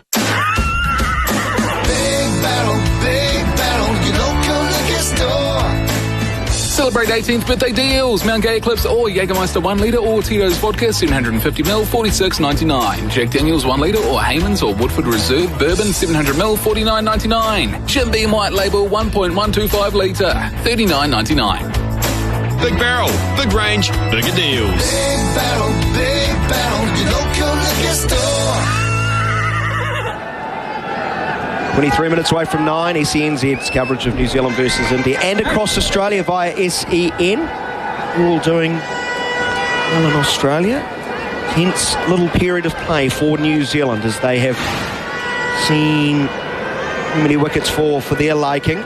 Now at 226 for the loss of 4 as Ravi Ashwin into his 31st over. He bowls very wide of off stump. It grips and it turns further away, but Latham not interested.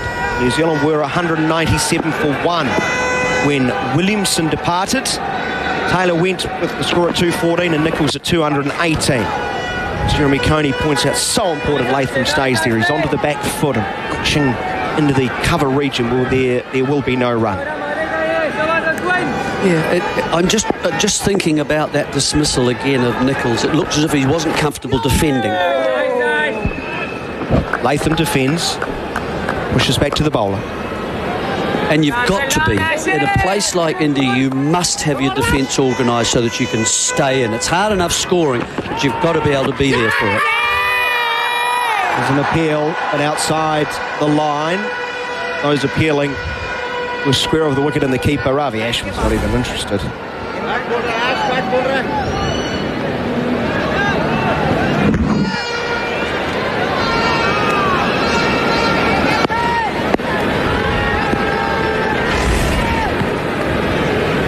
Around the wicket with a slip and a short gully. Latham has done so often.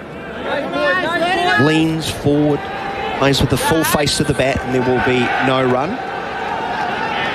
We will take a break after this ball, and then it will be Garth Galloway.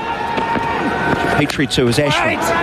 Whip here for Latham. He cuts away but can't beat Shubman Gill a backward point. The end of the 100th over, New Zealand 226.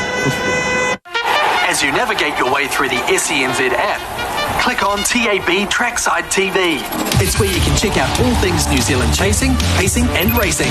Plus on TAB Trackside TV, you can watch all New Zealand racing and races from around the world. Just go to SEN TV or your Today screen to start watching now. TAB Trackside TV. It's off and racing on the SENZ app. Your one-stop app for all sport, audio, video and catch-up. SENZ. It's Kiwi for sport.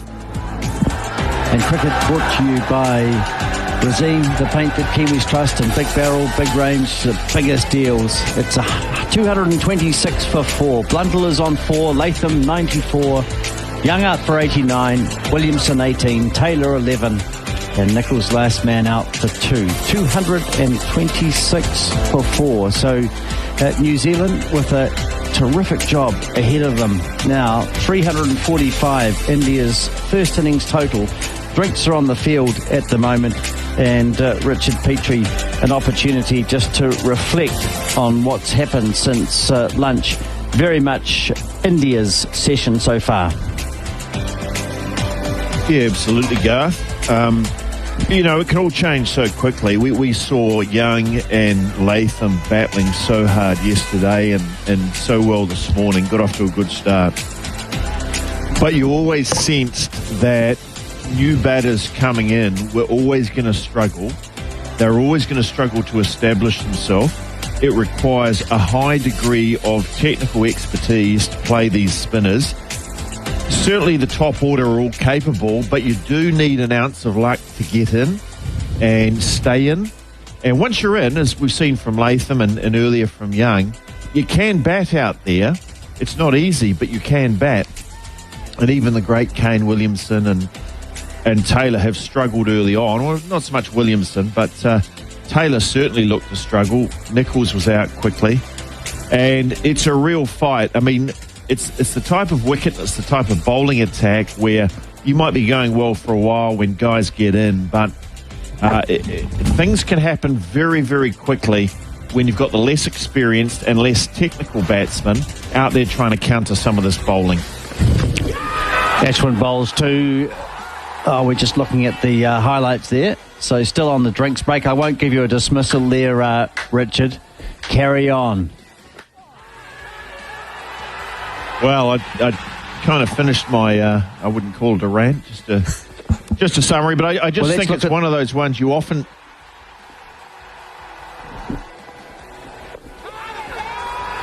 I'm just looking at the highlights that are going, all the wickets, and just thinking, I just can't see the tail. You know, the batsmen have got to get in. They've got to fight like anything to get in and find a way to bat and adapt. They can adapt. They're certainly good enough. But I don't see the tails scoring a lot of runs on a wicket like this. And so the batters have to stand up. The batters have to use all their skill and their technique. And they just have to have a bit of luck, and they need to go as deep as they possibly can, because there are runs there. You can score. Blundell's good enough, but he needs to be in for a good hour and a half. You're not going to be in for, you're not going to be in on this wicket until you've been there for a long time. Latham is definitely in, but he's been there a long time. It's going to be XR resuming after tea, and we'll stop commentating the highlights, which is good. Latham's innings has been critical. 94 he is from 280 balls. And it's Blundell on strike, though, and this are very different conditions to the times as he defends the first ball. 100 in his test debut against the West Indies, and then a wonderful century against Australia in the Melbourne Boxing Day Test, which I was lucky enough to be there with my two lads. That was a terrific innings on a pretty depressing test match, really, for New Zealand followers, as Blundell's coming forward and playing the ball to short leg. But Latham, having faced 280 balls, just has scored 11 test centuries. But if you look at balls faced per innings, this is the fourth longest innings in his career, as here is Blundell pushing square of the wicket on the offside this time. So it just shows you how composed, how dedicated, how hard Tom Latham is fighting. He scored 264 not out against Sri Lanka in Wellington, 489 balls in that innings, 177 against Bangladesh in Wellington also. Loves the basin reserve as Blundell just mixing it up, plays to short leg. That 177 he faced 329 balls and then 370 balls, scoring 176 against Sri Lanka in Christchurch. And now here he is, 280 balls, the fourth longest innings in terms of ball faced in his test career. This could be his 12th test century if he gets there, as Blundell onto the back foot, playing the ball down to mid-off. 226 for 4. Latham 94, and he richly deserves 100, Tom Latham.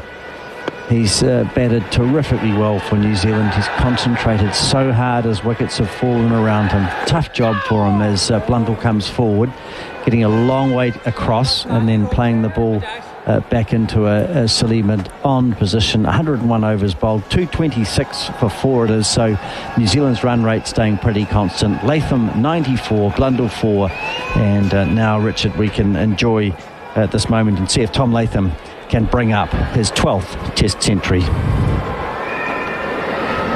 Yeah, you did right. I mean, it's been a battle of attrition and a battle of concentration for hours upon hours. You talked about some of those innings that Tom Blundell had against Australia and against the West Indies. Most of those, a lot of those were on the basin reserve or in Australia where the pitches were hard, they were flat, and both these batsmen, Latham and Blundell, were facing a lot of fast bowling. This is a completely different exercise. Latham turns the ball square of the wicket on the onside. He'll pick up just the one run, his 95th, 227 for 4. Yeah, very different exercise. I mean, equally as hard facing fast bowlers, throwing it down at 145 where there's pace off the pitch, and you've got to worry about your stumps, you've got to worry about your pads, you've got to worry about your head. This is not that type of challenge. This is the subcontinent. This is what makes India a very tough team to beat in India. And we know that Blundell, we know he's got character, that's for sure, as he comes forward and the ball ends up at short leg. Interesting that he's chosen, facing the spinners, not to wear a helmet, and I just wonder if that means we're not going to see him sweeping a lot as he turns the ball square of the wicket on the onside. He'd be brave if he does choose to sweep, with always brings the top edge and the teeth into play.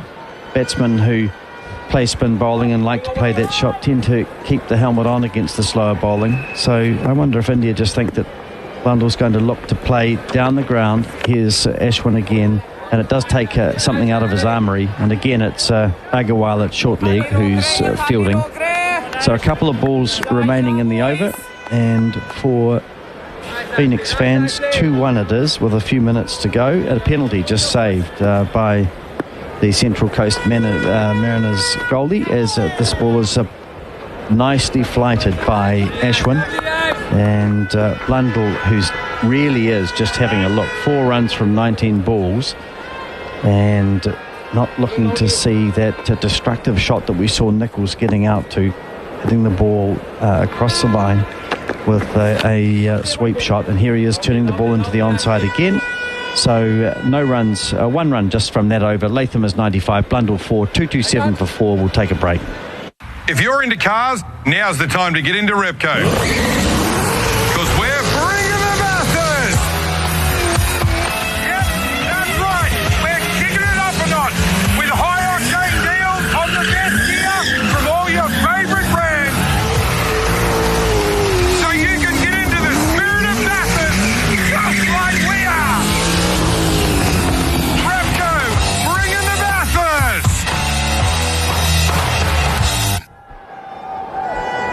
Cricket on SCNZ from Kanpur, brought to you by Resine, the paint that Kiwis trust, and Big Barrel, Big Range. And the biggest deal, 227 for 4 it is. Latham back on strike to Axar, who has 2 for 45. They went to lunch at 197 for 2. They've lost Taylor.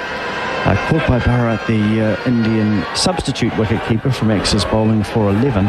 And Axar picked up Nichols, LBW for 2, 218 for 4 it was then. Here's Latham coming down, he's stumped! He's stumped, he's come down the pitch, got an inside edge. It's gone into the Indian keeper Bharat's gloves, and he's removed the bails, and Tom Latham walks off disconsolately. Tragically 5 runs away from a very well-earned century it would have been. And New Zealand's fortunes are falling here in Kanpur. 227 for 5. There's going to be a review, Richard, just to see if he's made it back or not. But Tom Latham heading off. Yeah, Tom Latham knows. He's come well down the wicket. Good 2 metres out. He's completely misjudged the dance down the wicket. And the decision's coming up on the board. It's pretty obvious what it's going to be. And listen to the crowd. Gee, that's an absolute tragedy for New Zealand and for Tom Latham. It's so sad to see him disappearing in that way. Having said that, Richard, you will have heard in our last spell of commentary, Daniel McCarty and Jeremy Coney, and we saw Latham coming down the pitch to the left-arm bowler, and a couple of times we've just thought if the ball carries on and it moves away a little bit, he's going to get in trouble. And I think really he misjudged the length then, didn't get to it, and suddenly the ball was past him, just that bottom edge. Keeper did a good job. Yeah, absolutely. It wasn't easy because it ricocheted off Latham. The keeper had to take it on the bounce. But yeah, really disappointing for Latham. He's worked so hard for so long. I saw Latham coming down a little earlier and trying to get to the pace of the ball, and to balls which were very wide. Really surprised me that he was doing that. But, you've just got to go with what you think's the right thing to do. And he was nowhere near it. It was a bit like when Taylor came down, Garth, 5 or 6 or 7 or 8 or 10 overs ago.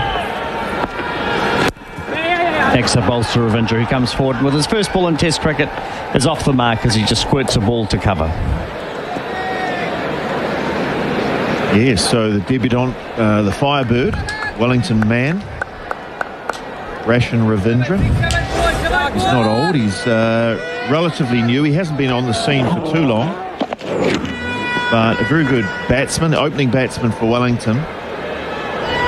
And has done quite a bit of spin bowling. He's playing in this Test match as the number 3 spinner. Bowled reasonably well. Patel around the wicket, and Blundell is turning the ball into the onside. So New Zealand under huge pressure now, and that pressure is in terms of where the game's at. It's also in terms of the field setting for Blundell. He's got a man at a second slip, leg slip, a man at short leg and silly point, and they're right around there, almost a silly cover, as the next ball is defended by him into the onside. So just a war of attrition now. 228 for 5. India will be thrilled with where they've got to now. And just watching that Latham dismissal again, he really did just misjudge the length, didn't get to it, and that enabled the ball to bounce up into his bat and run back to the keeper. Here's Blundell playing the ball behind square on the offside. Well, not just the length, because you can cover the length sometimes if you're running down the right line, but that was a very wide ball to chase that. Yeah, it was very wide, and it wasn't the first one he's run down to. Exer bowls, Blundell defends, another over comes to an end, but New Zealand not looking full of confidence. 228 for 5, 103 overs gone. Richard, I was saying in the last spell of commentary, and I felt miserable saying it with New Zealand just 2 down. I was apologetic with us at 210, or the New Zealand 210 for 2, and saying that I hope people don't think we're negative when we talk about how a game can change so quickly and how difficult it is for New Zealand and what we were seeing. And I said, well, wickets can come in 2s and 3s. And unfortunately, it's exactly what happens. Or more, and it just sums up the pressure, doesn't it? It's such a difficult place to play. Yes, it does. It is one of those places where if you're in and you're fighting, you can do it.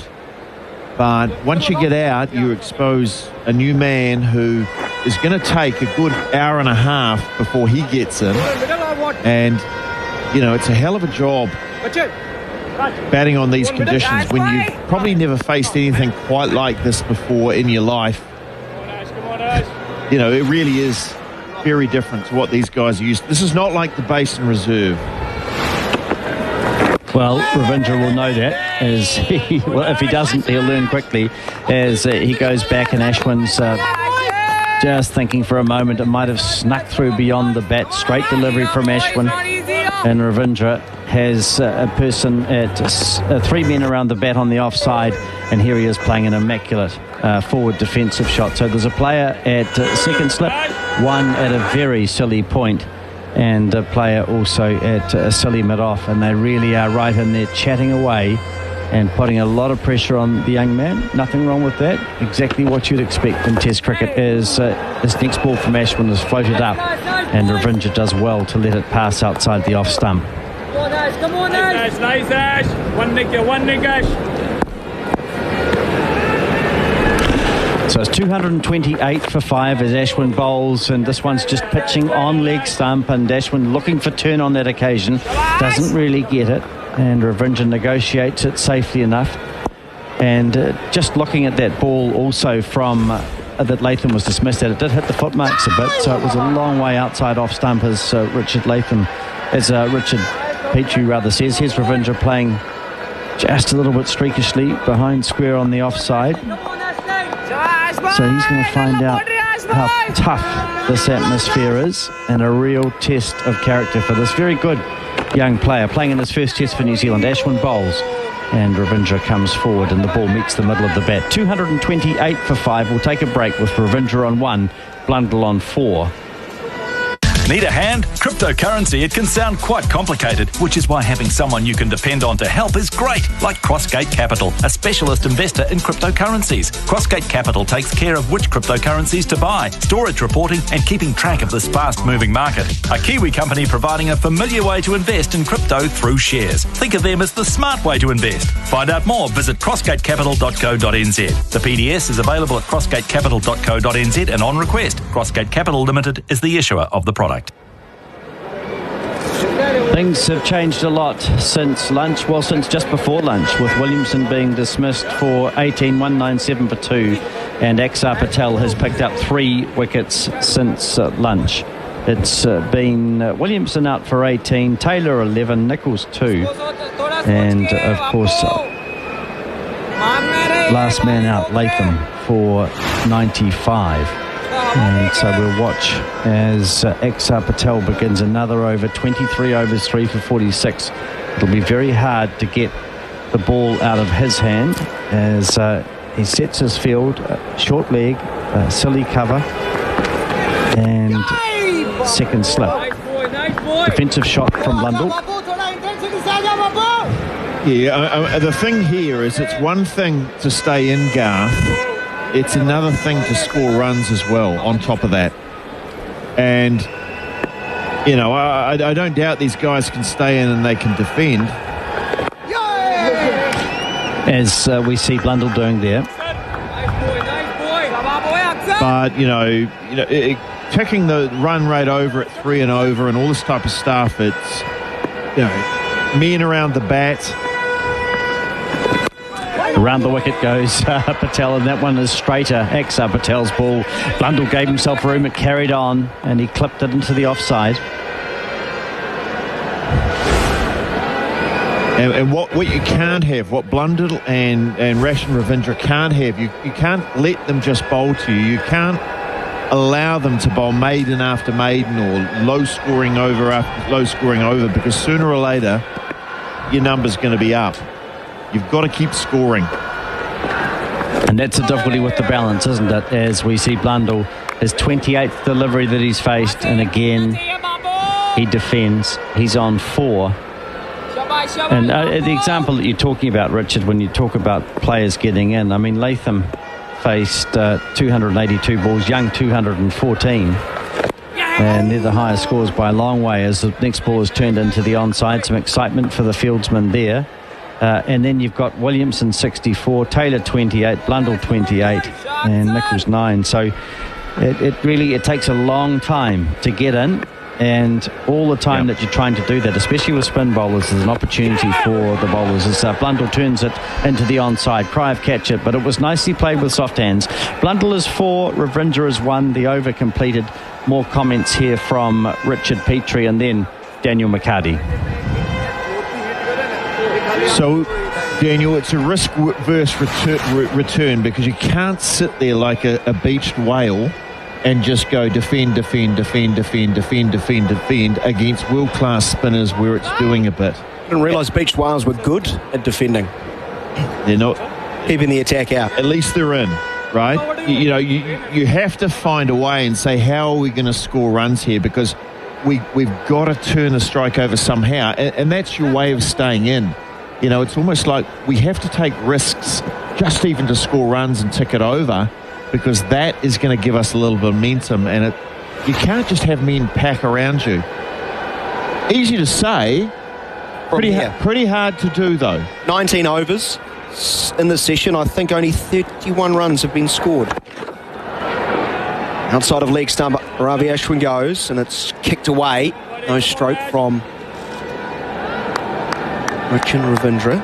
So 5 for 99 off 48 overs today. 5 wickets for 99. Drives. And Smith off. A pressure relieving boundary. That's a nice stroke. First 4 in Test match cricket. Won't be the last for this player. He is a big talent, but it's a big ask to ask a man on debut to help resurrect your innings, as New Zealand has got the wobbles today. 232 for the loss of 5, but that's a nice straight drive. Not trying to overhit it. No, really nice stroke. I mean, he's an opening batsman, so we know he's got good technique probably against fast bowling. It's a very different matter against this type of spin bowling. I believe he does come to India occasionally for coaching, Daniel. Maybe you know more about that than me. His father had a lot of club cricket with the likes of Javagal Srinath, as we mentioned. He's spent a fair bit of time honing his craft over there. He goes back onto his stumps, plays with a straight bat as Ashwin changes the angle, goes around the wicket to the left-hander. No run. He is a cricket lover, fair to say. Sort of that Kane Williamson ilk. He's in front of his pad and pushes back to the bowler. Hits a lot of balls.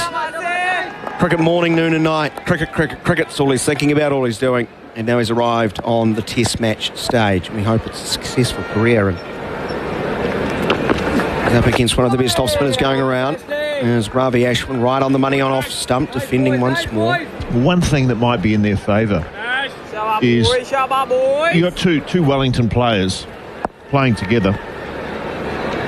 That will be comforting as Ashwin comes in.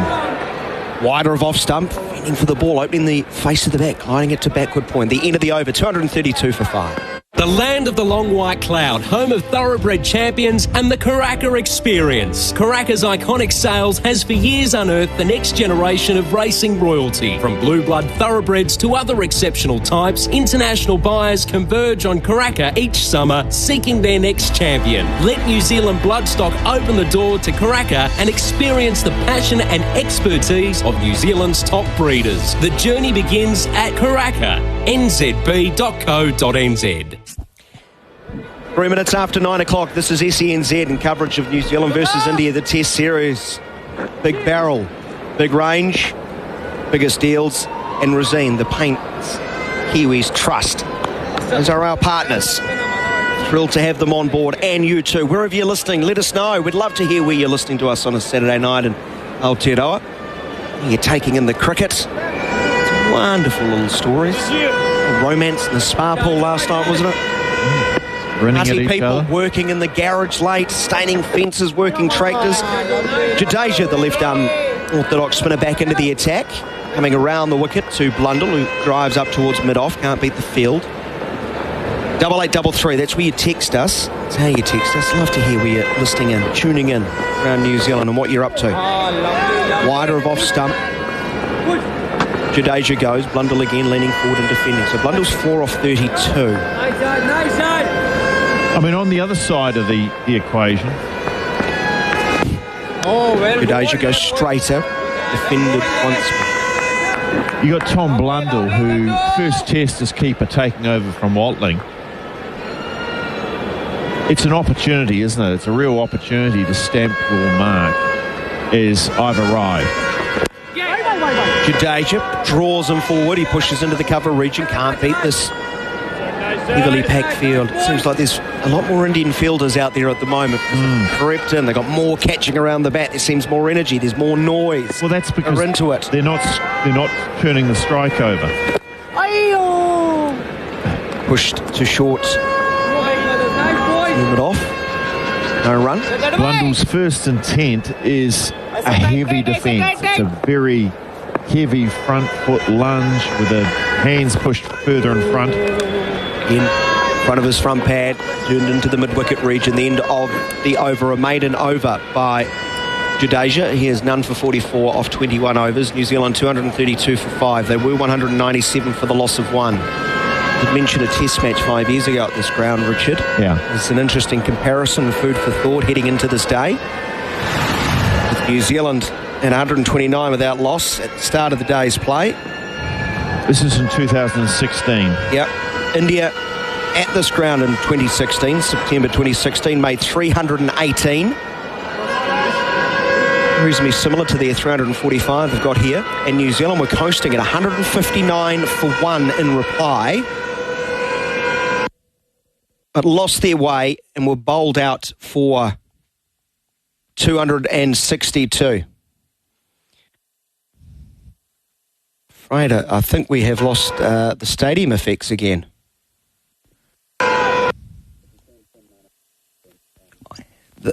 All right, and pitches. Hopefully we can reconnect. Seem to have it back. Hope so. So Ravindra 4, 6, Blundell 4. Ashwin continuing. Here's a shout for LBW. Hit him in line. Is it spinning past leg stump? He's done them all through the air. It's wonderful bowling from Ravi Ashwin. And well, he was in a real tangle, Blundell. I'd be tempted to look at this, Richard. I know you're shaking your head. No. Care to wager a cheese platter on it? Well, we're going to see the replay. Blundell was out of his crease. He'd come marginally out of his crease. Ooh. All right. This one's much quicker and flatter, turned to short leg. I can't wait to see ball tracking on that one. I think they've missed another trick here, India. I think that's out. Could well have, yeah. Could well have. 133 for 5. At worst, maybe an umpire's call. Ashwin. And very well flighted, getting it up and down and turning back into the right-hander. Returns it again to short leg. You know, it just seems Blundell has, at the moment, has the ability to defend.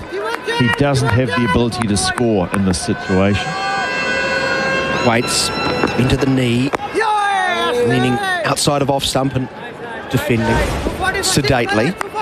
Here is ball tracking. So pitches outside off, spins back, hits him, and it's going to bounce over. I'm glad I don't umpire. That would have been a horrendous call and would have given you 10 mistakes for the test. Once more, Blundell turning to the onside. The field in close does the job. The end of the over, 233 for the loss of 8. If you're a Kiwi racing fan, the New Zealand Racing Podcast channel by SENZ is for you. Whether it's hearing from legends of the industry on Racing Tales of the Turf or keeping up with the current landscape on Breakfast with the Kiwis, you'll never leave without a gem to take away. Wherever you get your podcast and of course in the SENZ app, make the New Zealand Racing Podcast channel priority listening today. By Kiwi racing fans, for Kiwi racing fans, with SENZ. SENZ's gripping period of play. This is Test match cricket at its nervy best if you're a New Zealand fan. 3 for 36 in 22.3 overs this session. 1.6 runs an over, exemplifying Richard Petrie's point alongside me. New Zealand got to find a way to tick scoreboard over. There is a ball with your name on it on this surface. Starting to offer more and more for the spinners as it goes on. New Zealand at 233 for the loss of 5. Jadeja continues. Dabbed neatly by Ravindra into the cover region, and Jadeja actually sprints off after it. It's again this field where they're encouraging the left-hander to play against the spin, punted into the cover region. They've got a mid-off and a backward point, and that's it. So play it just as Ravindra has done there, and you get a run all the time. Nicely played. 2, 3, 4 for the loss of 5 wickets. That takes Rachin Ravindra to 7. Interesting to know what's running through Blundell's head at the moment. Turns to mid-wicket. 4 runs off 42 balls. He's fighting hard. He's defending. He's getting himself in, which is the right thing to do. But at some point, he has to transfer this into scoring. Jadeja moves in and gets one to spin a long way and bounce to and goes past the bat of Tom Blundell, who might have needed a second bat to hit that one. It's moved away and beaten them that substantially. Well, here's the thing. At the start of the day, the ball was almost going along the ground. This one's quicker by Jadeja. And defended once more. But now we're seeing a bit of flight on the ball from the spinners, and we're seeing flight and we're seeing bounce. Very different. Jadeja wide of the crease from around the wicket, full, half volley leg, but Blundell's all defence at the moment.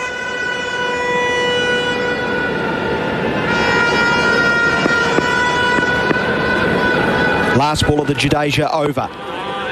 On middle stump, squished again by Blundell. He survives. 234 for the loss of 5. We get that out after giving India 3 wickets. My last score wasn't the greatest. Stay with us. This is SENZ's coverage with Rosine, the Paint Kiwis Trust. The end of the over, 2, 3, 4 for 5. On the SENZ app for all things women's sport, check out the SENW channel with stars of women's sport at home and abroad. Kirsty Stanway and Ricky Swanell combined for Trailblazers. Plus on the SENW channel, we'll keep you updated on rugby, cricket, netball, horse racing, soccer and more. For the latest news, interviews and catch-up podcasts with the biggest names in women's sport, jump on the SENW channel. Download the SENZ app now. Start of the new overseas, Ravindra playing nicely off the back foot and finding a gap through cover. And 2 more. Right at home through 16 balls. That is a very early shout, Daniel, I do understand. 236 for the loss of 5, but he's finding gaps. He's turning over the strike. Well, he's looking good. He's looking good. Racing up to Ashwin in his 36th over. It's leg side. He's turned around the corner, but straight to backward square leg. There won't be a run on this occasion. Got Nick, who's texting from Matamata. He's spraying the kiwi fruit right now, trying to kill the caterpillars, listening to SENZ Test match commentary in his headphones. Here is one that spins outside the outside edge of Ravindra. That's lovely bowling. Slower, flighted, dripping, dropping, and then turning. Wow. Ashwin goes with the arm ball much quicker, but Ravindra's back playing with the straight bat. Yeah, there's been a 10-kilometre change in the pace from Ravindra this over, down from 84 at the slowest 94 at the fastest. 236 for the loss of 5. Leg side. Ashwin goes and just waiting and hitting the square and very well out of the middle of the bat, out of the boundary for 4. That is a class shot from a very talented youngster. 240 for the loss of 5. I'm sure there'll be big smiles around Wellington, because Wellington has not produced many test batsmen. Born and bred, that is. Born and bred. There's been a few imported ones. Yes. You rack your brain, Richard, until you actually find a born and bred Wellington player in the top orders. Bert Barnes. Oh, and what was that, 1989? Jeremy Coney. That's a while back. Great man, Bert. Long stride forward, Ravindra. He defends. Yeah, I know what you're saying. It's a very cosmopolitan city, though, of course. Oh, it's the Riviera of the South Pacific. Well, you know, people come and go, they work. It's an international city, so you would expect, you know, we don't... You're a Wellingtonian if you live there and you've got the intellect. You play in Wellington, both teams get clapped for scoring 50s, scoring 100s. Oh, because that never happens anywhere else. It doesn't happen a lot in Christchurch to the same degree. I can promise you that. Says the former Canterbury player. Yeah. Yep. They're a very generous audience, Wellington. Jadeja starts the new over to Blundell, and for the umpteenth time in the row, he just comes forward and defends. Josh, evening, gents, enjoying a commentary while tackling the wiring on my Morris Ute. Good luck, Josh. Hope you're up to it. I would have no idea. Jadeja goes much straighter here. Was wide of off stump. Nice drive by Blundell up to mid-off, and there is a misfield by Axar Patel. And that's something that really frustrates a bowler. You've got a man struggling to score, and you give him a freebie at mid-off. 241 for 5. I have to say, as difficult as this is, it's compelling viewing. You're seeing, you know, spin bowling is great to watch as Jadeja comes in. Very quick to the left-hander who's playing with a straight bat, no run. You know, we're used to seeing fast bowler. Jadeja in again. Oh, and it's inside edge onto the stumps. Another one falls. Ravindra goes, bowled for 13, leaning a long way forward. Got the inside edge, and he goes. The 6th wicket falls. It's falling apart for New Zealand. It's 241 for 6. Yeah, sure is, Daniel. It's falling apart, and it's falling apart quite quickly. I think you'll notice here, Ravindra praying away from his pad. There's a big gap between bat and pad. He's looking to push it against the spin. There was a little bit of element of footmark to that. There was a puff of smoke come in the air. But the idea of just pushing the ball against the spin into the vacant cover area, I think you could say the Indians have pulled a fast one on Ravindra. So, you know, what looked a very promising start, a very promising innings. He was scoring runs. He was turning it over reasonably and looking quite comfortable. You know, you're one ball away, one ball out of the rough away, and you never get too comfortable. So it's looking more and more like 2016 by the second, Richard. Yeah, it is. 159 for 1 New Zealand. In reply to 317, I think it was, 5 years ago. They crumbled to be all out for 262, and with it lost any chance of winning the game. You need a first innings lead. New Zealand still 104 runs behind India, and 4 wickets remain now. They've slumped from 197 for the loss of 1 to 241 for the loss of 6. Kyle Jamieson is the new batsman. Got the cap on. He wants to be a genuine all-rounder. Yeah, pretty good time to show your skills. Is he defensively up to it? Is Jadeja right on the stumps, challenging the off stump, push back to the bowler. You know, he's a clean, powerful hitter. That one's actually spun a lot more from Jadeja than I thought. He bowls once more on middle stump to Jamieson. Half stride forward, straight back. No run. It's the end of the over, 241 for the loss of 6. Let's get to a couple more of these messages. Someone's been watching the Knicks while listening to your fine commentary and a garage project in hand in Dunedin. It's delightful. Steve here, listening to you from a ute while pig hunting. Oh, good idea, Steve. Black Cap's struggling as much as I am to find a pig. Writes Steve. All the best. Look out behind you, Steve. Someone's walking up Mount Eden after dinner, and they are guttered for Latham. Love that word. And Brendan writes, listening at home now that I've finished work for 4 days in Masterton, TV on mute, loving the coverage. Cheers, Brendan. I'm not sure if we're loving what's happening out in the middle. Well, it is enthralling. I mean, you may be a New Zealand fan, but, you know, this is enthralling. Well, it's a very different type of challenge to the one that we're used to seeing. Well, I think you're to blame, Richard. I'm going to kick you out, and Jeremy Coney's going to come in as we see the start of the new over. Ravi Ashwin goes to Blundell. He's happy again to just come forward and defend. There will be no run. It's an arm ball challenging the outside edge as Blundell has to play with very soft hands. It actually dribbles to the slip region. Very good evening to Jeremy Coney.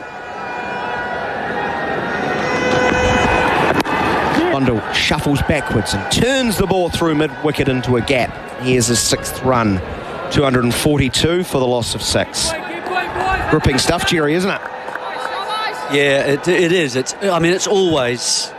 I mean, I know it's not fun to watch New Zealand losing wickets like this. But nevertheless, it's lovely to see them battling away on a pitch which you don't get in New Zealand. These are different pitches, and secondly, to have enough turn and skills, someone like Ashwin in particular, constantly making minute changes with the angles that he bowls from, where the seam is and what the angle of the seam is. Ashwin starting a new over to Jameson. I mean, everything changing. It's like very difficult to play against if you don't face this kind of bowling that gets the sort of response it's getting as well. Once more Ashwin on off stump, no option other than to defend.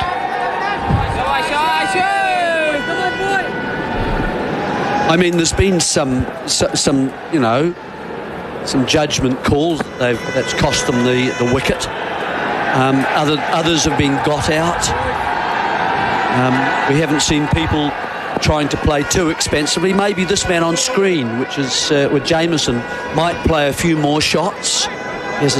He has a reputation, and we know by experience that he'll do that. We'll just have to wait and see. From around the wicket, he's beaten by Ravi Ashwin. Beautiful bowling, natural angle from around the wicket, beating the outside edge of the bat. 242 for the loss of 6. Blundell is on 6. Jameson need to get off the mark. More from Jeremy Coney. Then it's Garth Galloway with you through till tea. I mean, the skills of Ashwin. He doesn't really need to sidle sideways, does he? He's just got all the craft in his fingers. I mean, his fingers are very talkative, aren't they? And expressive, but the use of the skills that a spinner requires. Jadeja bowls around the wicket, Blundell plays forward. Jadeja constantly bowling at 94, 95, 96 Ks, much faster than the New Zealanders, maybe 10K. Bowls again, a little bit slower that time. Blundell drives and picks up 1. He's 7, 243 for 6. But now as this surface, as it starts to, because of the player traffic, just the running up and down by obviously bowlers, but also from the batsmen, they're starting to widen those areas. Those targets are getting larger. Jameson faces Jadeja for the first time. He's looked good so far, Jameson, as he plays off the back foot crisply to cover. I just feel that if New Zealand are going to get close, they're 102 runs away as Jamieson plays back to Jadeja this time, then somehow Jamieson's got to get in the competition. Yeah, tough that's for him. probably really right. Tough. But he's that sort of cricketer as, again, he plays back to the bowler. It is asking a heck of a lot, to be honest, because this is a slower pitch, the time that it takes, to get that timing of the ball to attack. Flatter and faster, and Jamieson plays it okay, down to mid-on, out of the middle of the bat, so he's timing the ball nicely. 2-4-3 for 6 it is. Jamieson yet to score, Blundell 7. In sport, if it happens locally, nationally or overseas, SENZ is there. And it's all on the SENZ app. Brendan McCullum is on 298. Subscribe to SENZ's podcast channel and catch up on all of SENZ's shows, plus shows from across the ditch, including Matty Johns, Cam Smith, Andrew Voss, Adam Gilchrist, Ian Healy and Brian Fletcher. Download the SENZ app now and listen anywhere, anytime. 2:43 for 6 it is. Welcome back. This cricket brought to you by Resene, the paint that Kiwis trust, and Big Barrel, big range and the biggest deals for all of you. And here it is, SENZ Cricket. You've seen something you like there. What have you seen? A tartan hat? Yeah. Or checked? Yeah, plaid. Plaid, Yeah. right? Yep. And what draws you to that? Well, just no one else is wearing a hat. Except the boy beside it. Yes, that's right. 2-4-3 for 6. It's in the shadow. 2 people in the crowd and we've seen them all. Oh, there's another one, look. 2-4-3 for 6 it is. It's Blundell on 7 and a helmet coming on because Ishant has been brought. Boy, we haven't seen him for a long time. 2:43 for 6 it is. We've seen him chasing the ball. Big fellow, big frame. Looks like he's Big Barrel, really. And looks like he's running into the nor'wester, doesn't it? When he's chasing the ball now. Ishant Sharma. Always into a strong wind. Yeah. 106 tests. Amazing record, really, for a quick bowler in India. Wonderful as this ball is well up and Blundell comes forward, thinks about a single. And just looking at the statistics for him, he's picked up over 300 test wickets and his average per wicket is very similar, and you know what that means, no ball. Very similar, 31 and then 32. So 32 away from home, and 32 at home rather, and 31 away from home. So very consistent, and it does tell you, terrific bowler in Indian conditions. They just don't get the opportunities. No, I wonder whether someone like Jamieson might think to himself, of all the bowlers on show today, maybe he's the man I might attack with a bit more comfort. One slip and a gully as he's caught on the pads and appeal by Ishant. Looks like it might be going down, given not out. Daniel McCarty's got his finger up in Wellington, and Rahane is stepping towards the umpire. I thought that might just have been going down leg. 2:44 for 6 it is. Are they going to review? Yes, they are. So it's Blundell, the batsman, on strike. He went across the stumps a little bit. It's hit him on the back leg. The question is, A, line, B, height. Just 2 questions. Have the stumps been moved a yard to the left? Fair delivery. Yeah, certainly it's just surprising. Where is it hitting? It's hitting quite high. Certainly the way that Blundell is looking to play that, it suggests that it's more leg side, isn't it?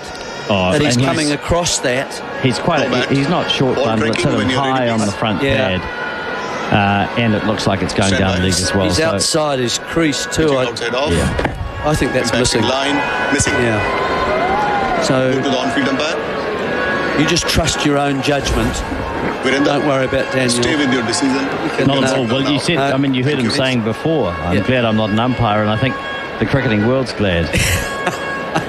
So I think the worst decisions in this match have been made in the commentary box in Wellington. They have. Yeah. Notwithstanding the intelligence of Wellington people. 2:44 for 6. Blundell 7, and I think Daniel McCarty is now just taping his fingers to his side.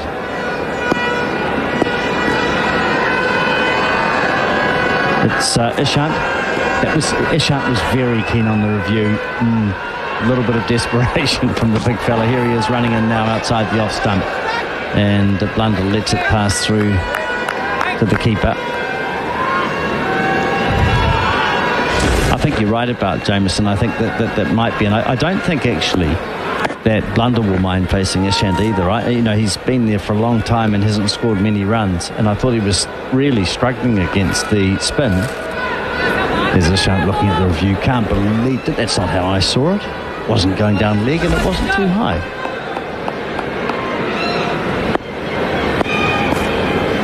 Blundell out of his crease, and so's the fly that we could see on the screen. It's just circling between his feet, something that he liked in there.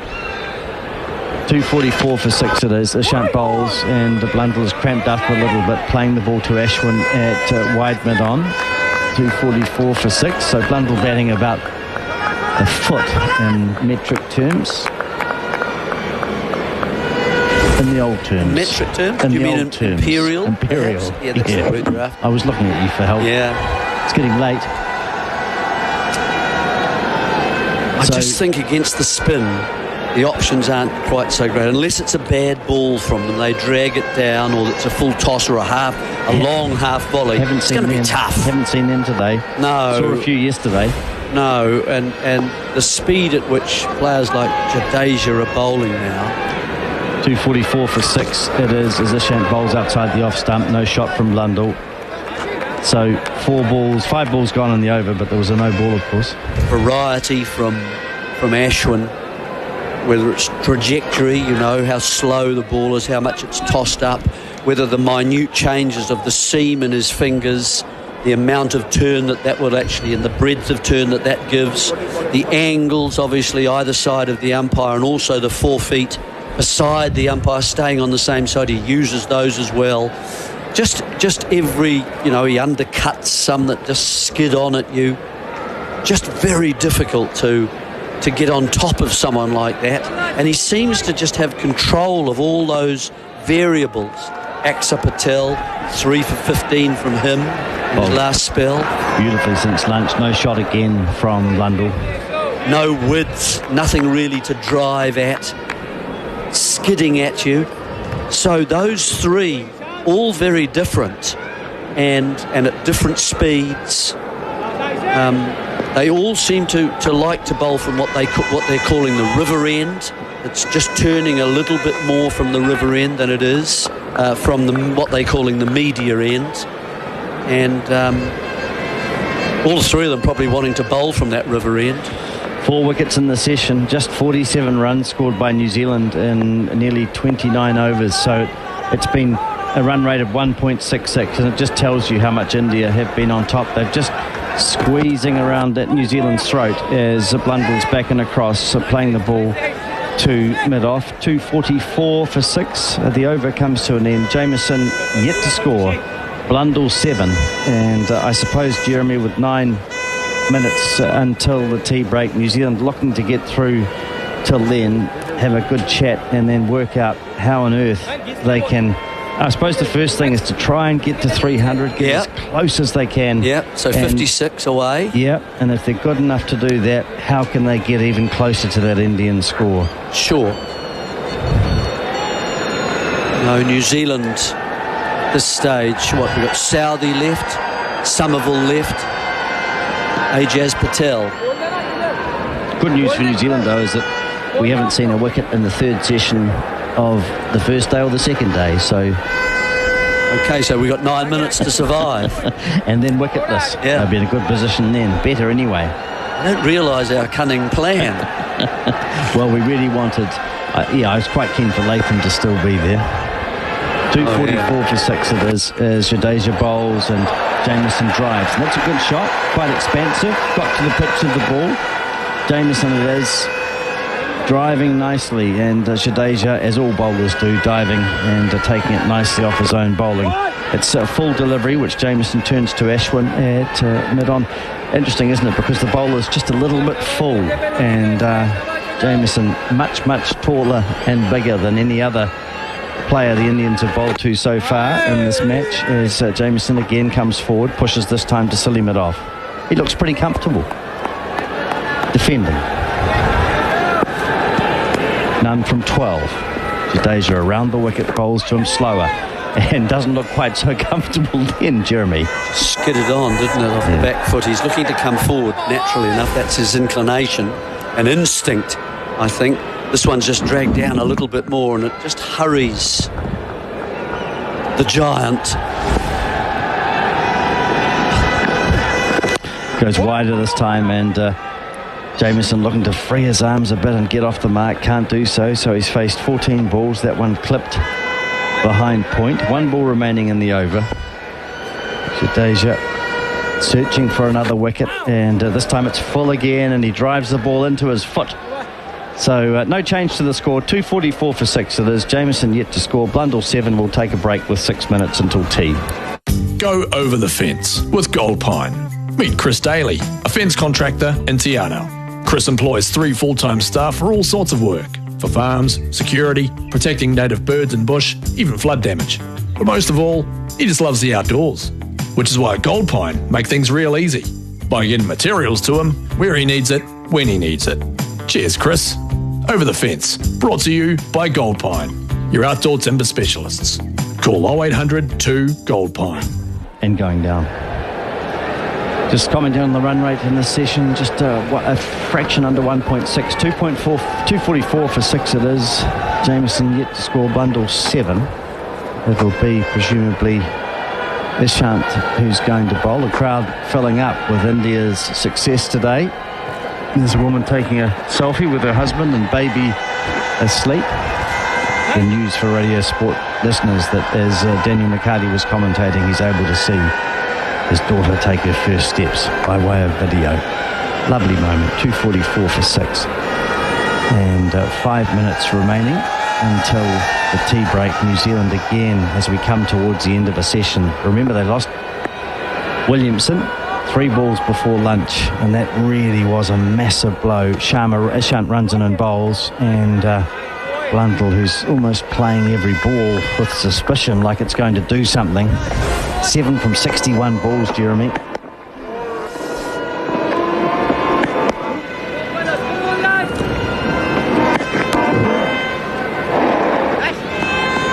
So a session really for New Zealand where it's been destruction, where the fortunes of the game have changed. Not out of it yet, but they're a long way further back than they were at 197 for 1 as the last over started before lunch. 244 for 6. India just squeezing New Zealand now, and that ball just nips back outside the off stump. It's a line that Ishant has persisted with. Blundell is not tempted to play. He's let a number of those deliveries go. So Blundell 7 from 62 balls. You heard Richard Petrie saying in his last session of comments, in fact right at the start of it, that Blundell had to find a way to score runs as well as just defending, because you just feel the longer New Zealand push and poke and so on, then the outcome will become very obvious and not good. Encouragement from Rahane, the Indian captain, as Ishant, with this long run up, tall man, big man, bowls short of the length. Blundell goes to pull, and it strikes him in the ribs, not with any real pain, but a sign of the slowness in the pitch as he goes to play his first horizontal bat shot and mistimes it. Bottom edge into the ribs. Don't think we've seen a successful pull shot played, have we? No, well, the ball could, because really the ball just sticks in the surface, and it's very difficult to predict as a batsman how fast it's going to come off this pitch, and therefore very difficult to time. It's quite, I mean, the Indian bowlers have used it sparingly, but quite effectively. Yep. Saw Young trying to play a pull shot earlier in the day, and it was tennis ball bounce really. Just one, almost hit it straight to mid-wicket. just landing in front. Looking up to Auckland, to Wellington, the scorched almonds being shared by Petrie and McCarty. Not many left in that box. No, it looked really fairly... Made short work of it. 2:44 for 6 it is. What was that signal from Daniel? That's 2 his balls second left, child. is it? Yes, Second that's right. child. Yeah. 2:44 for 6 it is. Jameson is yet to score. Blundell is 7. It was peace, I think, between Wellington and Canterbury. Let's declare peace breaks out in the commentary box. So 2 balls remaining and 2 minutes until the tea break. India will be very happy with their work. They were an unhappy side, I think, when they trudged off yesterday, slightly disbelieving at the position they found themselves in with New Zealand 129 without loss at stumps as Ishant bowls, and Blundell's almost heaving the ball out of the pitch as he tries to get some speed on it and hit it to mid-on. He gets 1 run, his 8th from 65 balls, 2:45 for 6. But you just see, as we do so often in cricket, the momentum changing, and India upbeat now, much more chatter, much more happiness, and New Zealand suddenly on the back foot with all the work to do and really looking to think even 100 runs away with 4 wickets in hand. If you were in Australia or New Zealand, you might think, well, they could eke out runs. It's so much harder in this situation. A couple of partnerships of 20 here and 20 there, but that just takes so long. I mean, 31 overs for about 46 runs in this session, 4 wickets. There we are. 4 for 48 session. As we see Jameson playing into the onside, drops just in front of Pujara at second slip, and the over comes to an end. So it's 245 for 6, just seeing if the players are heading off. We make it 1 minute to go. The umpires look like they are getting into position. Hard to tell as we're just focusing on the TV screen on the New Zealand players at the moment, but no one looks to be hurrying off the field. 245 for 6. Jameson is yet to score from 16 deliveries. Blundell 8 from 65. And Jerry, how did New Zealand score from here? Well, it's not an easy assignment for them, is it, really? Ball turning from one end. Quite tight, medium, fast bowling, of course, from the other. In fact, of the two, you would have to say the medium fast bowler would be the one if you were going to attack someone. The dangers are that, you know, if you get out playing a loose shot at this stage, it doesn't look good. So you tend to be err on the side of caution just a little bit. He seemed to be a fighter as Blundell is forward to Jadeja's first delivery of the last over before tea. And Jadeja's pretty accurate too, isn't he? Is. You know, he's skidding it into you. He's turning some and not others. Quite from wide out on the angle. Bowls again, a repeat. So there's not many shots you can really play to that. There's angles in towards the stump, bringing, that's dangerous to sweep. It's got to be outside the off stump if you're going to be sweeping it. Yeah, we saw it was dangerous to sweep all right when Nichols tried it. And session might be going till 9:45 actually, just thinking about that. So we might have a little bit longer. Anyway, it's Jadeja who is now going to come over the wicket to Blundell, moving a fieldsman behind square onto the boundary. There's a field player, Agarwal at short leg, Rahane behind at gully, and the first ball is a repeat of what we've seen earlier in the over, with the ball being played back to the bowler Jadeja. 3 balls remaining in the over, and Blundell, he won't have played many slower innings than this in his career. 8 from 68 deliveries. Jadeja with his shirt hanging out, slim man and a very fine cricketer, goes over the wicket just in the middle of the bowling crease, and this time again we see Blundell, who's very content to play placidly. Tape on his back, Kookaburra brand, showing proudly 2.45 for 6, 2 balls in the over. This one just pitching on leg. And Blundell content to turn the ball into the onside. About at the Indian keeper who's come on for Saha, who has a bad neck, we're told, overnight. Hasn't played a test, but has played 78 first-class games, and he's looked pretty comfortable behind there. Variable bounce from today, but he's been involved in a few dismissals as the next one's pushed through by Jadeja, and Blundell will pick up a rare single as the ball just squirting behind point on the offside. Blundell is 9. Jamieson is yet to score. 2.46 for 6, and indeed it does look like play's going to go through till 9.45, so we'll have one more over, presumably from Ishant. Time will tell. Yeah, just some probing left-arm spin, isn't it? And coming from over the wicket, you know, you're being squared up all the time because you're pitching around about middle and leg-to-leg stump, turning across the face of a right-hander. You've got a slip and a gully in. You've got someone close on the leg side, so you don't want to make a mistake with your defensive game. So, you know, there's not too many shots that I think Blundell would feel that when you're close to the end of a session that he really wants to take a risk with. Absolutely justified in this approach. 9 from 71. Jamieson again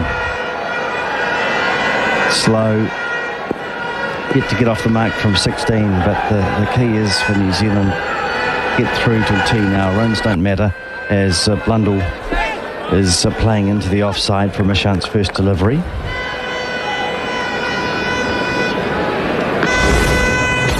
So New Zealand trailing by 99 runs, and they came into this session at 197 for 2. So just 49 runs in the session, which just shows you how slow it's been and how dominant India have been. Very difficult indeed with wickets falling for New Zealand. They lost Williamson just before lunch, and that was a blow to the confidence. And then Taylor coming up. He battled away a little bit. Lucky not to be caught and stumped in the same delivery, really.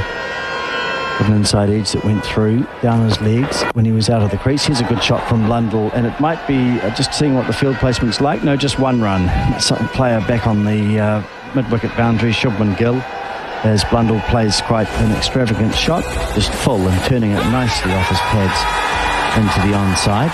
So Blundell into double figures.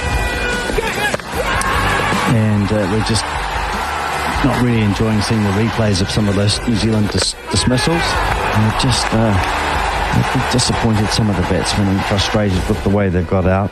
Young playing at a ball outside the off stump that he didn't have to play with. He'd shown so much discipline yesterday. It's a tough game. Sometimes just one chance or a half chance and it's all over. 2-4-7 for 6 it is. 4 balls remaining until tee. Jamieson is on strike now. And surely he hasn't got visions of advancing the score too much before tee. We'll see. He's an aggressive player. Ishant bowls to him, and no, he's just back and saying wait. You could probably hear that on the sound effects microphone. Just playing a nice, elegant, straight batted shot into the covers. So partnerships have been the problem. 151 for the first wicket, and then 96 runs, and 5 wickets have fallen in that period. And that's been the difficulty. And now you're just wondering, watching these two players battling away hard, trying really hard, but it's hard to see a way out at the moment. We're not going to see it before tee. New Zealand will go away and rethink things. Jamieson with his weight just a little bit forward, turning the ball nicely down the leg side. Has he got enough on that to get to 4? It's going to be a chase for Fieldsman back on the boundary. It's Agarwal, is it? But 2 runs to Jamieson. He's off the mark after 18 balls. And a good shot, as we saw Ishant just drifting the ball down the leg side. Ishant hasn't offered too much, really. No, that's the first time we've seen the chance to... That was a little pickup, wasn't it? Yeah. On leg stump, and he's generally been keeping a pretty tight line just outside that off stump, sort of 4th stump, 4th to 5th stump, and... hasn't really looked like taking a wicket. No, he hasn't. But New Zealand, I think they would prefer to attack him, and they look as if they are keen to, but he just hasn't given them much to go at. 52 runs in 32 overs and 1 ball in the session. Here's a lovely shot. It has been turned square of the wicket to Gill, and for a moment I think that's landed just in front of Gill. A little bit of excitement from the Indians, but Jamieson playing the ball square of the wicket, and it looks like he's just been lucky enough to land the ball in front of Gill, about a yard. So just a little reminder about T not being too far away. Ishant throws his head back, remembering that he missed that LBW. He wanted it reviewed, and Blundell given not out. 249 for 6. Ishant really trying hard to get into the game. 1 ball remaining before tea. And I'll take you through the scorecard. We'll have a break, and Daniel McCarty will pick up with our experts, Richard Petrie and Jeremy Coney. Here is Ishant bowling. Jamieson plays to the offside. The session comes to an end. So it began with New Zealand just remembering that Williamson was out. LBW just before lunch, as it turned out. 3 balls in the last over before lunch. Williamson out. 197 for 2, and that brought Taylor to the crease to join Latham. They made their way through to a further 17 runs. Taylor was missed on a stumping chance, and that caught behind down the leg side, both off the same ball as I've described. He really didn't look particularly comfortable at any time. His footwork not quite as assured as we're used to. Taylor out when he was caught by Bharat after bowling of the left armour Axel for 11. Latham was on 88 at that stage, 214 for 3. It quickly became 218 for 4 when Nichols injudiciously really looked to sweep the left armour Patel bowling over the wicket to him. He made 2. He was caught. LBW 218 for 4. Latham on 90. And then 227 for 5 when Latham came down the pitch to another ball from Axar. Got a little inside edge, but he didn't get to the pitch of it. The ball bouncing off the edge of the bat into the welcoming hands of the Indian substitute keeper Bharat. He removed the bails, and Latham was well short of his ground. A terrific innings by Tom Latham of 95, and very sad indeed to see him being dismissed. 5 runs short of what would have been his 12th Test century. And then the final batsman out was Ravindra, pushing at a ball from Jadeja outside the off stump. It turned quite a lot, just catching in the footmarks a little bit, and it defeated him. He was bowled for 13. It's been slow progress since then. Blundell is trying very hard indeed. Not effective from a run scoring point of view, but his defence has been good. Blundell is 9 from 72 balls. Jamieson is on 2 from 20 balls. Blundell on 10 rather. The bowling figures: Ishant Sharma none for 35 from 15. Umesh 1 for 41 from 16. Ashwin 37 overs 9 maidens 1 for 76. Ravindra Jadeja 26 overs 8 maidens 1 for 48. And Axar 3 wickets in that section, 24 overs in that session, 24 overs 4 maidens 3 for 46. So it's tea here in Kanpur on day 3. New Zealand trailing by 96 runs. A lot of effort to be done after the tea break. We'll join you after some advertisements. Daniel McCarty with Richard Petrie and Jeremy Coney.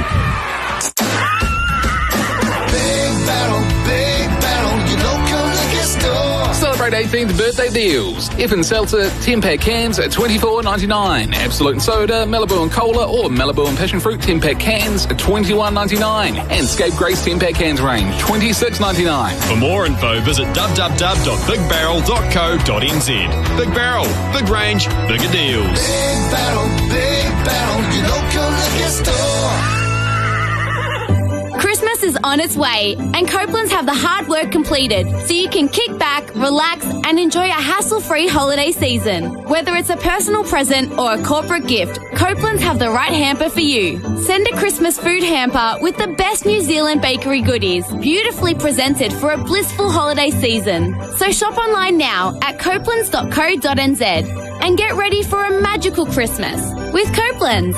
Head to copelands.co.nz. Kogan Mobile's phones are lighting up this Black Friday because right now you'll save 50% off all 365-day plans with Kogan Mobile. Yep, 50% off their small 365-day plans. Now just $80 with 18 gig of data. 50% off their medium plan with 48 gig of data. And 50% off Kogan Mobile's large 365-day plan, just $165 with 180 gig of data. Don't miss out this Black Friday. Make the switch at koganmobile.co.nz/radio. Get your pulse racing with Harness Racing. hrnz.co.nz is the home of harness with industry info, previews, tips, profiles, fields, expert analysis and much more. You'll be able to keep up with every meeting, every race. And if you want the action, get to the trots. See the four-legged athletes and the flying sulkies. There's nothing quite like it because Harness Racing is where excitement lives. So set the pace with NZ Harness Racing. For everything Harness Racing, visit hrnz.co.nz. Vespa, progeny running at better than 10%, black type horses to runners from limited opportunity. Vespa's talented first crop includes Southland Guineas winner Chiquito. Still Chiquito, digging deep, finally Tweety, it's Chiquito's Guineas. A stakes winning sire already this season, Vespa has also produced Sir Colin Meads Trophy winner Waikari. Wakari's fighting off the favourite, end of the line, Wakari and Kosciuszko. Vespa, 5,000 plus GST from Valachi Downs. At Kennards Hire, we only hire those who've taken a Ken Oath. By taking, each team member goes above and beyond to help any citizen in need. The Ken Oath is a commitment that means more than the sanctity of marriage. It means you'll never miss smoko or beer o'clock. So, if you want someone who can tackle whatever, whenever, wherever, talk to someone who's taken the Ken Oath. Kennards make your job easy. Get ready for summer. The tried and true summer catalogue is out now. Featuring Cub Cadet and Lawn Master, including the range of lawnmowers, ride-ons, robotic mowers and more. Plus, you can enjoy 0% interest and zero payments for 18 months through participating dealerships. T's and C's apply. Offer ends 31st of Jan 2022. Steelfort, your only New Zealand owned outdoor power and garden specialist. Visit steelfort.co.nz to find your local dealer. SENZradio.nz. Dragged on. Excellent. From cricket to rugby, NRL to A-League, horse racing to basketball, hockey to bowls, volleyball to golf, tennis to surfing, athletics to boxing, motor racing to softball, touch to swimming, badminton to cycling. When it happens in sport, we're on. For all the latest breaking news, head to SENZradio.nz. SENZ. It's Kiwi for sport. You're listening to Test Cricket, New Zealand versus India on SENZ. With Resine Colour Shops for expert paint and colour advice, and with Big Barrel Mates Club, where mates look after mates. It is 4 minutes away from 10 o'clock. You are listening to SENZ and coverage of this first test between New Zealand and India in association with our partners, including Resine Colour Shops for expert paint and colour advice. Big Barrel, be our mate and join Big Barrel Mates Club. At tea on day number 3, this game has changed quite a bit today. New Zealand have limped in to the tea break at 249 for the loss of 6. They were Richard Petrie, 197 for the loss of 2.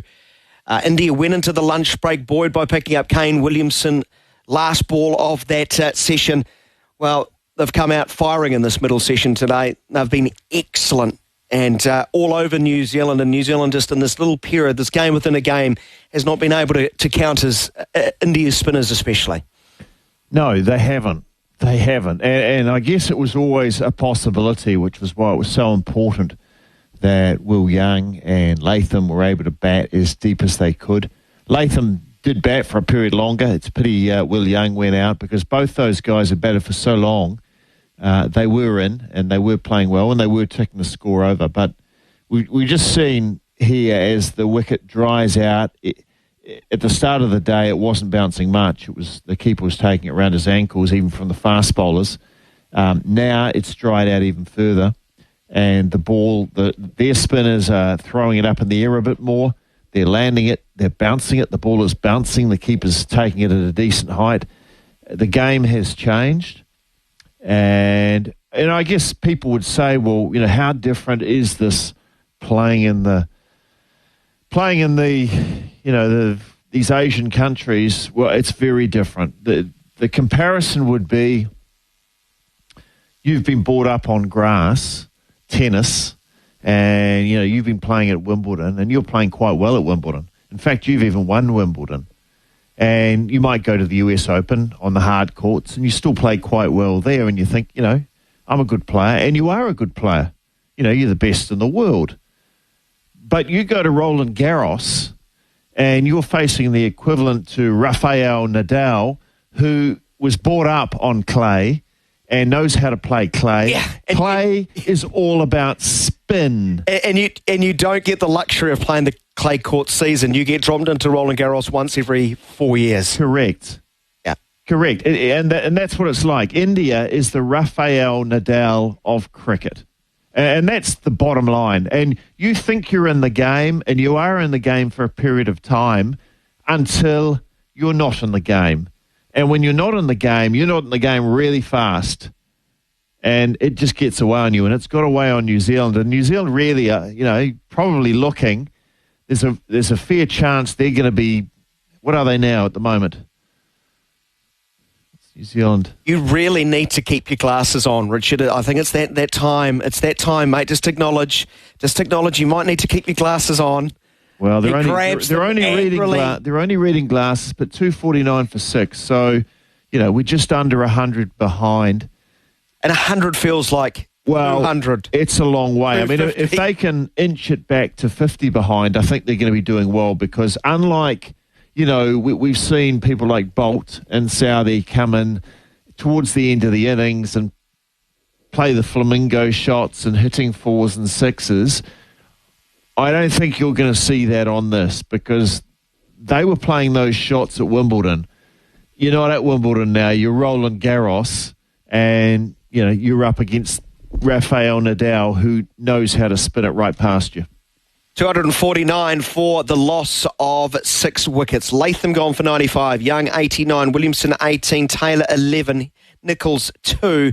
Rachin Ravindra 13. Blundell 10 not out. He is fighting hard, but he needs to just tick over the scoreboard. He's one half of your equation. Get yourself in. Give yourself 10 overs. I think you said he's faced now the equivalent of 12 overs himself.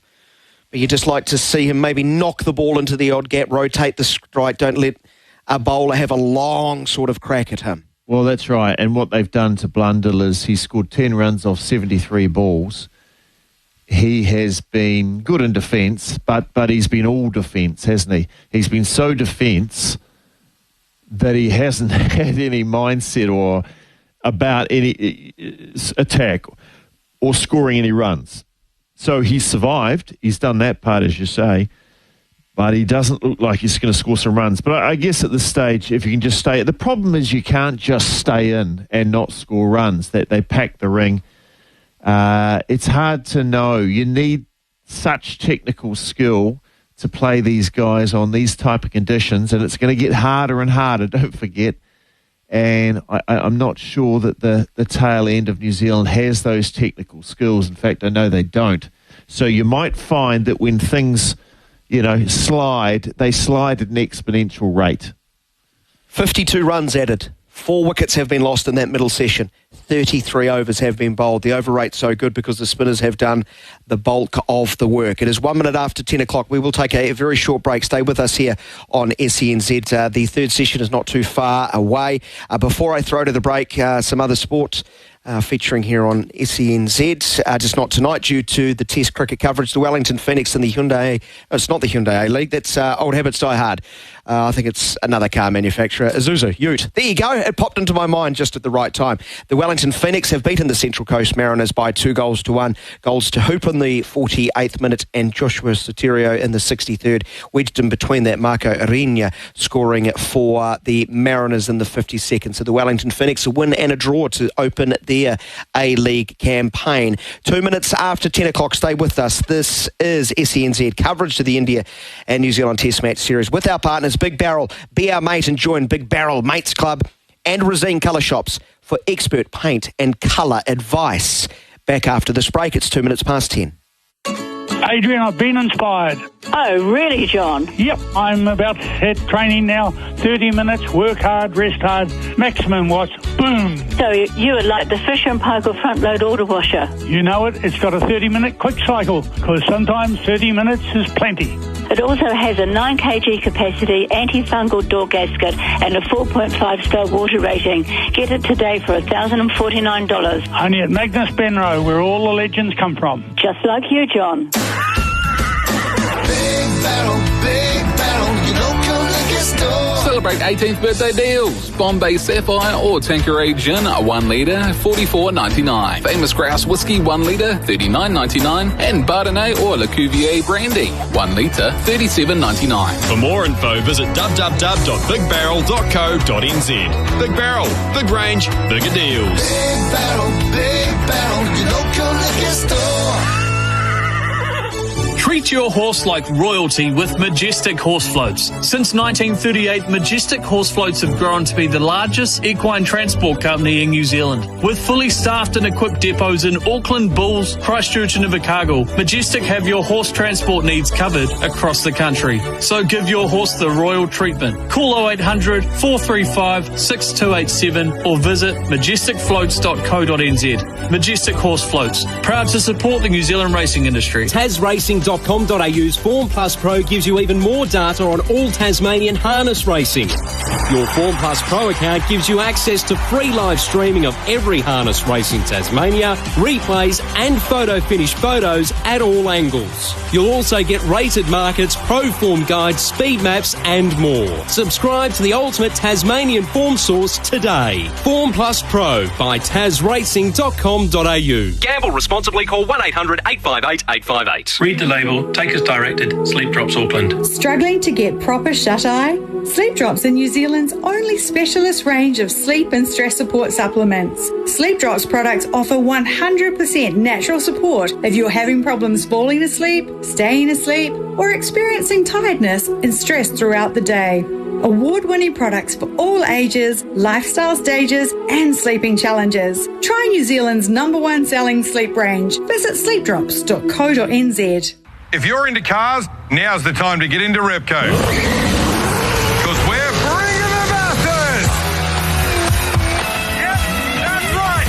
We're kicking it up a notch with high-octane deals on the best gear from all your favourite brands. So you can get into the spirit of masses just like we are. Repco, bringing the masses! Man needs meat, but if you've got a beef with beef, well, Jack Link's now has pork, and they've gone the whole hog, with slow-cooked ham jerky over hickory smoke and a dash of maple and brown sugar. Yeah, it's like the South in your mouth. Get a pack or a box if you want to be a little porky. Jack Link's, feed your wild side. Get ready for summer. Cub Cadet is New Zealand's leading ride-on mower. Experience a new kind of zero turn that's built with strength, redefines comfort, and delivers the best-in-class Cub Cadet signature cut. It's the best ride-on for year-round versatility and utility. Not just an average ride-on. Drive it. We dare you. Steelfort, your only New Zealand owned and operated power and garden specialist. Visit steelfort.co.nz to find your local dealer. You're listening to Test Cricket, New Zealand versus India on SENZ. With Resine Colour Shops for expert paint and colour advice, and with Big Barrel Mates Club, where mates look after mates. 249 for the loss of 6 at Team New Zealand. 6 down, Blundell and Jameson soon to resume. They started the session, New Zealand, at 197 for the loss of 2. Fair to say it was all India's in the middle session. As here he is now coming forward, beaten. Mike caught behind. Taylor's out.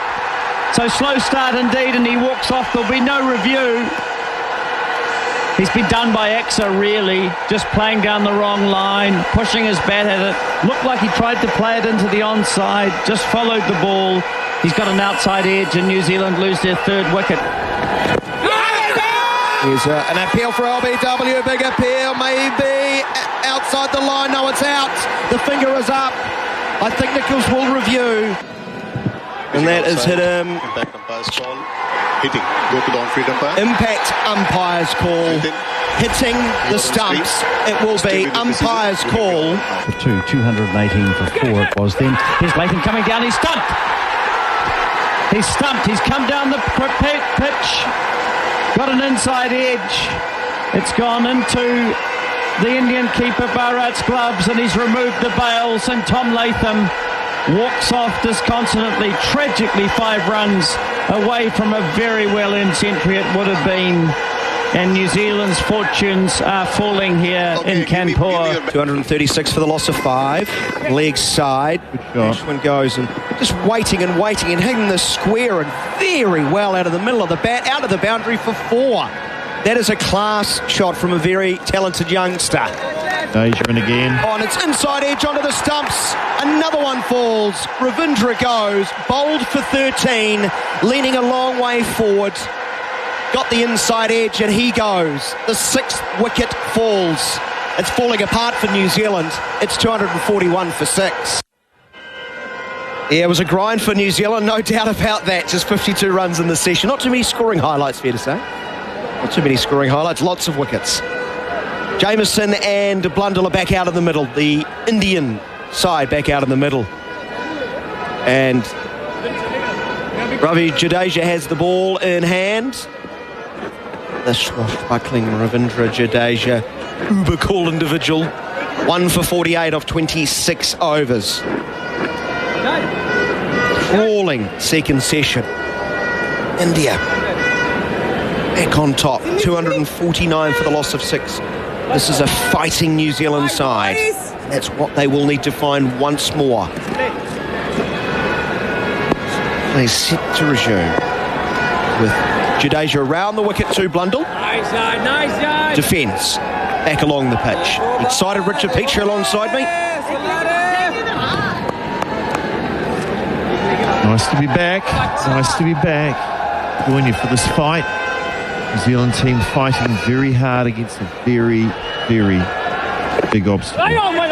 Wider of off stump, spinning further away and following it just a fraction as Blundell as he plays it into the point region. No run.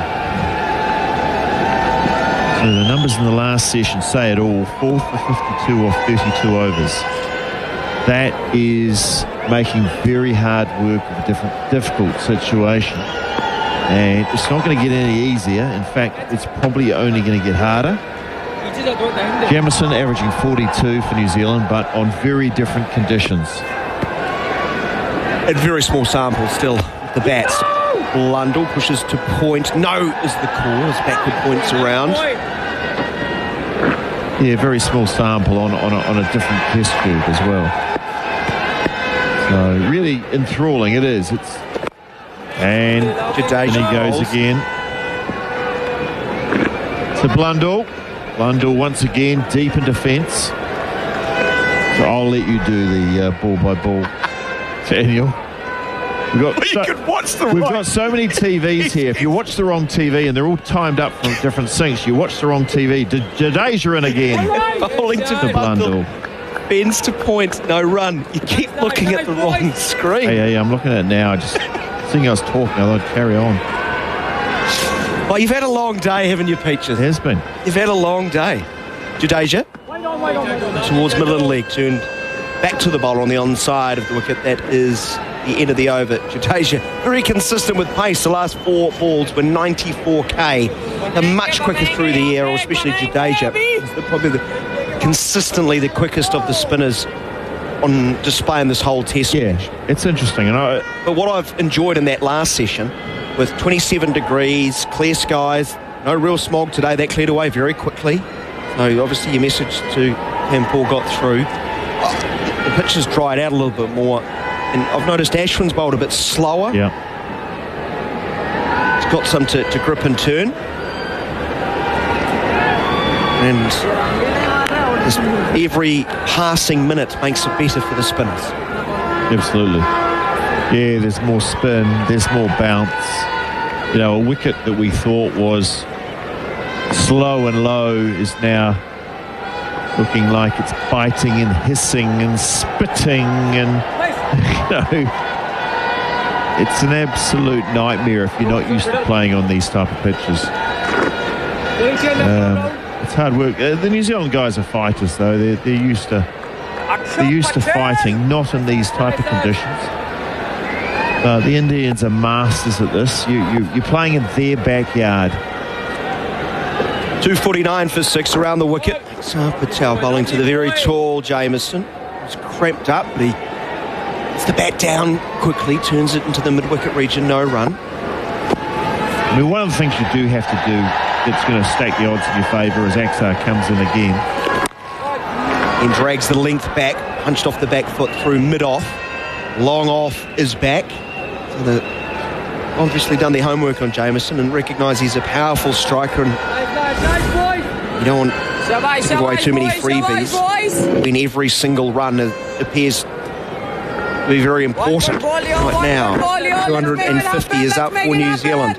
It's a little mini milestone, 250 for the loss of 6. Tell you what, Mr. Bharat is enjoying his time in the sun. A substitute wicketkeeper making lots of noise. This time it's Blundell off the back foot, punched up towards mid-off, but mid-off is up for him and there will be no run. Yeah, but he wasn't expecting to be out there. But just going back to the one thing you have to do, and that is probably to give yourself a chance, win the toss. Bat first. Leg side, Axar Patel bowls into the hip of Blundell. That may be just a fraction too square. He misses and into the thigh pad.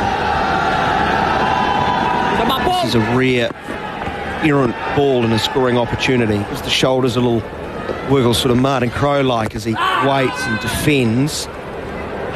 Outside the off stump with an inside edge back into the pads. That's why Axar Patel was, they can sometimes go anywhere.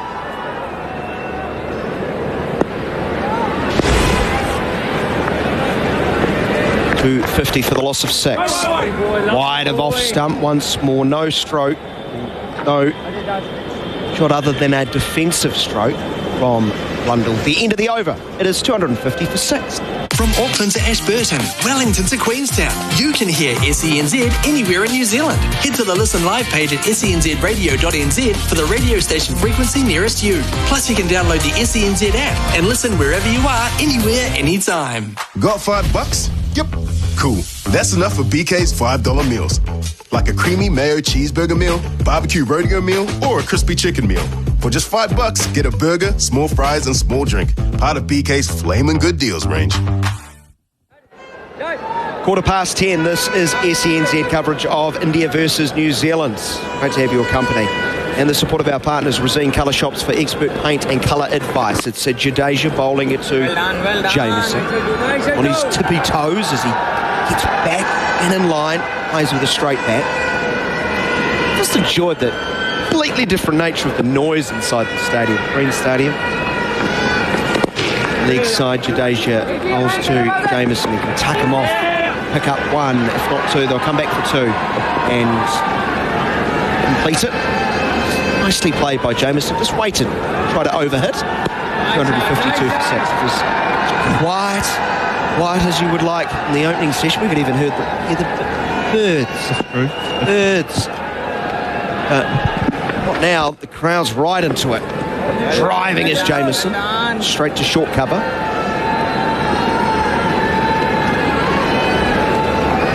Momentum is a real thing in sport for athletes and also fans too.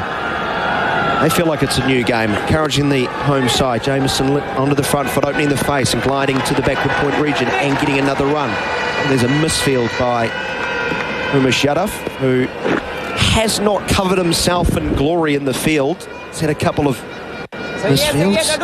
53 for 6. Did enjoy watching the replay actually last night. And he had that shocking misfield at mid-off and had to trot on after it and get it. And the throw went about 10 metres away from the stumps. Jadeja bowls wide of off stump, driving his Blundell, no run. And then the perhaps rather kind television commentators described him as a good fielder with a good arm. Jadeja much faster through the air, angling it from very wide towards middle stump. No run.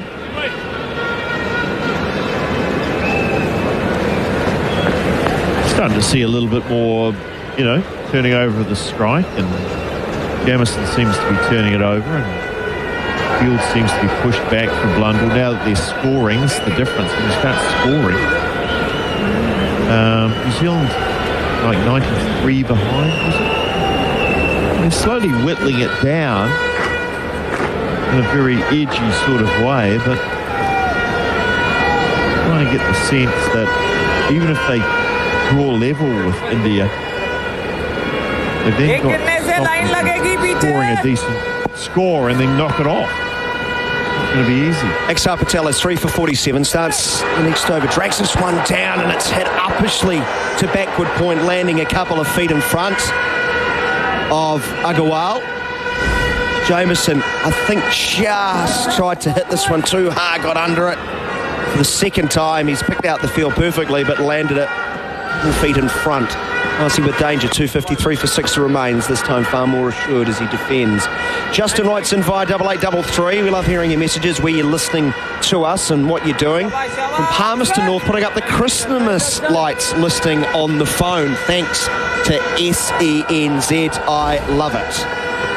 Well, we love having your company as Jamieson leans back, cuts into the backward point region, or cover point region, gets a run, the throw comes in. It's all really for show because Blundell's past the stumps when the Burra whips the stumps out. Jadeja was one of the very best going around, but he's so deep at cover point. Blundell him easily. 254 for 6. So keep your messages rolling in. 8833. Might help keep Peaches awake. 19 after 10. Axar bowls to Blundell. He defends. You've had a long day. Has it pained you? Has it pained you that we haven't brought up your day? I don't want to bring up my day. You don't want to bring up your day? Round the wicket to the right hand of Blundell. He's a long way forward and defending. Head right over the ball.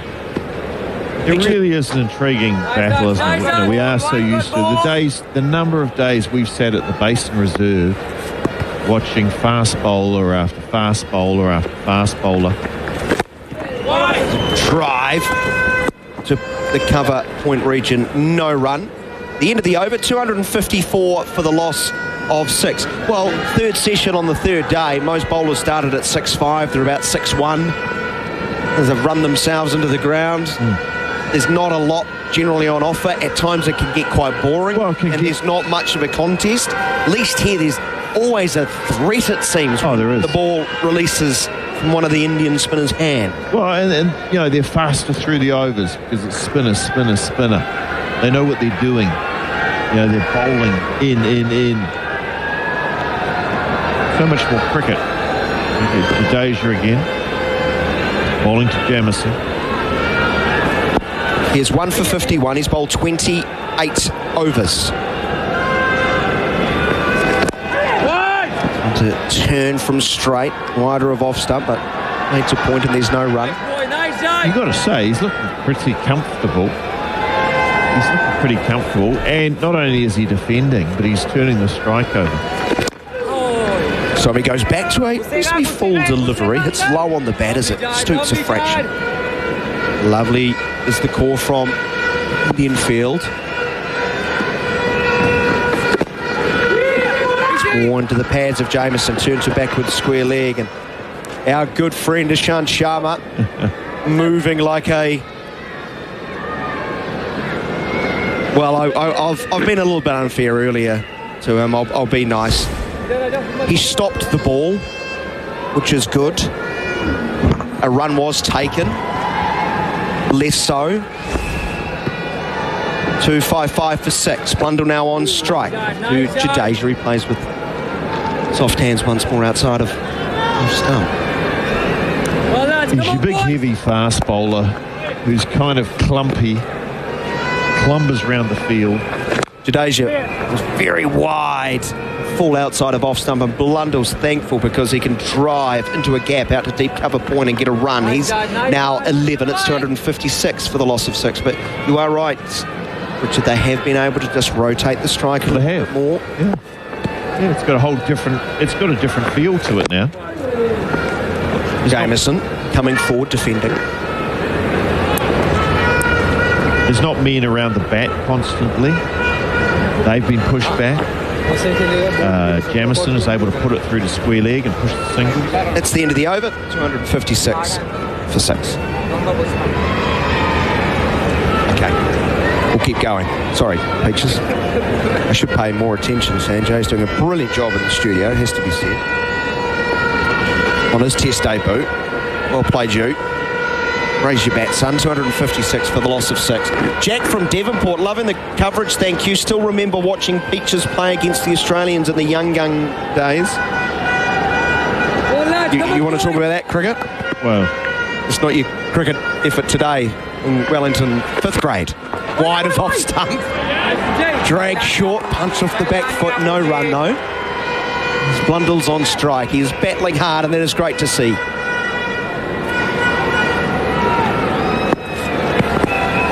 Filling the shoes of BJ Watling, a real fighter too. There's a slip in a gully behind. Comes half down, using the feet. Rare occasion against. Careful, Blundell. Careful. Come on, buddy. Sahar Patel has. Ashman warming up. Seems very hard to sort of get to. You come down the wicket. Blundell waits on the crease and waits, and then plays a drive, and there's another bit of sloppy fielding from the Indian side. Agarwal this time have been a little bit below average, I think, with regard to their ground fielding. Another run to Blundell. Score advances by 1. They've been in the field for a while, you've got to realise, remember. Keeps low and he's bowled. A shooter along the ground. Axar Patel has a 4th. And Blundell goes. One of those balls we've talked about with your name on it. Not much he could do. It's hit about a third the way up. Blundell bowled Axar Patel for 13. 258 for the loss of 7. That Indian score of 345 looks further and further away. Yeah. Unfortunately for Blundell, there was nothing he could do about that. That was one that pitched on a normal length. It's hit probably 5 inches from the bottom of the stump, gone underneath his bat. He sort of collapsed onto his knees after he's finished playing his shot.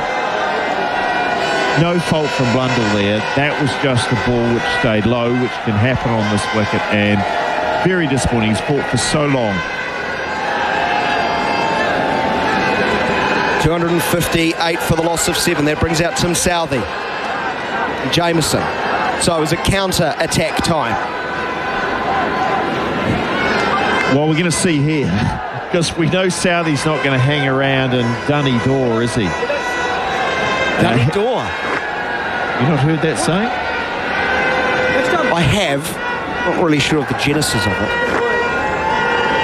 The Dunny-Door.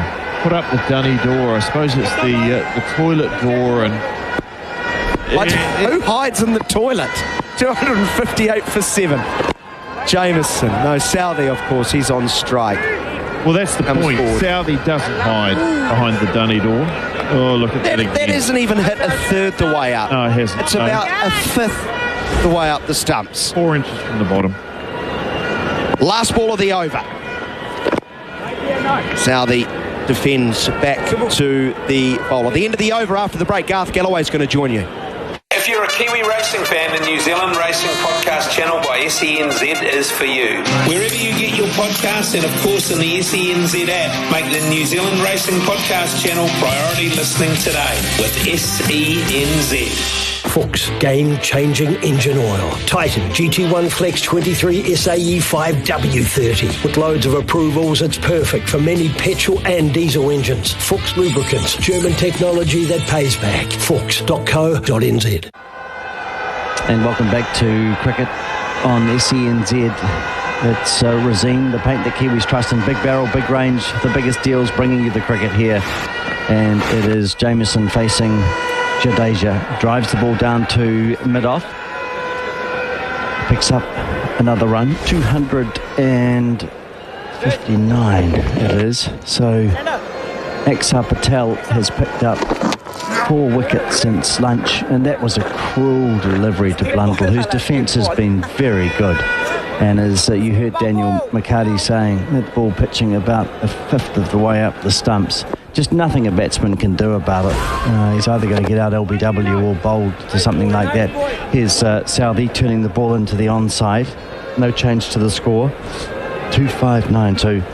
New Zealand trailing by 86 runs. Long, long way away it seems as Southee plays away from his pads. To Jadeja's next delivery. Square of the wicket on the offside. India just cock a hoop now.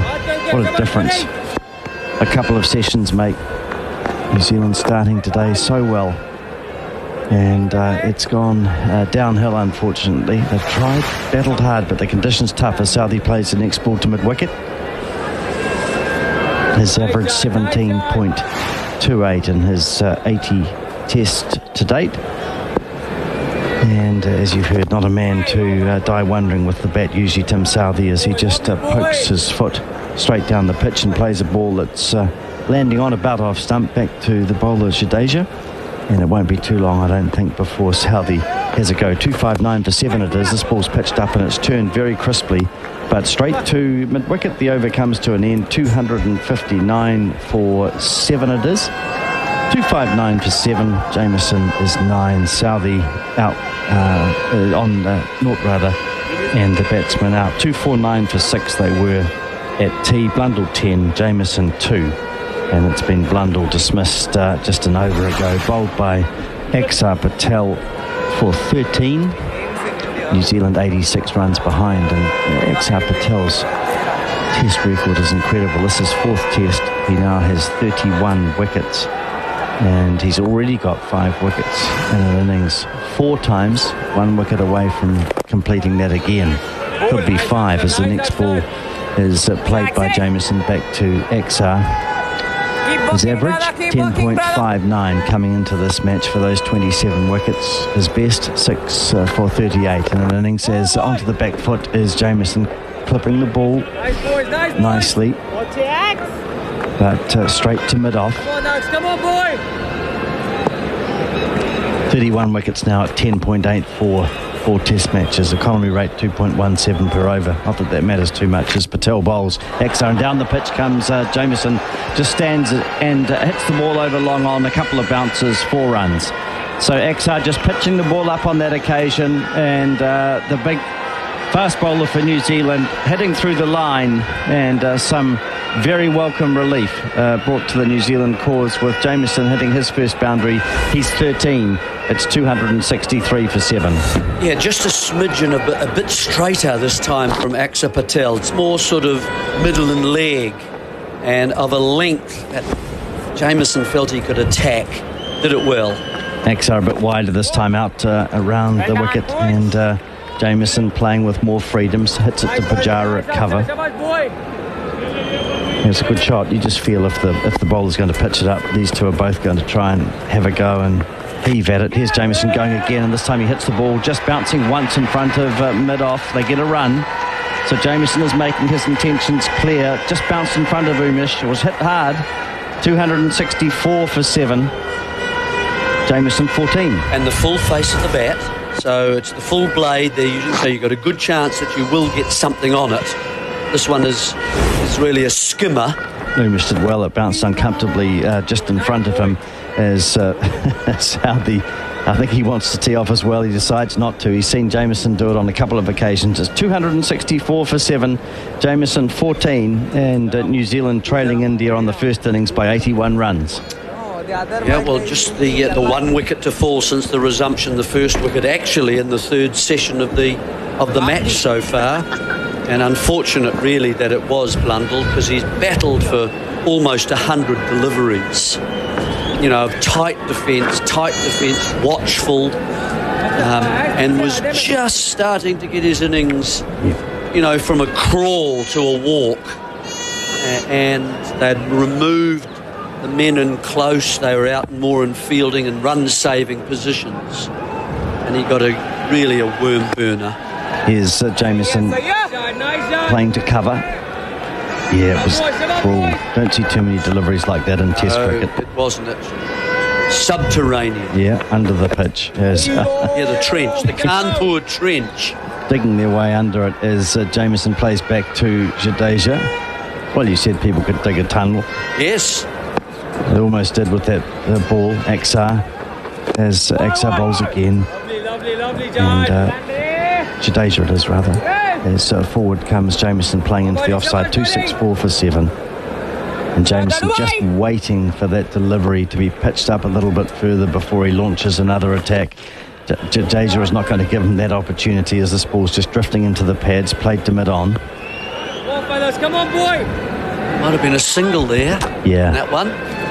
Jamieson just, it's all or nothing, I think, at the moment, just sitting back a little bit and thinking, I wasn't able to launch. Now it's pitched up and he drives well, really crisply down to mid-off. Lovely shot from Jamieson. He picks up his 15th run. It's 265 for 7. Here's the 10-run, the partnership we just sort of saw there, down to from 90 to 80 now. Yeah. Just inching towards the total. One ball remaining in the over, and Southey just almost flicks the ball to mid-on. No real backlift and just squirting it for a single. The end of the over, 266 for 7. Southey has 1, Jamieson 15. In sport, if it happens locally, nationally or overseas, SENZ is there. And it's all on the SENZ app. Brendan McCullum is on 298. Subscribe to SENZ's podcast channel and catch up on all of SENZ's shows, plus shows from across the ditch, including Matty Johns, Cam Smith, Andrew Voss, Adam Gilchrist, Ian Healy and Brian Fletcher. Download the SENZ app now and listen anywhere, anytime. 266 for 7 it is at Kanpur. We're into the third session of day 3. New Zealand trailing India by 79 runs. The cricket brought to you by Resine, the paint that Kiwis trust, and Big Barrel, big range and the biggest deals. And the crowd in India, those who have been caught by the camera, waving, happy crowd they are, as well they might be, as Southey is playing a ball to backward point. 266 for 7. These are important runs, Garth. Yep. If they can inch their way up New Zealand, they're trailing at the moment by 79. These will be much easier runs to get now. Defensive shot by Southey again, just feeling sooner or later he's going to go. Yeah, than in the fourth innings of the match, where it'll be much more difficult. I mean, we're just past the 8th session, which is halfway, if you like, in the game. Here's Southey coming down the pitch, hits the ball wide at mid-on for 4. Just got to it and no more, swinging across the line. I thought for a moment he might have been beaten. Axar shakes his head ruefully, but Southey wins on that occasion. He's 5. It's 270 for 7. We'll see how long he can keep going like this. Yeah, well, he didn't quite get there, and certainly sort of fetched it from outside off, sliding in, so he's got an inside edge, if you like, an inside half of the bat. He's found a gap, and away she got. Still 4 runs. Scorebook doesn't care what the shot's like. Certainly doesn't. Oh, well, it cares this time because Southey's bowled. This time he stays in his crease. No foot movement at all from Tim Southey. Axar picks up his 5th 5-wicket bag in just his 4th test. Incredible. 5 for 59 for Axar Patel. All of the wickets coming since lunch. And it's Southey with no foot movement at all, playing at a ball outside the off stump, coming into him a little bit, and has clipped the off stump. Southey bowled for 5, New Zealand 8 down. Yeah, it's actually, he plays the angle that it's coming in, doesn't he? Axar doesn't do much really, other than bowl very wide on the crease with a slightly kind of, not a nice high arm, but one that's a slingy kind of arm as well. So the angle, because he's a tall man coming back into the right-hander, is from very wide out. If it continues on its line, he would have hit that, Southey, but it's actually gripped a little bit more and therefore straightened on this surface, and that's beaten the outside edge and gone into the off stump, as you say. So another wicket falls. It's the 2nd one since tea. And so Blundell from the Kanpur trench that went underground and came up and took the bottom of the stumps, and that one just gripping a bit, changing the angle from very wide out from Axar. He gets his next 5 for now. And New Zealand, you've got to be playing forward to him, don't you? You can't. That's the temptation, because he's skiddy, to play back. And I think you've got to be looking to, if anything, to push forward to him all the time. So 270, 75 runs, just short of this target. As I say, this is happening in what's just the start of the 9th session of 15. So this pitch is going to deteriorate further. There's going to be more of this happening. New Zealand have got to get closer now if they can. They'll know that. They've just got to try and get a little partnership of 20-25. It's going to make a difference. XR bowls Somerville onto the back foot, plays like he's been there for a long time, square cutting, takes off down the pitch, and then with good fielding by Agarwal at point, decides not to take a run. Sent back by Jamieson. The heavily bearded Will Somerville, coming out of New Zealand with not much cricket under his belt at all. Here is XR bowling around the wicket, and here's Somerville. He hasn't learned from Southey. Exactly the same shot, but he managed to get bat on it. You made that sound about his beard as if he hasn't been able to get to a pharmacy. Well, he might have been in Auckland. Yeah, well, that's right, yeah. 128 overs have been bowled. Not that that's relevant. 270 for 8 it is. And it's Jamieson on 15. Somerville yet to score the batsman out. Southey bowled by Axer for 5. You know, a couple of 90s, 189, which was Young, or 89, and then Latham 95. No one else has got 20. And that's the tricky bit, of course, that when you're playing in a place like India, once things start to change, it's very hard to turn that around. You need good defence and good thinking about which shots you can actually play. Well, 57 runs for a batsman's 3 to 7. Yeah. Here's Jadeja bowling, and it's driven by Somerville. Diving is Agarwal, is it? That short cover, been under that helmet all day, as next ball is just almost of the day, as again Jamieson is playing defensively. He's got a look on his face that says, well, he looks like a rugby player eyeing up the bowler. Just seeing that XR dismissal again. It did keep low again for Southey, but nothing like the Blundell delivery, as again Jamieson can't beat the cover fieldsman. But it's tough, you know, when you see a ball like that Blundell got, just almost straight along the ground as Jamieson drives this time again straight to the cover fieldsman. Better shot, but the same result. You know, it's really tough on the third day of a pitch to see a ball go so low. Yeah. We talked about it. We saw it from Ashwin in the early in the innings, but it was always from outside off stump, so that didn't worry them too much as Jamieson plays back to Jadeja. 1 ball remaining. No, that's from much closer in towards what you might describe as the better part of the surface here. Jadeja bowls and outside the off stump, beaten, and it goes through to Bharat. You can hear the bails coming off. No change to the score. 32 overs, 1 for 56 Jadeja, 270 for 8 New Zealand. TasRacing.com.au's Form Plus Pro gives you even more data on all Tasmanian thoroughbred racing.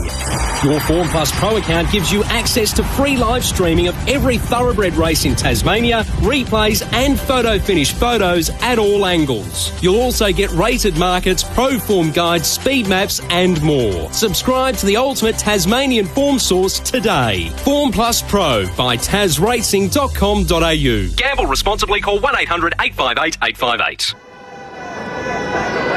270 for 8 New Zealand, still trailing India by a long way, unfortunately for them. 75 runs. The complexion of the game has changed so much, and largely because of this man Axar, as he bowls to Somerville, who defends like his life depends on it. He's yet to score from 3 balls. 270 for 8. Cricket brought to you by Resine, the paint that Kiwis trust, and Big Barrel, the big range and the biggest deals. As you listen to cricket on SENZ, as we see Somerville going back, and that ball just carries on with the arm from XR into the right-handed batsman. He's shutting down on the ball quickly and managing to keep it out, but not looking particularly comfortable. No real shame in that against bowling of this quality as Somerville comes forward, spinner to spinner. plays that ball just wide of cover. See, that's good, Somerville. At least he's coming forward and not allowing the ball to grip and then move away. At least it'll beat the outside edge and it might go through to the keeper and miss the stumps. Highest score of 40 not out in Gaul against Sri Lanka. New Zealand would love something like that now as he plays the ball to Pujara at cover. The other chances, of course, is that it takes a sort of an outside middle, towards the edge of the bat, and it'll run away a little bit, and perhaps he can get some runs through there. Here he is facing again flatter and faster, pushed through by Axar, using the pace well and using the width of the crease nicely too, as this left arm spinner, a phenomenon really in his first 4 Test innings.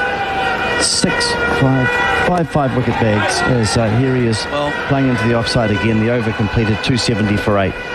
Well, I'd like to see him bowling in some other countries in the world, actually. I don't think that style of what we're seeing is going to pick up too many wickets in New Zealand. Yeah, Ashwin's far more likely. He's not going to get the ball to just straighten as he's got Taylor out, which held up and then took an outside edge. He's got, we've seen Southee just go. I mean, that's how he's picking up his wickets at the moment. Basically, LBW, that just carry on. Bowled 7 times, LBW 9 times, caught behind 3 times. So there's 19 of his wickets, just like that. 270 for 8 as Jamieson drives the ball nicely to cover. So I think, you'll see him playing in India, but I'm not convinced outside of it much. No, I think that's right. I just think even Jadeja far more likely to pick up wickets as Jamieson plays back to Jadeja again. Jamieson on 15 from 52 balls. Just demonstrating he can bat again as he drives, this time uppishly, and it's down to a mid-off where Agarwal returns to the bowler Jadeja. Jamieson 16, 271 for 8. New Zealand trailing by 74 runs, as you say, every run vital. What they'd give for a Somerville 40 not out or a Jamieson 50 right now. Yes. Those are big numbers. Well, they've done it before in Test cricket. We haven't had a 20 since number 1 and 2. As Somerville plays to cover, all they can say is they've done it before. Once, each of them. As this ball just sees Somerville going back, and this is where we get a little bit edgy and nervous in the commentary box. We've seen Southee being bowled in that way, and Somerville's played 3 times to Jadeja. Back and just edging the ball just, and Jadeja, not surprisingly, just thought he was through. Here he is again, all of the balls in the sort of early to mid-90s speed. And we'll take a break with New Zealand 271 for 8, a defensive shot played by Somerville. Need a hand? Cryptocurrency, it can sound quite complicated, which is why having someone you can depend on to help is great, like Crossgate Capital, a specialist investor in cryptocurrencies. Crossgate Capital takes care of which cryptocurrencies to buy, storage reporting, and keeping track of this fast-moving market. A Kiwi company providing a familiar way to invest in crypto through shares. Think of them as the smart way to invest. Find out more, visit crossgatecapital.co.nz. The PDS is available at crossgatecapital.co.nz and on request. Crossgate Capital Limited is the issuer of the product. Big barrel indeed. Big range, the biggest deals in Resine, the pink that Kiwis trust. Bringing us the cricket on SENZ. I hope you're enjoying it. It's not quite as New Zealand fans would have wanted today, but it's absorbing stuff. And they're all learning more over there in India as they play in these conditions that are so foreign to them. As Jamieson will pick up a run as he plays the ball to the cover point position on the boundary. He's 17, 272. But I think, you see, here, someone like Ravindra should look at Axar Patel and say, look, I bowl fairly quickly. He's the quickest of all the New Zealand spinners. It's basically just out wide and angling it back in towards that sort of off stump. And some go on, as we see some go on, some grip, straighten and catch an edge. Perhaps they play the line of the initial line of the ball, as a lot of New Zealanders have, and haven't covered their off stump. That's why they haven't come forward. and the odd one goes underground. The trench again, and this time Somerville's beaten. I don't know how that didn't bowl him. It's racing away. Rahane won't stop it. New Zealand will have 4 byes. We'll take it. And as the scoreboard says, that's fine. 274 for 8. XR throws his head back. Gee, that must have been close to off stump. Somerville beaten again. Somerville, did he come forward? He does a little bit. Very close to the off stump. See, there's that gripping kind of... You've got to really not be too deep in the crease, and he is, isn't he?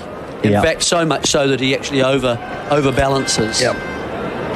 Well, and that's why he's played those ones where he's just gone back and instead of coming forward, as Southey did. This time it's squirted square of the wicket on the offside. It's almost worth coming just to the offside of centre so that you're covering, when you're standing, you're covering that off stump. You just got to watch the straighter one then. XR bowls Somerville onto the back foot to cover. Play nice and straight so you're covering your pad so you're not LBW, but then it takes that sort of bold out of play and it's going to beat you on the outside edge. Just the lone figure of Ajaz Patel. The beards are dominating 10 and 11 for New Zealand. Dark beards as it's 276 for 8. Jamieson is 17. Somerville yet to score, and Ajaz Patel must have been up out of his seat, ready to make his way to the crease. We'll just cross now to Daniel McCarty, I think, in Wellington. We take a break first. 276 for 8 it is. We'll just take a break. The land of the long white cloud, home of thoroughbred champions and the Karaka experience. Karaka's iconic sails has for years unearthed the next generation of racing royalty. From blue blood thoroughbreds to other exceptional types, international buyers converge on Karaka each summer, seeking their next champion. Let New Zealand bloodstock open the door to Karaka and experience the passion and expertise of New Zealand's top breeders. The journey begins at Karaka, nzb.co.nz. It is 276 for the loss of 8. New Zealand trailing by 69 runs. Jamieson at 17. Somerville yet to get off the mark. You're with SENZ and coverage of the series with the Rosine Colour Shops for expert paint and colour advice. Ashwin bowling wide of off stump, spinning a long way back into the right hand to Jamieson, but back onto his stumps and played with the straight bat and punches through the mid-on region. He will collect a run and move to 18, and really enjoyed watching Jamieson Jeremy Coney. He's a very confident player in his batting ability. Come on. Dash by. I think Jerry's still with us. Sorry, I'm here now. I couldn't see you. Garth got carried away with some of the text to see if they're talking about him. Harris Somerville leading onto the front foot, pushing into a gap and getting a run and getting off the mark. 278 for the loss of 8. They're flying in on Garth's performance. Yeah, of course they are. And so they should. Jamieson again. He's just choosing his strokes, isn't he? So far the selection of the deliveries has been pretty good. He's standing up, using his height, punching the ball. Yeah. And there's another single now, so now it's 66 runs. Get down to the 60. Much easier to get these runs now than later in the sort of the 13th and 14th sessions of this match. We're only in the 9th. 3 singles off this over so far. That's good. This one has one going straight on from wide of off stump and through to the keeper. Come on, Ash.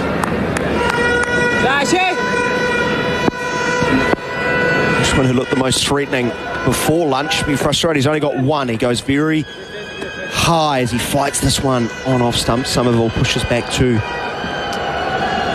the bowler, and there is no run. Plenty of men around the bat, 2 catching on the onside. Wider of off stump, leaning forward. The tall Somerville pushes back to Ravi Ashwin. That is the end of the over. It's 279 for the loss of 8. New Zealand trailing by 66. You probably want a lead of 66, Jeremy. I'm not sure about you, but well, probably be panicking if I'm chasing anything over 100 in the 4th innings.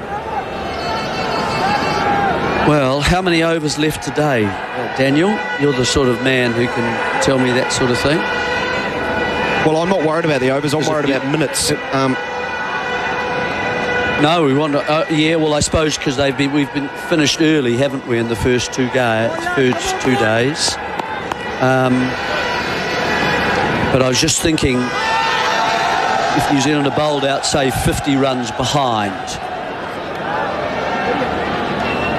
how many overs would India face today? And 15 or 20, would they? Yeah, something like that. So they might. So 20 overs, they're 50 behind. So that could be 80, 85, 90 behind at the end of today. After this one, I think there's 15 overs, Jeremy. It's very quick from Akshar Patel into the pads. Oh, right. That's drifting down leg side. There's no real appeal. That's his variation where he gets very sidearm. Goes much quicker, skidding it on. Beats the outside edge of Jamieson, who was very reluctant to get forward on this occasion, and sort of like Will Young just followed it. Lucky for him, no edge. Caught the downfall of Will Young on 89. It seems so long ago. 279 for the loss of 8. Jamieson, strong drive into the cover region, but short cover is Shubman Gill wearing a helmet. Fields. Tall, lean figure of Akshar Patel. Very minimal approach. Putting towards middle stump. Turn back to the bowler. Almost runs into Somerville. They exchange a little giggle between them. Patel once more moves past the umpire. Drags the length back. Onto the back foot goes Jamieson as a result, and getting a run. Good result for New Zealand. He will retain the stride. At the end of the over, it's 280 for the loss of 8 wickets and trailing by 65. Yeah. But I was just saying before, Daniel, about maybe Ravindra looking at someone like Akshar Patel, how to bowl in India. It might just suit him, that style, a little bit more. I'm sure he could. He's really just bowls very wide on the crease. Sure, he's a tall man, and he bowls from outside that as well. I just feel it's, and then he gets grip, you see. He's not going to get that in many other places other than India. And so he's not going to be a bowler, I think, that India are going to trail around the world to play. Ashwin continuing over the wicket. Flights defending outside of off stumpers Jamieson.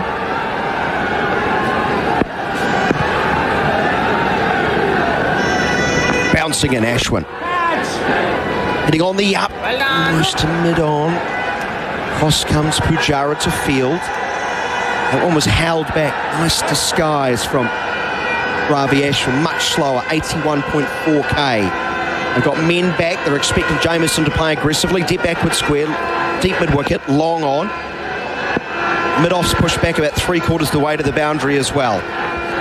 Ashwin bowls right arm medium pace. This one, that's very quick. Jamieson uses that pace. Turns it down towards Jadeja at deep backward square for another single. 281 for the loss of 8. I think that's been a trend of all the Indian spinners. They've settled in on a speed perhaps between 90 and 96 Ks. Most of them for most of this innings, which is faster than New Zealanders bowled with the spin. Once more round off stump. Pushed into the cover region, no run. Somerville. It's far better when he gets forward. Oh, yeah. Reaches for this one outside of off stump. Plays to the backward point region. Ishant Sharma always lively. Fields.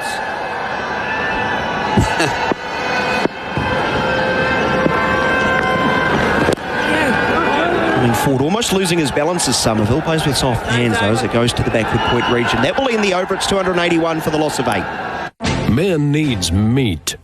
But if you've got a beef with beef, Well, Jack Links now has pork, and they've gone the whole hog. With slow-cooked ham jerky over hickory smoke and a dash of maple and brown sugar. Yeah, it's like the South in your mouth. Get a pack or a box if you want to be a little porky. Jack Links, feed your wild side. 281 for the loss of 8. New Zealand fighting hard. India host lunch in the ascendancy. Spinners doing all of the damage, it seems. 281 for the loss of 8. Axar Patel has 5 wickets to his name, starting to Jamieson with the new over. Defends from the crease line. To your point about the average speeds, Jeremy, 94.3 for Jadeja, 90.6 for Axar Patel, and 89.1 the average speed for Ravi Ashwin. Axar Patel has turned through to mid-wicket by Jamieson, but straight to the field.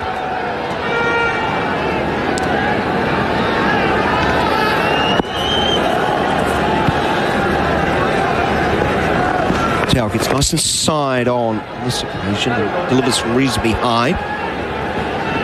Jamieson just plays through the line, trusts the bounce and collects another run to long off. 281 for 8. It's a good stroke from Jamieson, even though it was shorter. She was coming forward, wasn't he? And that's what I think you've got to play him. Not like that. Somerville goes a long way back to a very full ball from Patel. Finds the middle of the bat though. Goes for a bit of a wander to square leg.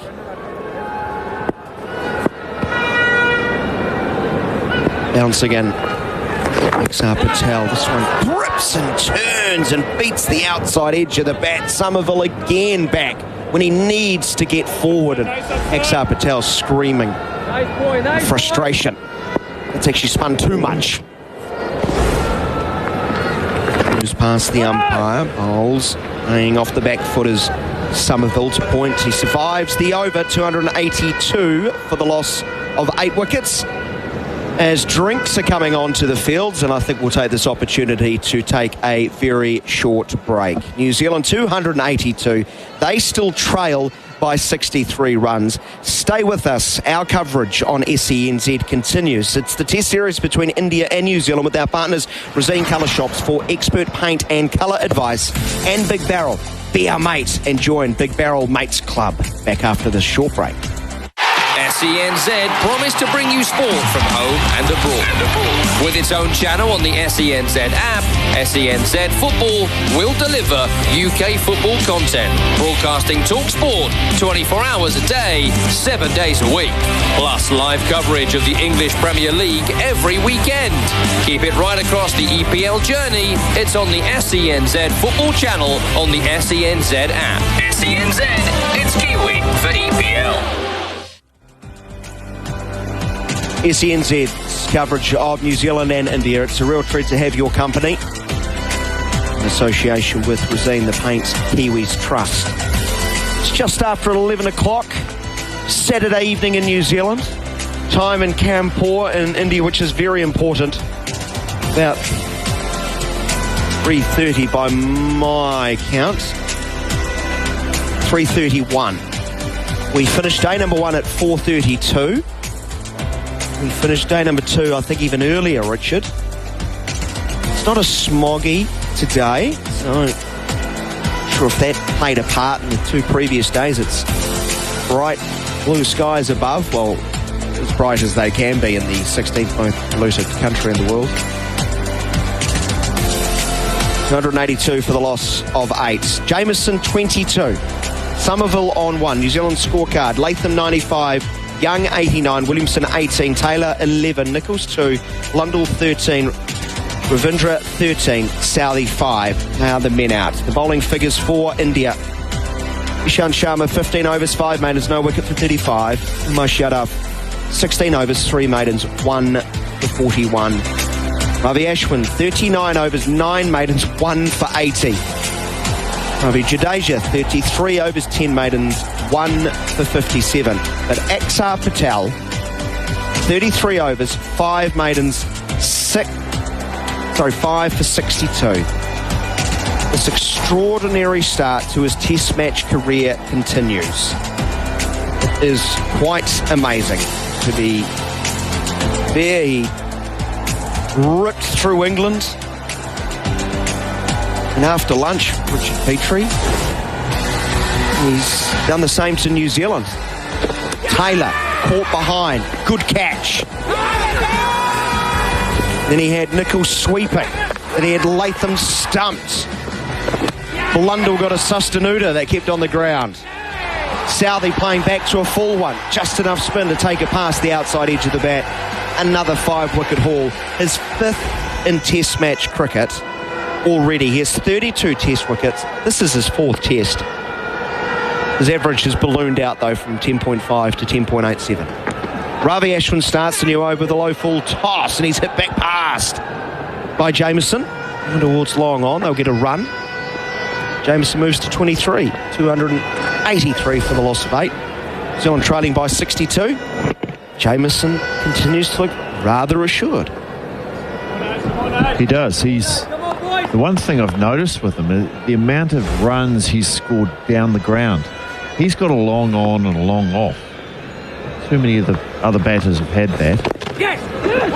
Somerville turns ball from square leg to backward. On the onside, no run. But his ability to hit down the ground, either by leaning forward and hitting a half volley, turning something into a half volley, he's got a very long reach, obviously, or going back. Somerville onto the front foot and playing into the offside. And in actual fact, I don't even know if I've seen him look troubled in his whole 68 balls that he's faced. Somerville is boarding close. Big appeal for it. No, straight off the pad, I think. One of those ones where they try to dupe the umpire, but... Yeah, he came fast off the pad, though, didn't it? Yeah, it did. That's very much the case. Somerville trots down, has a little chat to Jamieson. I thought speed. No, came nowhere near it. Right off the top of the knee roll. And a very quick ball from Ashwin on off stump. Somerville going back, defending. The dark-eyed Somerville battling hard here. Yeah, Somerville's batting well. Somerville's batting really well. He gets a pad on. Goes ballooning over leg slip. Clearly playing a shot. Ravi Ashwin looks at the umpire as if he wants this called a dead ball. I don't know why. They sent them back. Have they? No, a leg bite. That's the end of the over. They've just met mid-pitch. Clearly playing a shot. Clearly just deflecting off the front pad, ballooning. Might have even just taken a touch off the keeper too. That took it over the leg slip. I think it was just buys. Ravi Ashwin. He is animated, isn't he? He is a spinner with a fast bowler's mentality and a grumpy, angry fast bowler at that. 284 for the loss of 8 at the end of the over. He reminds me of my wife. Fully engaged in everything. He is fully engaged. Axar Patel starts the new over, pushing Somerville onto his stumps. He turns to backward square leg, no run. It takes him no time to get into the game and be fully emotionally involved in absolutely everything. Somerville defends back along the pitch to the bowlers. Mrs. Petrie likely listening? She won't be listening, no, absolutely not. She'll be engaged, fully engaged in something else. An expert in everything? No, not an expert, but fully engaged emotionally in everything. On off stump. A wholehearted performer like Ashwin. Ashwin, every ball, you know, he doesn't take a while to warm up, does he? He's in there. Intensity. Axar Patel goes slower, wider of off stump, drawing Somerville forward to defend. He bowled really well before lunch. He was the most threatening. Okay, there was the running across the wicket in front of the non-striker and that talking point.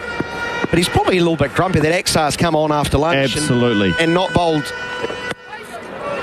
with all the variations he has and picked up 5 wickets. Well, spins wide from he will be.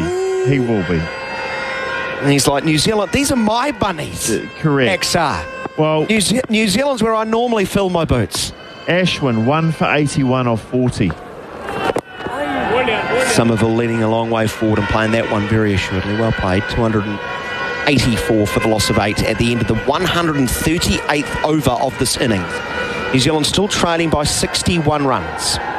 It's kind of funny, isn't it, when sometimes you see batters struggle so hard for so long, like Blundell did and Taylor did, and some of the batters, and then you see Somerville come out and Jameson, and how they look so comfortable, and you wonder, how can that be?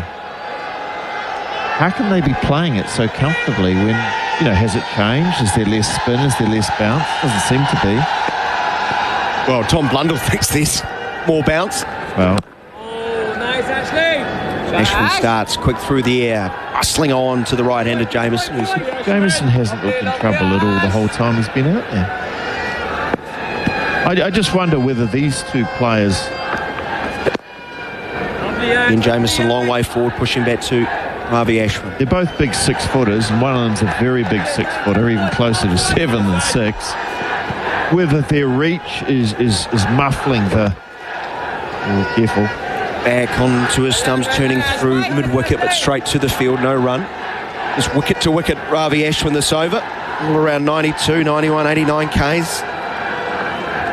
For configuration here as he slows this one up. 10 Ks slower, in fact. And Jameson was a fraction through the shot as he turns it into the onside. No run. 2 balls remaining. Ashwin was very full, half volley length, but just sedately back to the bowler. I want to say, the more I see of Jameson, the more I like him. Oh, yeah, you're starting to smile. Well, we're falling for him as he goes high over long on.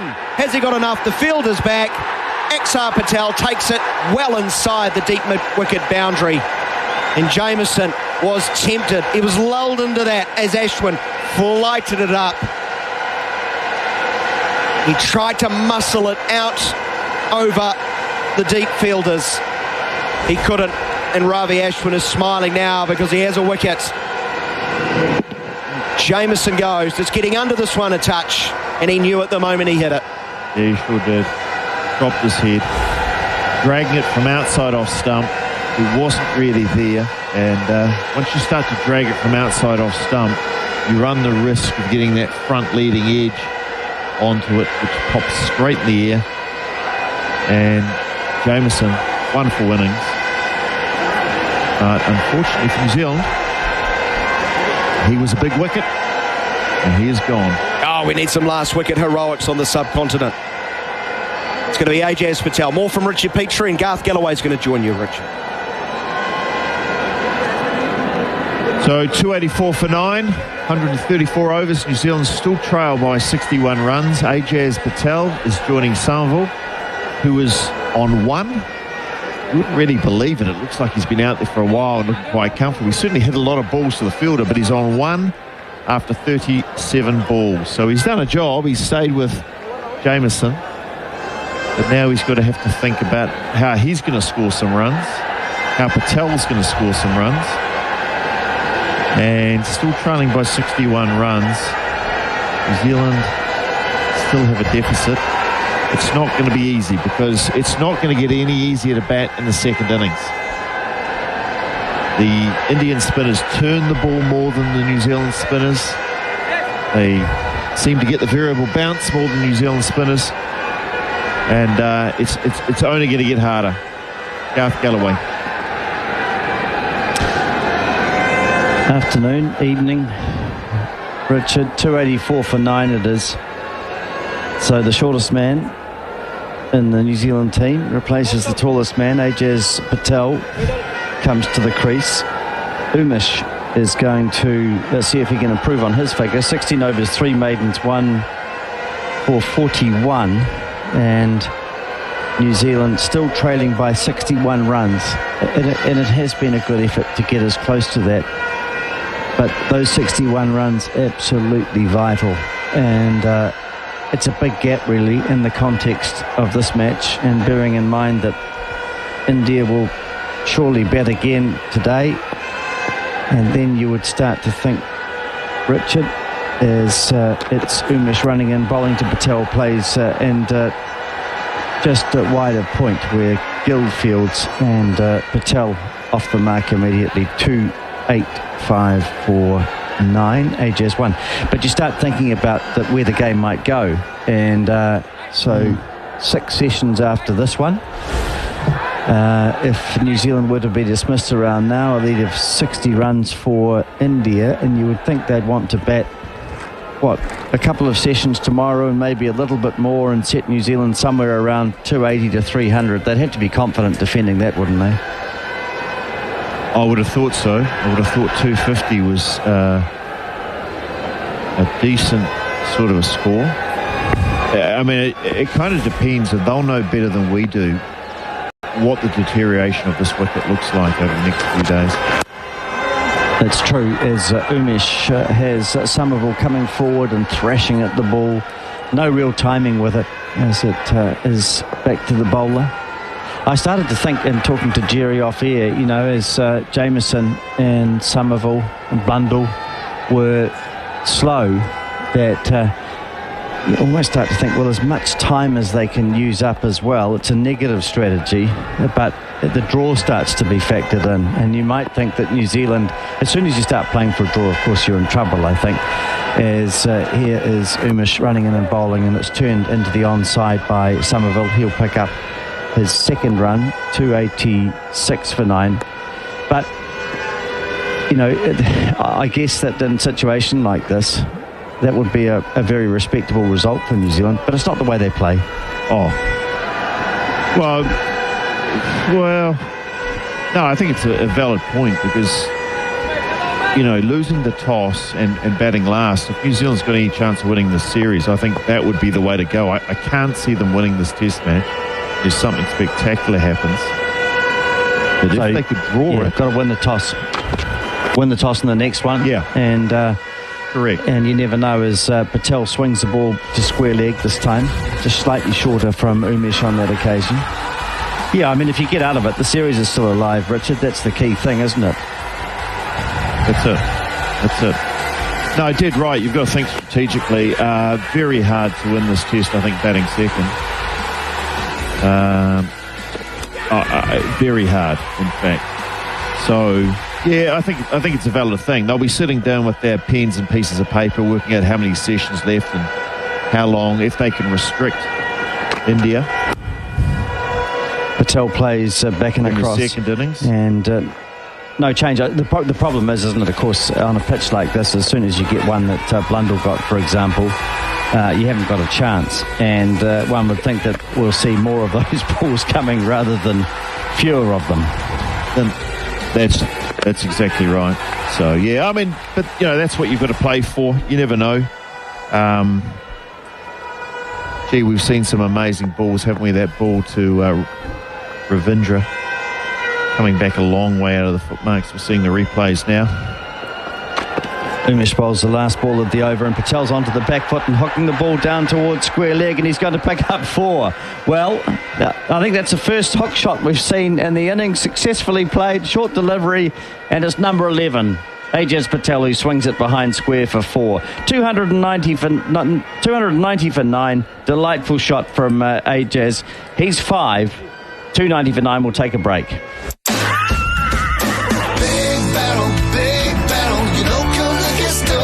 Celebrate 18th birthday deals. Gordon's 1 litre or pink citrus or orange gin, 700ml, $34.99. And Woodstock Black Heart Negrita Rum, Russian Standard, Label 5, Kahlua or Malibu 1 litre, $34.99.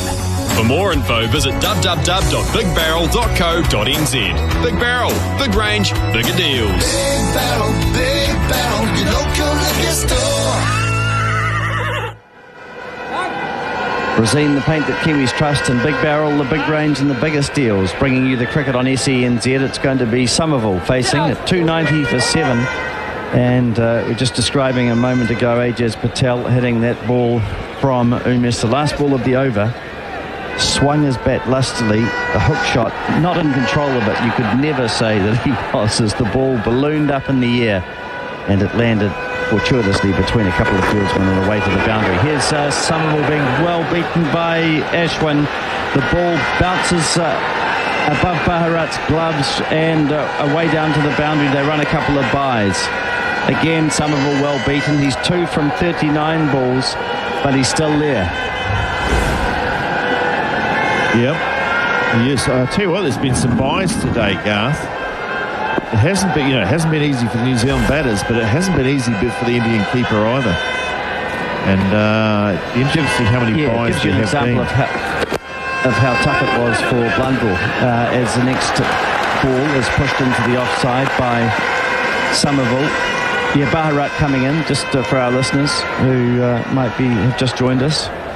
Saha, the Indian keeper, is being rested today, and India are allowed to bring in a specialist substitute keeper. This ball is driven by Somerville back to Ashwin, 292 for 9. And so Bharat has done pretty well, but there have been a number of byes. He's been involved in a few dismissals, however, as Ashwin bowls again, and Somerville unusually comes out of his crease this time and prods at the ball into the onside where Jadeja is fielding at mid-wicket. Here's Ashwin again, flighted, and a lovely delivery, and well played by Somerville, who's getting forward now instead of just hanging back on that crease. Plays this ball down to mid-on, who's about 30 metres off the boundary, and another run for Somerville. It's been a very diligent performance from Will Somerville. Certainly could never accuse him of throwing his wicket away. He's battled away bravely, 3 from 44 balls, 293 for 9. And Ashwin about to bowl the last ball of his 42nd over. He has 2 for 42. He bowls around the wicket again, and a defensive shot played by Patel, and that means that another over has come to an end. Well, you've got to admire Somerville's application, if not his run scoring rate. Yeah, absolutely. 3 off 44 deliveries. He's still there. He's starting to hit down the ground, and we saw Jamieson hit down the ground really nicely, either off the front foot or the back foot, which is kind of surprising given the way the earlier batsmen had played the Indian spinners, but Jamieson didn't seem to have the same sort of problem until he got a little too ambitious with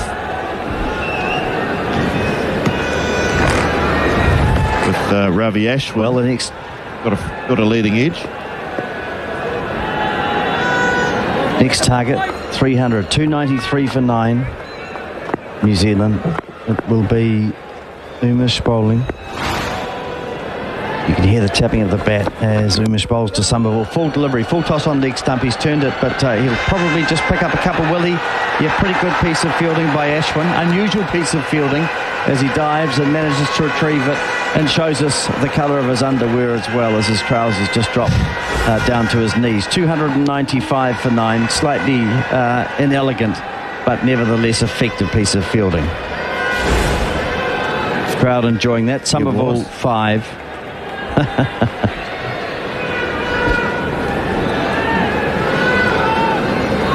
So New Zealand now trailing by 50 runs. All of these runs so important. Little targets for the batsman as Umesh bowls, and Somerville's onto the back foot, clipping the ball to cover.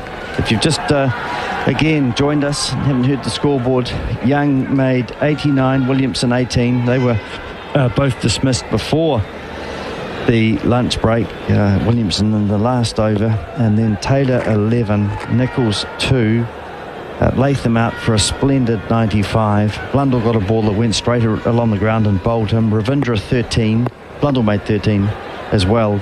Jamieson 23, Southey 5, and now it's Somerville and Ages, the last two men standing. And this is a good ball from Umesh, a bit of reverse swing from him on that occasion into the right-handed Somerville. And he plays it well enough. The bowling figures for India: Ishant Sharma, 15 overs, 5 maidens, none for 35.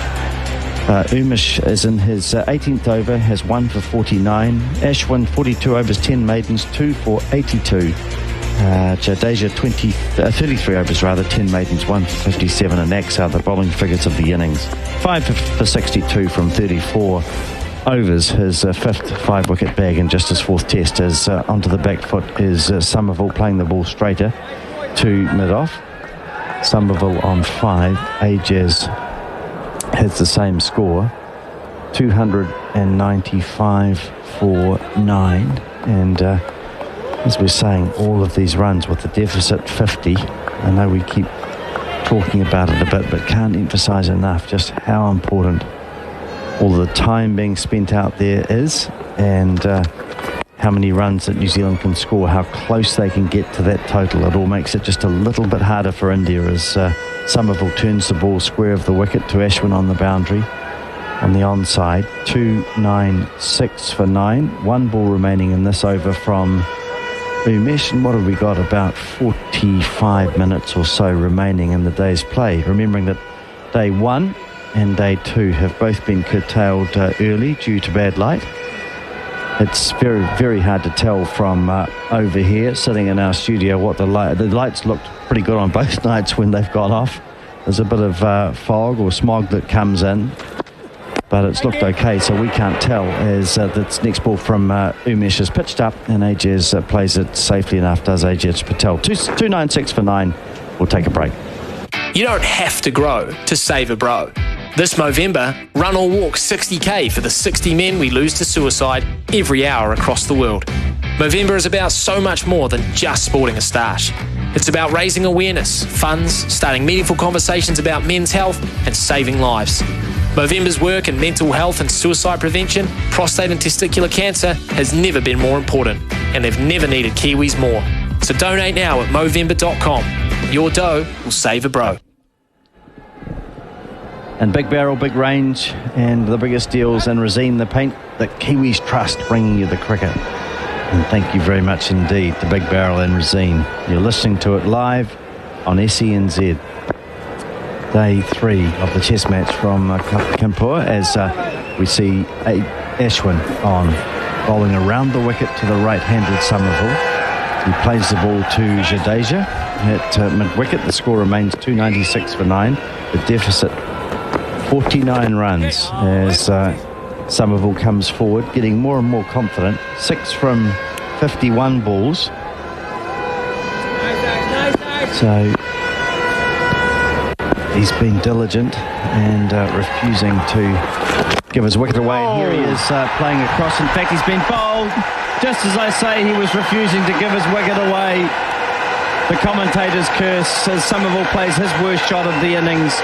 Just looking to sweep it across the line. The ball was full and it cannoned into the off stump. Ashwin bowling around the wicket, the ball drifting away from the right-hander. And unfortunately for Will Somerville, his resolute defence coming to an end with a loose shot, and New Zealand all out for 296. 296 all out. India 345 in their first innings, so the difference between the two sides is 49 runs.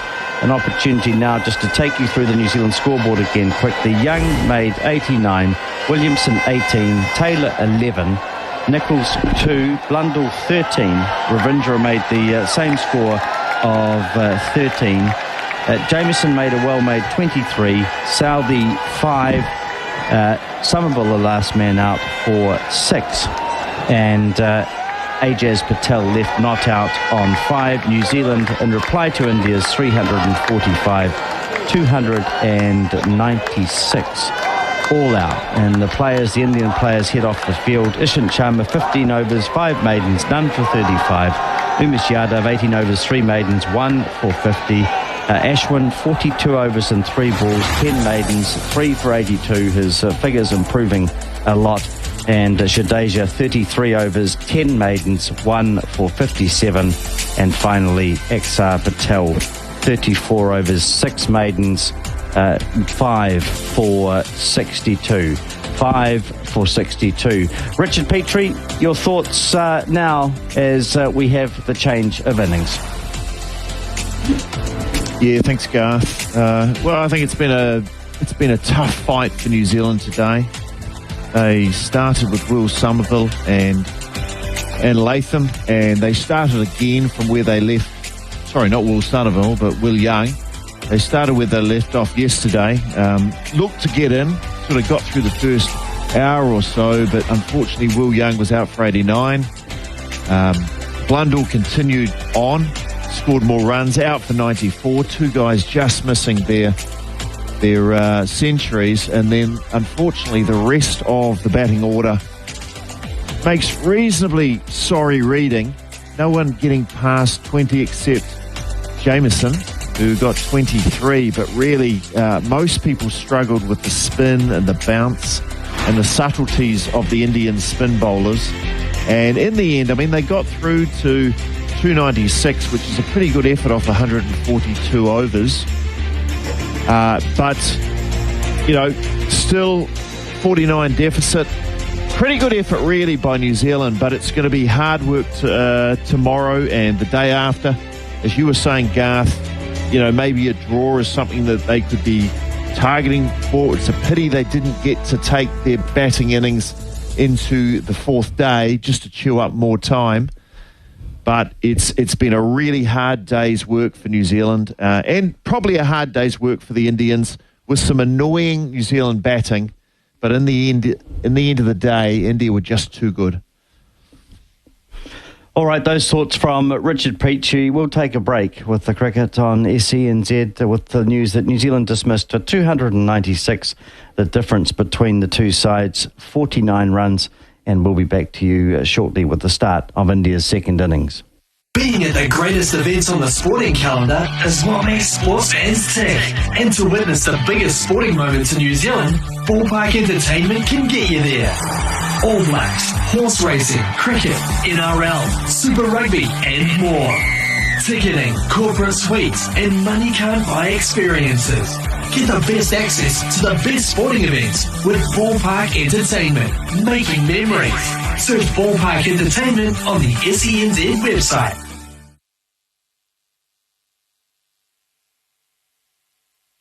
SENZ in coverage of the India-New Zealand Test Series. So we are almost at 11:30. Got about half an hour of time, I would think, for the remaining overs in the day's play. That's where play has been called off early on both the first 2 days. 296 all out New Zealand. They have a deficit. India soon to start their effort to build upon that. They currently have a lead of 49 runs. We will take you through till the end of the day's play and then review it in great detail. So we're on for a whole another hour and hope you're enjoying our coverage. We'd love to hear from you no matter where you may be. Let us know late on a Saturday night. Surely people have stopped working. There's been so many listeners out there doing fine things, adding plenty of value. 8833, that's where you can get in contact with us here in New Zealand. We'd love to hear where you're listening from, how you're listening. Do mention your name and your location. This is SENZ coverage of the Test Series between India and New Zealand with our partners Resene Colour Shops for expert paint and colour advice. Big Barrel, be our mates and join Big Barrel Mates Club. New Zealand at lunch with 197 for the loss of 2. Seems such a long time ago now. Surely Jeremy Coney will join me for a period of commentary we hope is profitable for New Zealand. They can pick up some wickets and just give themselves a bit of self-belief heading into the fourth day. But it does seem like 2 options are the most likely. One, an Indian victory, or possibly the draw. It looks like scoring any substantial total in the fourth innings is going to be nigh on impossible. We've seen some shoot along the ground. Tom Blundell's delivery really does leap out on that front. He was bowled at the bottom of the off stump about a fifth the way up. Yes, it's not a mistake. And I might actually be elevating the height on that one. I think I've gone the high on that. So New Zealand slumping from that good position at lunch, 197 for the loss of 2 wickets. At tea, they found themselves here on day number 3, having really battled, losing 4 more wickets in that session. So 249 for the loss of 6 with Blundell and Jameson.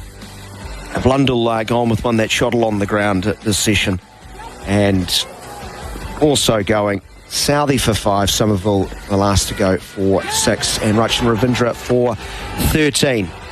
2 New Zealand openers, standout performers with the bat in Latham and Young. So I think there was 7 overs or 6.3 overs remaining in the day's play when that last wicket fell. Where they'll roll through to midnight. Jeremy Coney, former New Zealand captain, joins commentary position. Axar Patel. Well, he must think Test cricket is rather easy, Jerry. 4 tests, 5 wicket bags. But I would not be surprised if this guy only ever plays at home. He's the 3rd spinner in the lineup. They've got 3 fine spinners.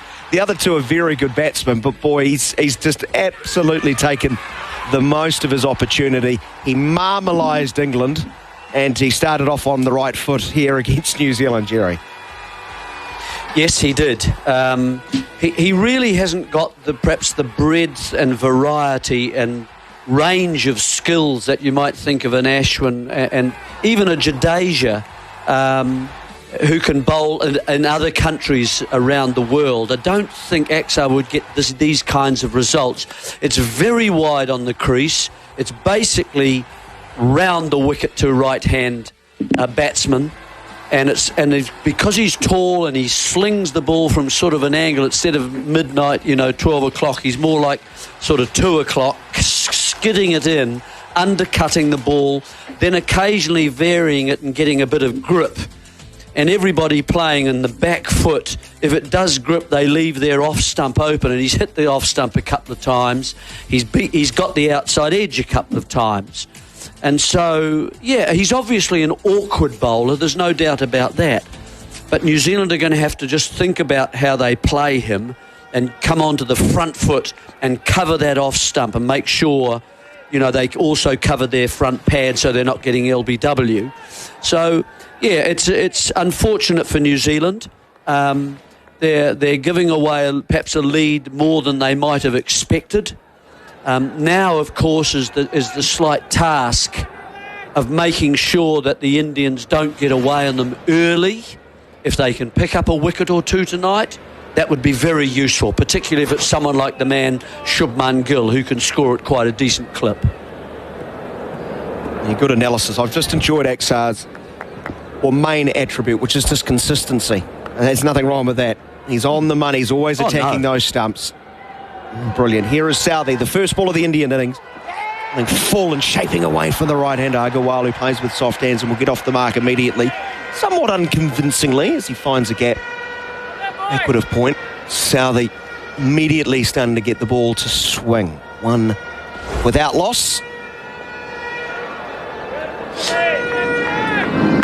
The other thing, just one other thing about New Zealand's batting before we get on to the New Zealand effort now.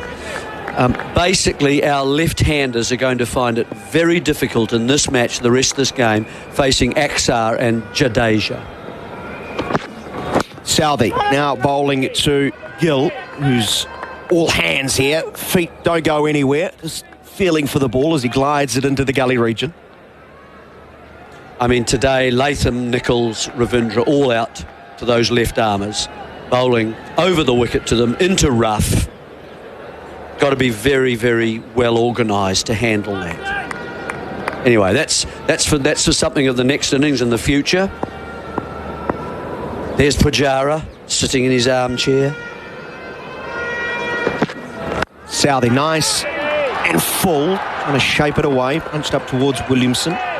He's around to his left to field, but they will take a single, 2 without loss. I must admit, Jeremy, every time I see those lazy boys, for which both teams have, as they sit outside, they look absolutely splendid. And maybe we need to lobby for some lazy boys for our... Well, I think all that the commentators should have in SENZ for the second test. Do you think you can negotiate that? Solid session of snoring. Southey, star on the first inning, past the umpire, right on a good line and length, defending to the point region is Mayank Agarwal. The training.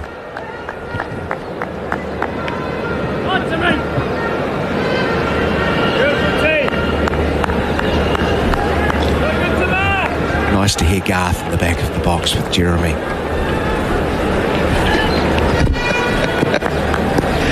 Two without loss. Here is Southey, top of his approach. Much wider of the crease and hitting the seam and beating Agarwal, who squared up. He pulled the bat back in, but only after he was beaten. Southey looks like he's picked up where he left off in the first innings. Oh, lovely little shape, isn't it? Just angling back in to Agarwal and squaring him up. Hello, there you go. Play that one if you can.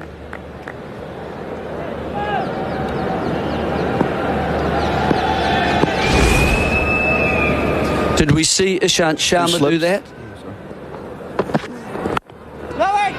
Now they go shorter this time, chopping away into the point region, straight to Ajaz Patel. Swinging the ball away? We saw a couple sort of move off the seam from Ishant Sharma, but yes, exactly. He's not but nothing genuine, in the air. Yeah, nothing in the air. 2 without loss at the end of the first over. 1 to Agarwal, 1 to Shubman Gill. Similar for Umesh. While he got a couple to tail in, looks like reverse swing, not with the newer ball. Yeah, more reverse. Though he did get one to, he got one to nip back nicely into Williamson, and probably an underrated wicket. Yeah, this gave them a lift heading into lunch, I feel.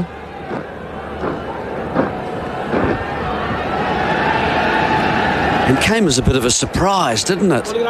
While it was a fitful beginning sometimes for Williamson, it sort of looked as if he had settled down a bit. Anyway. Jameson's out of sorts, especially fresh off a nice 23. He's had time to put some gel in the hair, looking great as he starts. Forward, he's bowled him first ball. Jameson, you cannot keep this man out of the game. First ball, nipping back, hitting the top of middle. That is a thing of beauty. Ta-ta, bye-bye, Shubman Gill. He's gone for 1. It's 2 for the loss of 1. Wasn't that a beauty? Look, it's a lovely seam position again, just starting to head away outside, and certainly Shubman Gill was thinking it was going to continue to go, and he was looking to cover that just outside off, but it came back in slightly. Big gap between the bat and the pad. It certainly ripped through those two, and Jameson picks up the first wicket, just the start New Zealand have wanted. India lose their first wicket, and a dangerous man too, because he can score at a decent rate. Now, Pujara, come and give us a grinding innings. 2.5 days for 31.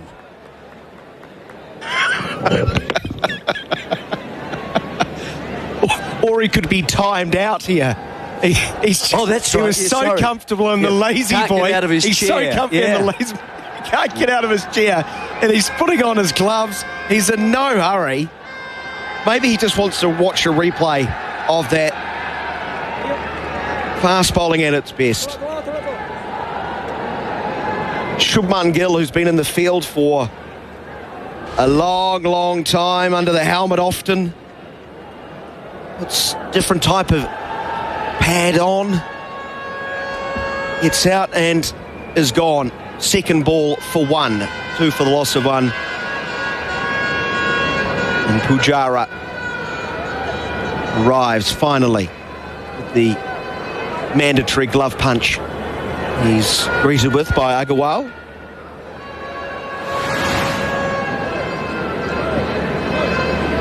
Plenty of excitement. I think the New Zealand team is, obviously with the new rock, Jeremy, they'll be encouraged with that. But even with the older ball, with these cracks and the way Jameson from very high up, and Southey with his accuracy, with his length, they were getting into threatening areas, getting it to move around right throughout that innings.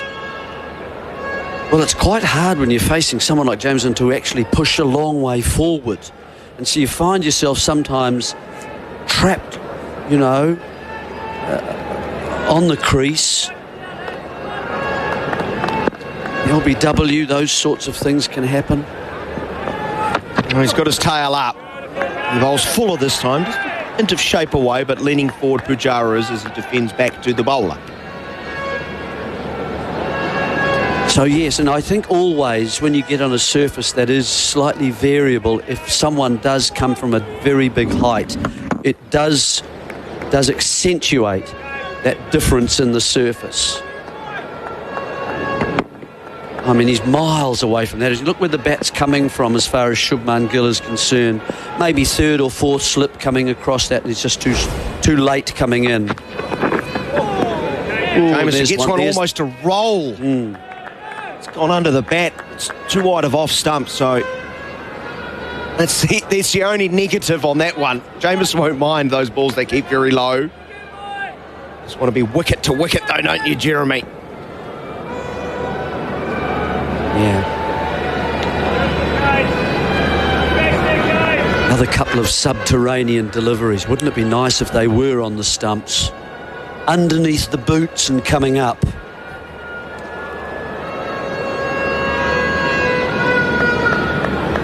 At low tide, that's what you want. 2 for the loss of 1. That's right. From the Ganges, the tidal Ganges. Pujara waiting with steely determination. Defence from the crease line back to the bowler. Something magnetic about Jamieson. Something happens, doesn't it? You just can't take your eyes off him. He's now reached a milestone. That was his 50th test wicket. Just his 9th test match. It's the fastest for a New Zealander to reach 50 test wickets, beating one Shane Bond, who went pretty well, getting it in 12 test matches. Shane Bond, who's done it with room to spare. It was much wider of the crease. The length is back off, and it's turned into the mid-wicket region where there will be no run. Having a look down at the surface. Not sure if he's happy with the follow-through. Slightly surprising. Smiles. That Chris Martin is third with 1 match more than Bond. Bond was 12 games to 50 wickets. Chris Martin 13. That's an interesting one, isn't it? Tommy. Jamieson goes shorter, and it followed Pujara, who I think wanted to sway out of the way and then had to react and glide the ball through the gully region down to the third man fence. He's got away with it. A wicket for Jamieson in his first over. It is 6 for the loss of 1. India leads by 55 runs. After the break, Garth Galloway will join Jeremy Coney. Crouch, bind, Bozo's Burgers. What? Bozo's Burgers. They're delicious. SENZ want to get you in the game. It's the new home of New Zealand sport and the place your business will be heard by New Zealand's most sports-mad fans. So, let's take your brand and get it in the game. Contact SENZ today. Email advertise at senzradio.nz. SENZ. It's Kiwi for sport.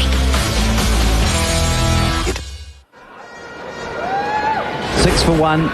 Welcome back with just 15 minutes or so remaining in Kampora. We're just watching a replay of that shot that went away down to the boundary for 4 from Jamieson's bowling. Pujara just getting inside the line and gliding it down. Quite nice, in control of it. It's Razine, the paint that Kiwis trust, and Big Barrel, Big Range, the biggest deals, bringing you the cricket on SENZ. And it's been a really absorbing day of Test cricket. And I'm sure the next 15 minutes will be as well. As Southey bowled beautifully in his first over. Another very good delivery, and indeed sees Agarwal coming forward and pushing into the offside. And I suppose, Jeremy, if we look at the lead of 60 runs or so at the moment, India, thinking about a total. So, I mean, the first thing is that they don't get bowled out for a silly score. And this is a really good period for New Zealand, so long as India aren't going to smash 30, or they've lost a wicket already. So provided New Zealand bowl well, they've got another opportunity to pick up a wicket or two, which really would put India under a bit of pressure as Southey bowls no shot outside the off stump. But then we start to think about what sort of total India might set with the time left in the game and what run rate they can achieve it at. So tomorrow, a couple of sessions, if they're averaging at, say, 3 runs and over, which has been about par. So it's about 180. Yeah, and so in a lead of 50 or so 230. Not enough. But it means, doesn't it, that the crucial role for the spinners, New Zealand, have got to bowl tighter. Yep.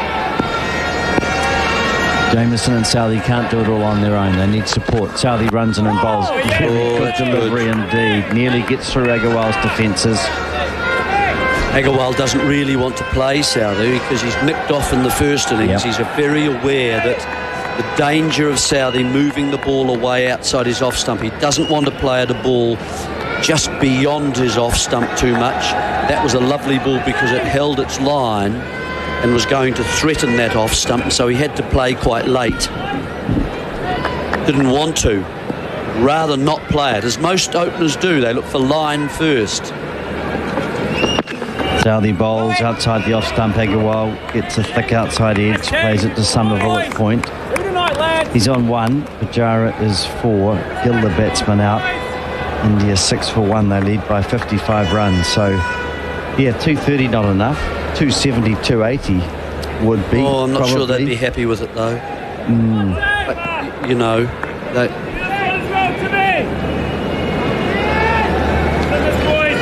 just such a hard pitch to score runs on quickly, certainly, that's all. Certainly. Anyway, we'll see how they go.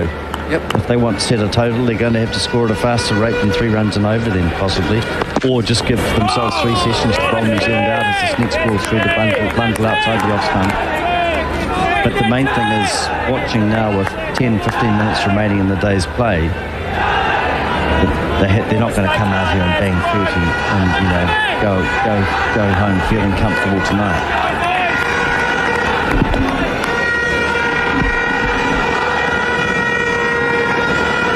So 6 for 1.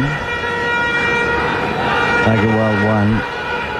Pujara 4. And you think that Southey and Jamieson will do the work for New Zealand this evening. Hard to tell what the light's like over there in Kanpur as Southey bowls. It's searching as Agarwal plays again around his front leg. And Southey, I think, just for a moment thought he might have got through those defences. LBW would have been a good shout if he had. 6 for 1 as the over comes to an end, and Agarwal living a little bit perilously playing around that front pad. Very good over there from Southey. The first one, as I mentioned, that started about just on the leg side of middle, and then he just started to move away, and there was Agarwal not wanting to play it, but played it very late because he had to. He doesn't want to play outside that off stump. And then that one, which was the ball rotating just slightly the seam, so it didn't swing and just kept going straight at legs, sort of middle and leg, and Agarwal again playing it very late. Here come the light meters from the umpires. Well, it's 10 minutes to go, so it's happening a little bit later this evening than it has on the previous 2 nights. I think we'll probably, be going off here, or we'll be saying you must bowl your spinners. No, thank you, we won't at all. Of course we won't. It will disappear. And certainly I think the Indian lads will be wanting to go off too. Well, here are the umpires. Looks like they're going to keep going. Yeah, okay, well, Jamieson, let's bring another one in, see if New Zealand can get another wicket. Jamieson might just attack Pujara with the odd short ball in this over, but he's got to get it reasonably straight. And Pujara certainly gave the impression that he wasn't happy with the short ball in the first innings. He got a finger jammed, if you remember, against the bat handle. And even that last one in the last over, he was looking to duck. Jamieson bowls outside the off stump, wasted delivery really, as Pujara doesn't have to play it at 6 for 1. Yeah, he did look uncomfortable against the short ball, even on a pitch like this. And I think it's less about the pace of Jamieson, more about the bounce he can get into the air, yes, and the variation in bounce on this pitch. It's certainly not predictable, and we've seen, as I described, when Ajaz Patel hit a mistimed hook for 4. I think the only hook shot in the match so far, certainly the only one I can remember, as Jamieson bowls. This is a good delivery, and he's unlucky, and Coney he's living every ball here with the New Zealand side. Gee, how did that miss the outside edge and the stumps? That was a beautiful delivery, not too dissimilar to the one which dismissed Gill. Decent release, angled back in. Oh, well, I mean, Pujara does his best to cover up as if I had that covered. Well, it was through him completely and just missing the off stump. I think that's the length here. Yeah, bring him forward. Yeah. Just that one where he's just uncomfortable about getting forward. Jameson bowls again, shorter, and Pujara's onto the back foot and playing comfortably. Yeah, I just feel with the time in the game, I know the short balls is a useful weapon, but on a pitch like this, with the ball moving around, the doubts really come in as Gill was bowled by that ball that nipped back. We've just seen Pujara barely surviving a similar delivery. And I think the greatest doubt that Jameson can create is with that ball that's well up. Just a hard length, just short of a drivable length, bringing him forward. And with slightly unpredictable sideways movement as he bowls again. This ball comes in late, in the air this time. And Pujara plays it very well indeed to cover up. And he looks and nods to Jameson. That ball looked like it moved late in the air into the right-hander. Yep, did. He didn't get that going so well in the first innings. And there were a few runs going sort of down to sort of backward square and fine leg from it. But that one was right on the money. Well, it was Jameson on the first day, Southee on the second, and here we are on day 3 with Jameson bowling beautifully, and that's full and a very good delivery as Pujara plays it comfortably enough. Somerville dives it to mid-wicket, but again Jameson just searching for that ball that gets through the defences, just a little bit over-pitched on that occasion, but he looks really good today, terrific, and he can go away in a few moments and put his feet up, rest up, have a massage, and then come back and do it all again tomorrow. Today's play, the run rate's been 1.94, and you would think that would be very dull indeed, but it's really been anything but. 89 overs and 2 balls have been bowled. Here's Jameson bowling again outside the off stump. That's unfortunate. Pujara's going to pick up 4 outside the edge down to the boundary for 4. That's frustrating. 10 for 1. Overs come to an end. Pujara is 8. We'll take a break. G'day, Cameron Smith here. Make sure you download the SENZ app and subscribe to the Matty and Mates podcast. It's Matty Johns chatting to his mates, talking rugby league. Tommy Turbo, he scores. It was Cleary. It was Teddy. It was Turbo. Plus a lot of things that have nothing to do with sport. Randy, Matty. what is that type of champagne you're drinking at the moment? I know that. Let's not get carried away. And while you're there, subscribe to the Captain's Run. Get them both by downloading the SENZ app. And we've just got the umpires having a look, and it looks like Ajaz Patel is going to come on. That seems strange. 10 for 1. You can't force that. I just feel that New Zealand should say, no, thank you. We're going to bowl Southee and we're going to bowl Jameson. They look dangerous. They're beating the bat. The ball is moving. It's a new ball. Yeah, I'm surprised about it. If runs come from this over, that's just not right. Do you think the umpires have offered the late and New Zealand have decided to stay on? They said, we'll bowl spin? Yeah, you can bowl spin if you like. Yes, you bowl spin. I'm sorry, it's too dark. That's what's happened. For your quick bowlers. Well, it's not as if Southee is that quick either. He's now medium to medium fast. 130 Ks. Well, obviously Williamson's thinking, they might be able to pick up a wicket. We'll see. Patel's going to have to bowl a tight one. 10 for 1 it is. 4 overs have gone in the innings. India's lead is 59. And it's Agarwal on 1, Pujara on 8. And looking at the time, 11:56. So this is what, probably the last over? The last over. Yeah. And if we get through to midnight New Zealand time, it'll be the first time we've got through the stumps on day 3. So Taylor is at first slip, Latham is at leg gully, as Patel bowls, good flighted delivery, and Agarwal digs it out to Jameson at mid-on. Also a player in that short gully. That delivery, 83 kilometres an hour, much slower than the Indian 10 Ks slower. It's telling, isn't it? Here's Agarwal facing, and again a slow delivery inside edge, which goes between bat and pad. well away from the stumps, but nevertheless a psychological win for Ajaz Patel. But Agarwal picking up a couple of runs as it ran off the inside edge, down between the stumps and the batsman. 12 for 1. Very full. Yeah, it's interesting. Surprisingly, lack of confidence in that delivery. But poorly played. Yep. By the Bat batsman. away from pad. Yep, inside edge. Very nearly bringing about his downfall. Here's Patel again, just a couple of paces. This is outside leg stump, so not a good delivery from him. And it's turned by Agarwal. He thinks about a second, and Pujara at the striker's end says, no, we'll just keep it there. I'm 13 for 1 is India. Pujara is 8. Agarwal is 4. 3 balls remaining in the day's play, and it will be Pujara. But that was a bad ball from Patel outside the leg stump, and it really did just take the pressure off for Agarwal. Just 3 deliveries, too full, not allowing the ball to bring the pitch into play. Too slow. Well, that too, but I mean, you've got to bring the pitch into play, don't you? There's strange things happening.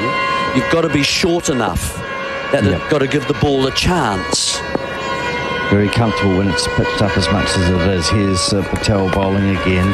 This is a better delivery, shorter, and it does bring the pitch into play. The batsman Pujara has to come forward, and again you just see that uncertainty as soon as the bowler gets the length right. 13 for 1, 2 balls remaining. 3 men around the bat looking for a catch, and this is another good delivery, held back a bit, allowing the ball to flight. And Pujara is forced to use his feet to get to the pitch of it. 89.7 kilometres now, so a better pace on that occasion, more akin to the Indian bowlers. Latham is now coming into a silly mid-off position. Yeah, for the pad bat. Very close indeed. He is uncomfortably close as gets a full toss just as the fieldsman comes in closer, and it's very well fielded by Jamieson at mid-on. A wide position there. He makes a couple of paces to his right, dives, and prevents the ball going away to the boundary for 4. Agarwal is 4, Pujara is 9, 14 for 1, and we're just looking to see if play is going to stop now, or is Jamieson making his way to the bowling crease for another stint. It's 63 the lead for India, and the umpires might just take control anyway. They're looking at their light meters, going to walk down and have a chat to the batsman, are they? Or just going down to the other end now, and we'll see what they do. They haven't made a decision yet. Yes, they have. Players heading away. Pujara not going to hang around now. There's indecision. He's off. New Zealand players turn and start to walk off as well, and that is the end of a very good day's cricket in Kanpur. And now Pujara is just looking at his teammate Agarwal and deciding, yep, a fist pump is warranted, and off we go. So just a chance to take you through the scoreboard of today's play.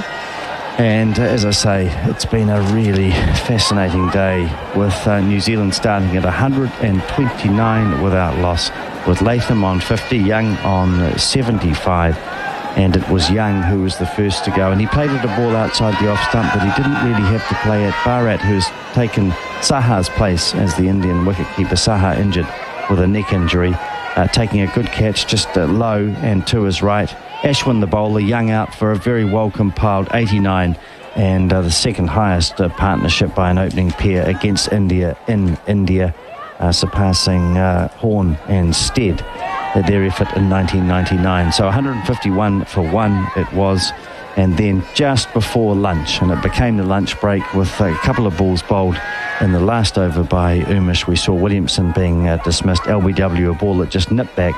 Williamson reviewing it immediately but being unsuccessful, and New Zealand went to lunch at 197 for 2, and that dismissal of Williamson, we think, a key moment in today's play. Taylor came out and he struggled, really did Ross Taylor. He was dismissed when the score was 214 for 3, so just 17 runs added after lunch. Taylor again caught by the keeper Bharat from Axar's bowling, the first of Axar's 5 wickets. Taylor out for 11. Nichols came in, again struggled a little bit. He was LBW to Axar, playing a poor sweep shot, misjudging the length of it completely. He was down on a knee, and struck in the groin region, given out LBW for 2. He again reviewed it unsuccessfully. It was 218 for 4. That became 227 for 5 when Latham came down the pitch to a ball that was just not there for him. He tried to get bat on it, got a little bit, an inside edge. It went through to Bharat, and Latham was well stranded, stumped by the keeper, again off Axar's bowling. And then 241 for 6 when Ravindra was out, bowled by Jadeja for 13. And it was 90 runs during the first during that period, and 6 wickets having fallen. 249 for 6 it was at tea, and things didn't get a lot better for New Zealand after that. Blundell bowled by Axar for 13, 258 for 7.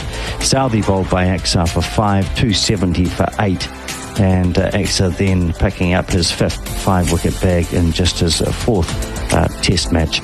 Jameson made a spirited 23. He was caught by Axar on the mid-wicket boundary from Ashwin's bowling for 284 for 9 it was. And then Somerville, last man out, bowled by Ashwin for 6. It was 296 all out, and we'll cross to an interview. No, I think the language is not going to work for our New Zealand listeners, as skilled as they are, so we'll just drop away from that interview. So it's Axar Patel being interviewed about his 5 for 62. We'll take a break now and come back with Daniel McCarty and our experts. In sport, if it happens locally, nationally or overseas, SENZ is there. And it's all on the SENZ app. Brendan McCullum is on 298. Subscribe to SENZ's podcast channel and catch up on all of SENZ's shows, plus shows from across the ditch, including Matty Johns, Cam Smith, Andrew Voss, Adam Gilchrist, Ian Healy and Brian Fletcher. Download the SENZ app now and listen anywhere, anytime. This is SENZ and coverage of our Test match series between India and New Zealand. Day number 3 is now past us. Stumps called. Bad light once again stopping play with India 14 for the loss of 1, losing Shubman Gill. Agarwal 4 not out, Pujara on 9. They have an overall lead of 63 runs. Utterly enthralling day, despite only 181 runs being scored.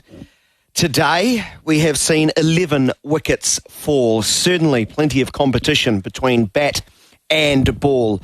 All right, time for our round table discussion as we wrap things. We've got about 20-odd minutes before we depart at 26 minutes after midnight. Great to have your company here on SENZ. Hey, if you've got a question for our experts, now is your chance. Fire through your own reflections on the day's play and how this game is situated. Now is your chance. Get your comments through to 8833. That's our text line. So text in, grab the phone. And if you've got a question for Jeremy Coney, Richard Petrie, Garth Galloway or myself, now is the time. Text us. You've got about 20 minutes to get in on the action. India 340, New Zealand out for 296 today. India 14 for the loss of 1. Shortly, Jeremy Coney, but I'll go next to me. Richard Petrie in our commentary position alongside me in Wellington. My Lord, there's steam coming off your remarkable, your digital device. You've been working feverishly over the last 20 minutes. I can't read your handwriting. Treat me with some wonderful analysis on that day's play. Well, interesting day. Really interesting day. Good day. Enthralling day. Day 1, 258 runs. Day 2, 216 runs. Day 3, 181 runs. It's going down. It's going down. It's going down. It's getting harder and harder. So what does that mean for day 4 and day 5? If we're going to go below 181 runs, where does it go to? So 2 days left in this test match. New Zealand, can they get it? I mean, can they win it at this point? It's going to be tough. It's going to be tough because they're batting last. And as we're seeing, the runs are going down. So chasing's getting harder and harder. Can they bowl India out? Possibly. Would have been nice to get another wicket tonight. They picked up 1. So New Zealand, I think, either have to bowl India out or make them take a long time to get a lead where they feel, that's enough. New Zealand can't score that.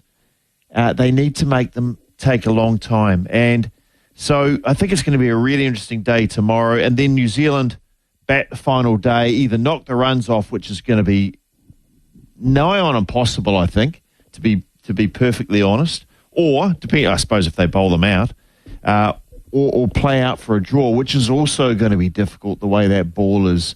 There's submarine balls happening and all sorts of things. So, really interesting day. Latham and Young did really well. Latham 95, Young 89. The much vaunted middle order, Williamson 18, Taylor 11, Nichols 2. Not much there really to write home about. A little bit underwhelming. Blundell and Ravinder, the rest of your batting order, 13 and 13. Yeah, unfortunately they tried hard. Not much there. Jameson batted pretty freely, looked pretty good for 23, but at the end of the day, it's only 23. Somerville had delusions of grandeur against Ashwin, batted pretty well, but in the end, wasn't enough. So New Zealand 50-odd behind. It seems a long way behind, really, especially as the runs are getting harder and harder to come against. So I think they'll be doing the calculations. They'll be in the shed tonight working out how can we win, how can we draw, and interesting time for Gary Stead and Williamson. Yeah, there's a lot to unpack there, Jeremy, having listened to Richard, and the one thing that's probably ringing loudest in my ears is that great notion, and one of the most underappreciated elements of this game, that it's the element of time. The element of time. It's not just runs. It's not just wickets. You've got to ponder things. Remember, it took India, Jeremy, 142 overs to bowl New Zealand out. So they've got to factor in how many overs do they need to actually win this test, as well as setting up that by scoring enough runs at a bright enough pace. So, yeah, clearly India on the front foot. They have got an advantage. But, boy, we're set up for a thoroughly exciting couple of days, are we not, Jerry? Yes, if New Zealand can bowl well tomorrow. I mean, it's going to depend a wee bit on that, isn't it, if you think about it, Daniel, because 142 overs, yes, you're right, but 57 of those overs were taken up while Latham and Young kind of went beyond expectations, if we're really honest. Just a little, I mean, that first partnership of 151 runs exceeded what we would have hoped, I think. And then, as soon as Young was out today, things started to happen for India. And that might have been timed exactly with the pitch just starting to do a little bit more. Their spinners had to work relatively hard to find out the speed to bowl, the kind of side that they wanted to bowl more at than others. And it took them a while to break open New Zealand. But once they did, it started to happen for them, didn't they? And New Zealand not only found it quite hard to stay at the crease, but they also found it increasingly hard to score runs. And so the run rate for a lot of the day was under 2 runs per over. And so that's the issue for as far as New Zealand are concerned. And so New Zealand have got to bowl well tomorrow. Their concern, I think, would be, they won't voice it, but their concern will be their spin bowling, because they're probably not going to be needed to bowl too much in the last day of play. So tomorrow is going to be their bowling effort, and that's where they're going to need, I'm afraid, Southee and Jameson. They are going to have to, as that session that we talked about at the beginning of day 2, when Southee and Jameson had to be one or the other, or both, had to be bowling early on, right through almost the session. And I'm afraid we're kind of in that situation again, to compress this Indian effort and keep the runs down and try and take wickets in that first session tomorrow, while the ball is still quite new. We will take a short break. It's 12 minutes after 12 o'clock. Back to wrap things up after the break. Want to be involved in an Irish-UK bred stayer to contest big cups races in Australasia? Fortuna select only proven staying types with strong pedigrees from Tattersall's UK Horses and Training Sale. Leaderboard and Car Fief are two recent examples with noms for the New Zealand Cup, while 3-year-old Without Envy had a strong recent performance at Ascot in the UK over 2,400 metres. Make your Cup's dream come true with Fortuna. Google Fortuna Racing for more. Call John 021 921 460. The land of the long white cloud, home of thoroughbred champions and the Karaka experience. Karaka's iconic sales has for years unearthed the next generation of racing royalty. From blue blood thoroughbreds to other exceptional types, international buyers converge on Karaka each summer, seeking their next champion. Let New Zealand Bloodstock open the door to Karaka and experience the passion and expertise of New Zealand's top breeders. The journey begins at Karaka. nzb.co.nz. Here's a very special offer from Winning Edge Investments. Dean Evans is a renowned punter and Australia's most profitable and successful horse racing tipster. His Trial Spy tip service has made well over 600 units profit for members, making it the most profitable verified bet and forget horse racing tip service in Australian history. To get a 30% ongoing discount, head to winningedgeinvestments.com, click on membership options, click on Trial Spy and enter the promo code SENZ in capital. Being at the greatest events on the sporting calendar is what makes sports fans tick. And to witness the biggest sporting moments in New Zealand, Ballpark Entertainment can get you there. All Blacks, horse racing, cricket, NRL, Super Rugby and more. Ticketing, corporate suites and money can't buy experiences. Get the best access to the best sporting events with Ballpark Entertainment. Making memories. Search Ballpark Entertainment on the SENZ website.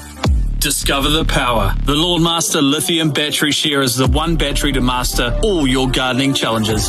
With the 40 volt and 58 volt range, you can use the battery across the mower, chainsaw, hedge trimmer, pole saw and leaf blower.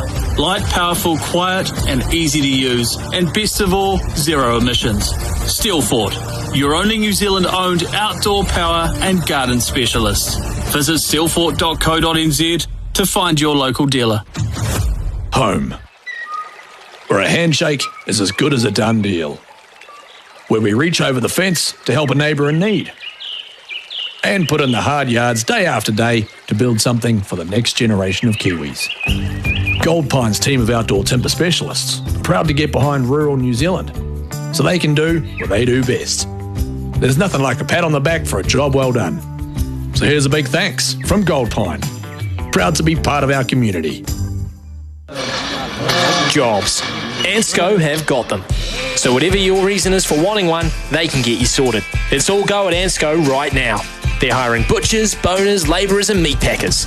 You don't need experience, they'll train you up. As long as you're reliable and pretty fit, you'll fit right in. The money's good and the team are awesome.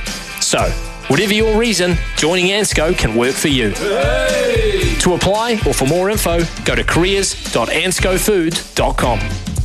Immunisation protects you and your community against infectious disease and can help safeguard future generations. That's why Chemist Warehouse is proud to be administering COVID-19 vaccines in selected stores across New Zealand. With plenty of spaces still available at the huge Sylvia Park store, now's the time to step up and roll up your sleeve.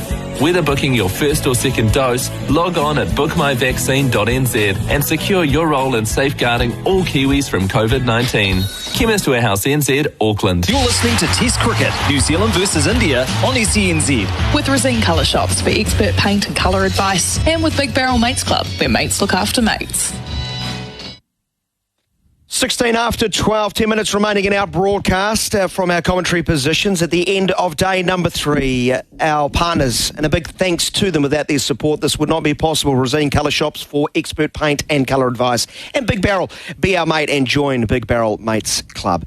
Nice images coming through on the international feed of Axar Patel having a chat to Ravi Ashwin as part of the post-match presentation. Yes, the Indian players get to interview themselves after the day's play. That's one way to control the message for sure. The ball being hailed up by Axar Patel proudly. He's already written the bowling figures on it. 34 overs, 6 maidens, 5 for 62, and it leads me down to the path. Let's look at this from an Indian perspective. They are front-running this game, but they also kind of need to dictate terms somewhat if they are going to first post a total that could be a winning total and then have enough time to bowl New Zealand out. So I'm just going to whip around our three fine minds. I'll go with Garth Galloway because I'm going to catch him on the hop. He's got the phone. He's, texting his... huge fan base who are adoring him after his fine performance. Garth, from a tactical perspective, you're Ajinkya Rahane, you're skippering this side. What tactic do you think you're coming up with tomorrow with regard to getting yourselves into a firm winning position? Well, I think get through the first half hour and make sure that you're not losing wickets early on. But the real test for me for India watching them is, how much do they back themselves? Do they need 290 or 300, a conventional sort of chase, or are they prepared at, say, 250 to get out and to set New Zealand a total around then? So what I like about it is that they're without Kohli, they're without their other stars, Sharma and so on. And for me, that's just a test. As Gill is out already, Iyer is still playing in his first test, looked quite loose early on. They could easily end up 3 or 4 down early on. And then, that brings either a New Zealand victory into play, very unlikely, or the potential of a draw. So the thing for me is get through that first half hour and then think about it. But time is getting quite tight here, Daniel. If India want to set 250, they need another 200 runs or so. Can they do that in 2 sessions? And, the longer it goes into the day tomorrow, the better chance New Zealand have got of staying in the game, not winning it, but being able to draw it. So, choice of India, how aggressive are they going to be? For me, if I was in charge of the Indian side, I'd be wanting to try and set a total and not hang around too much, frankly. You look quite animated next to me, Richard. A lot of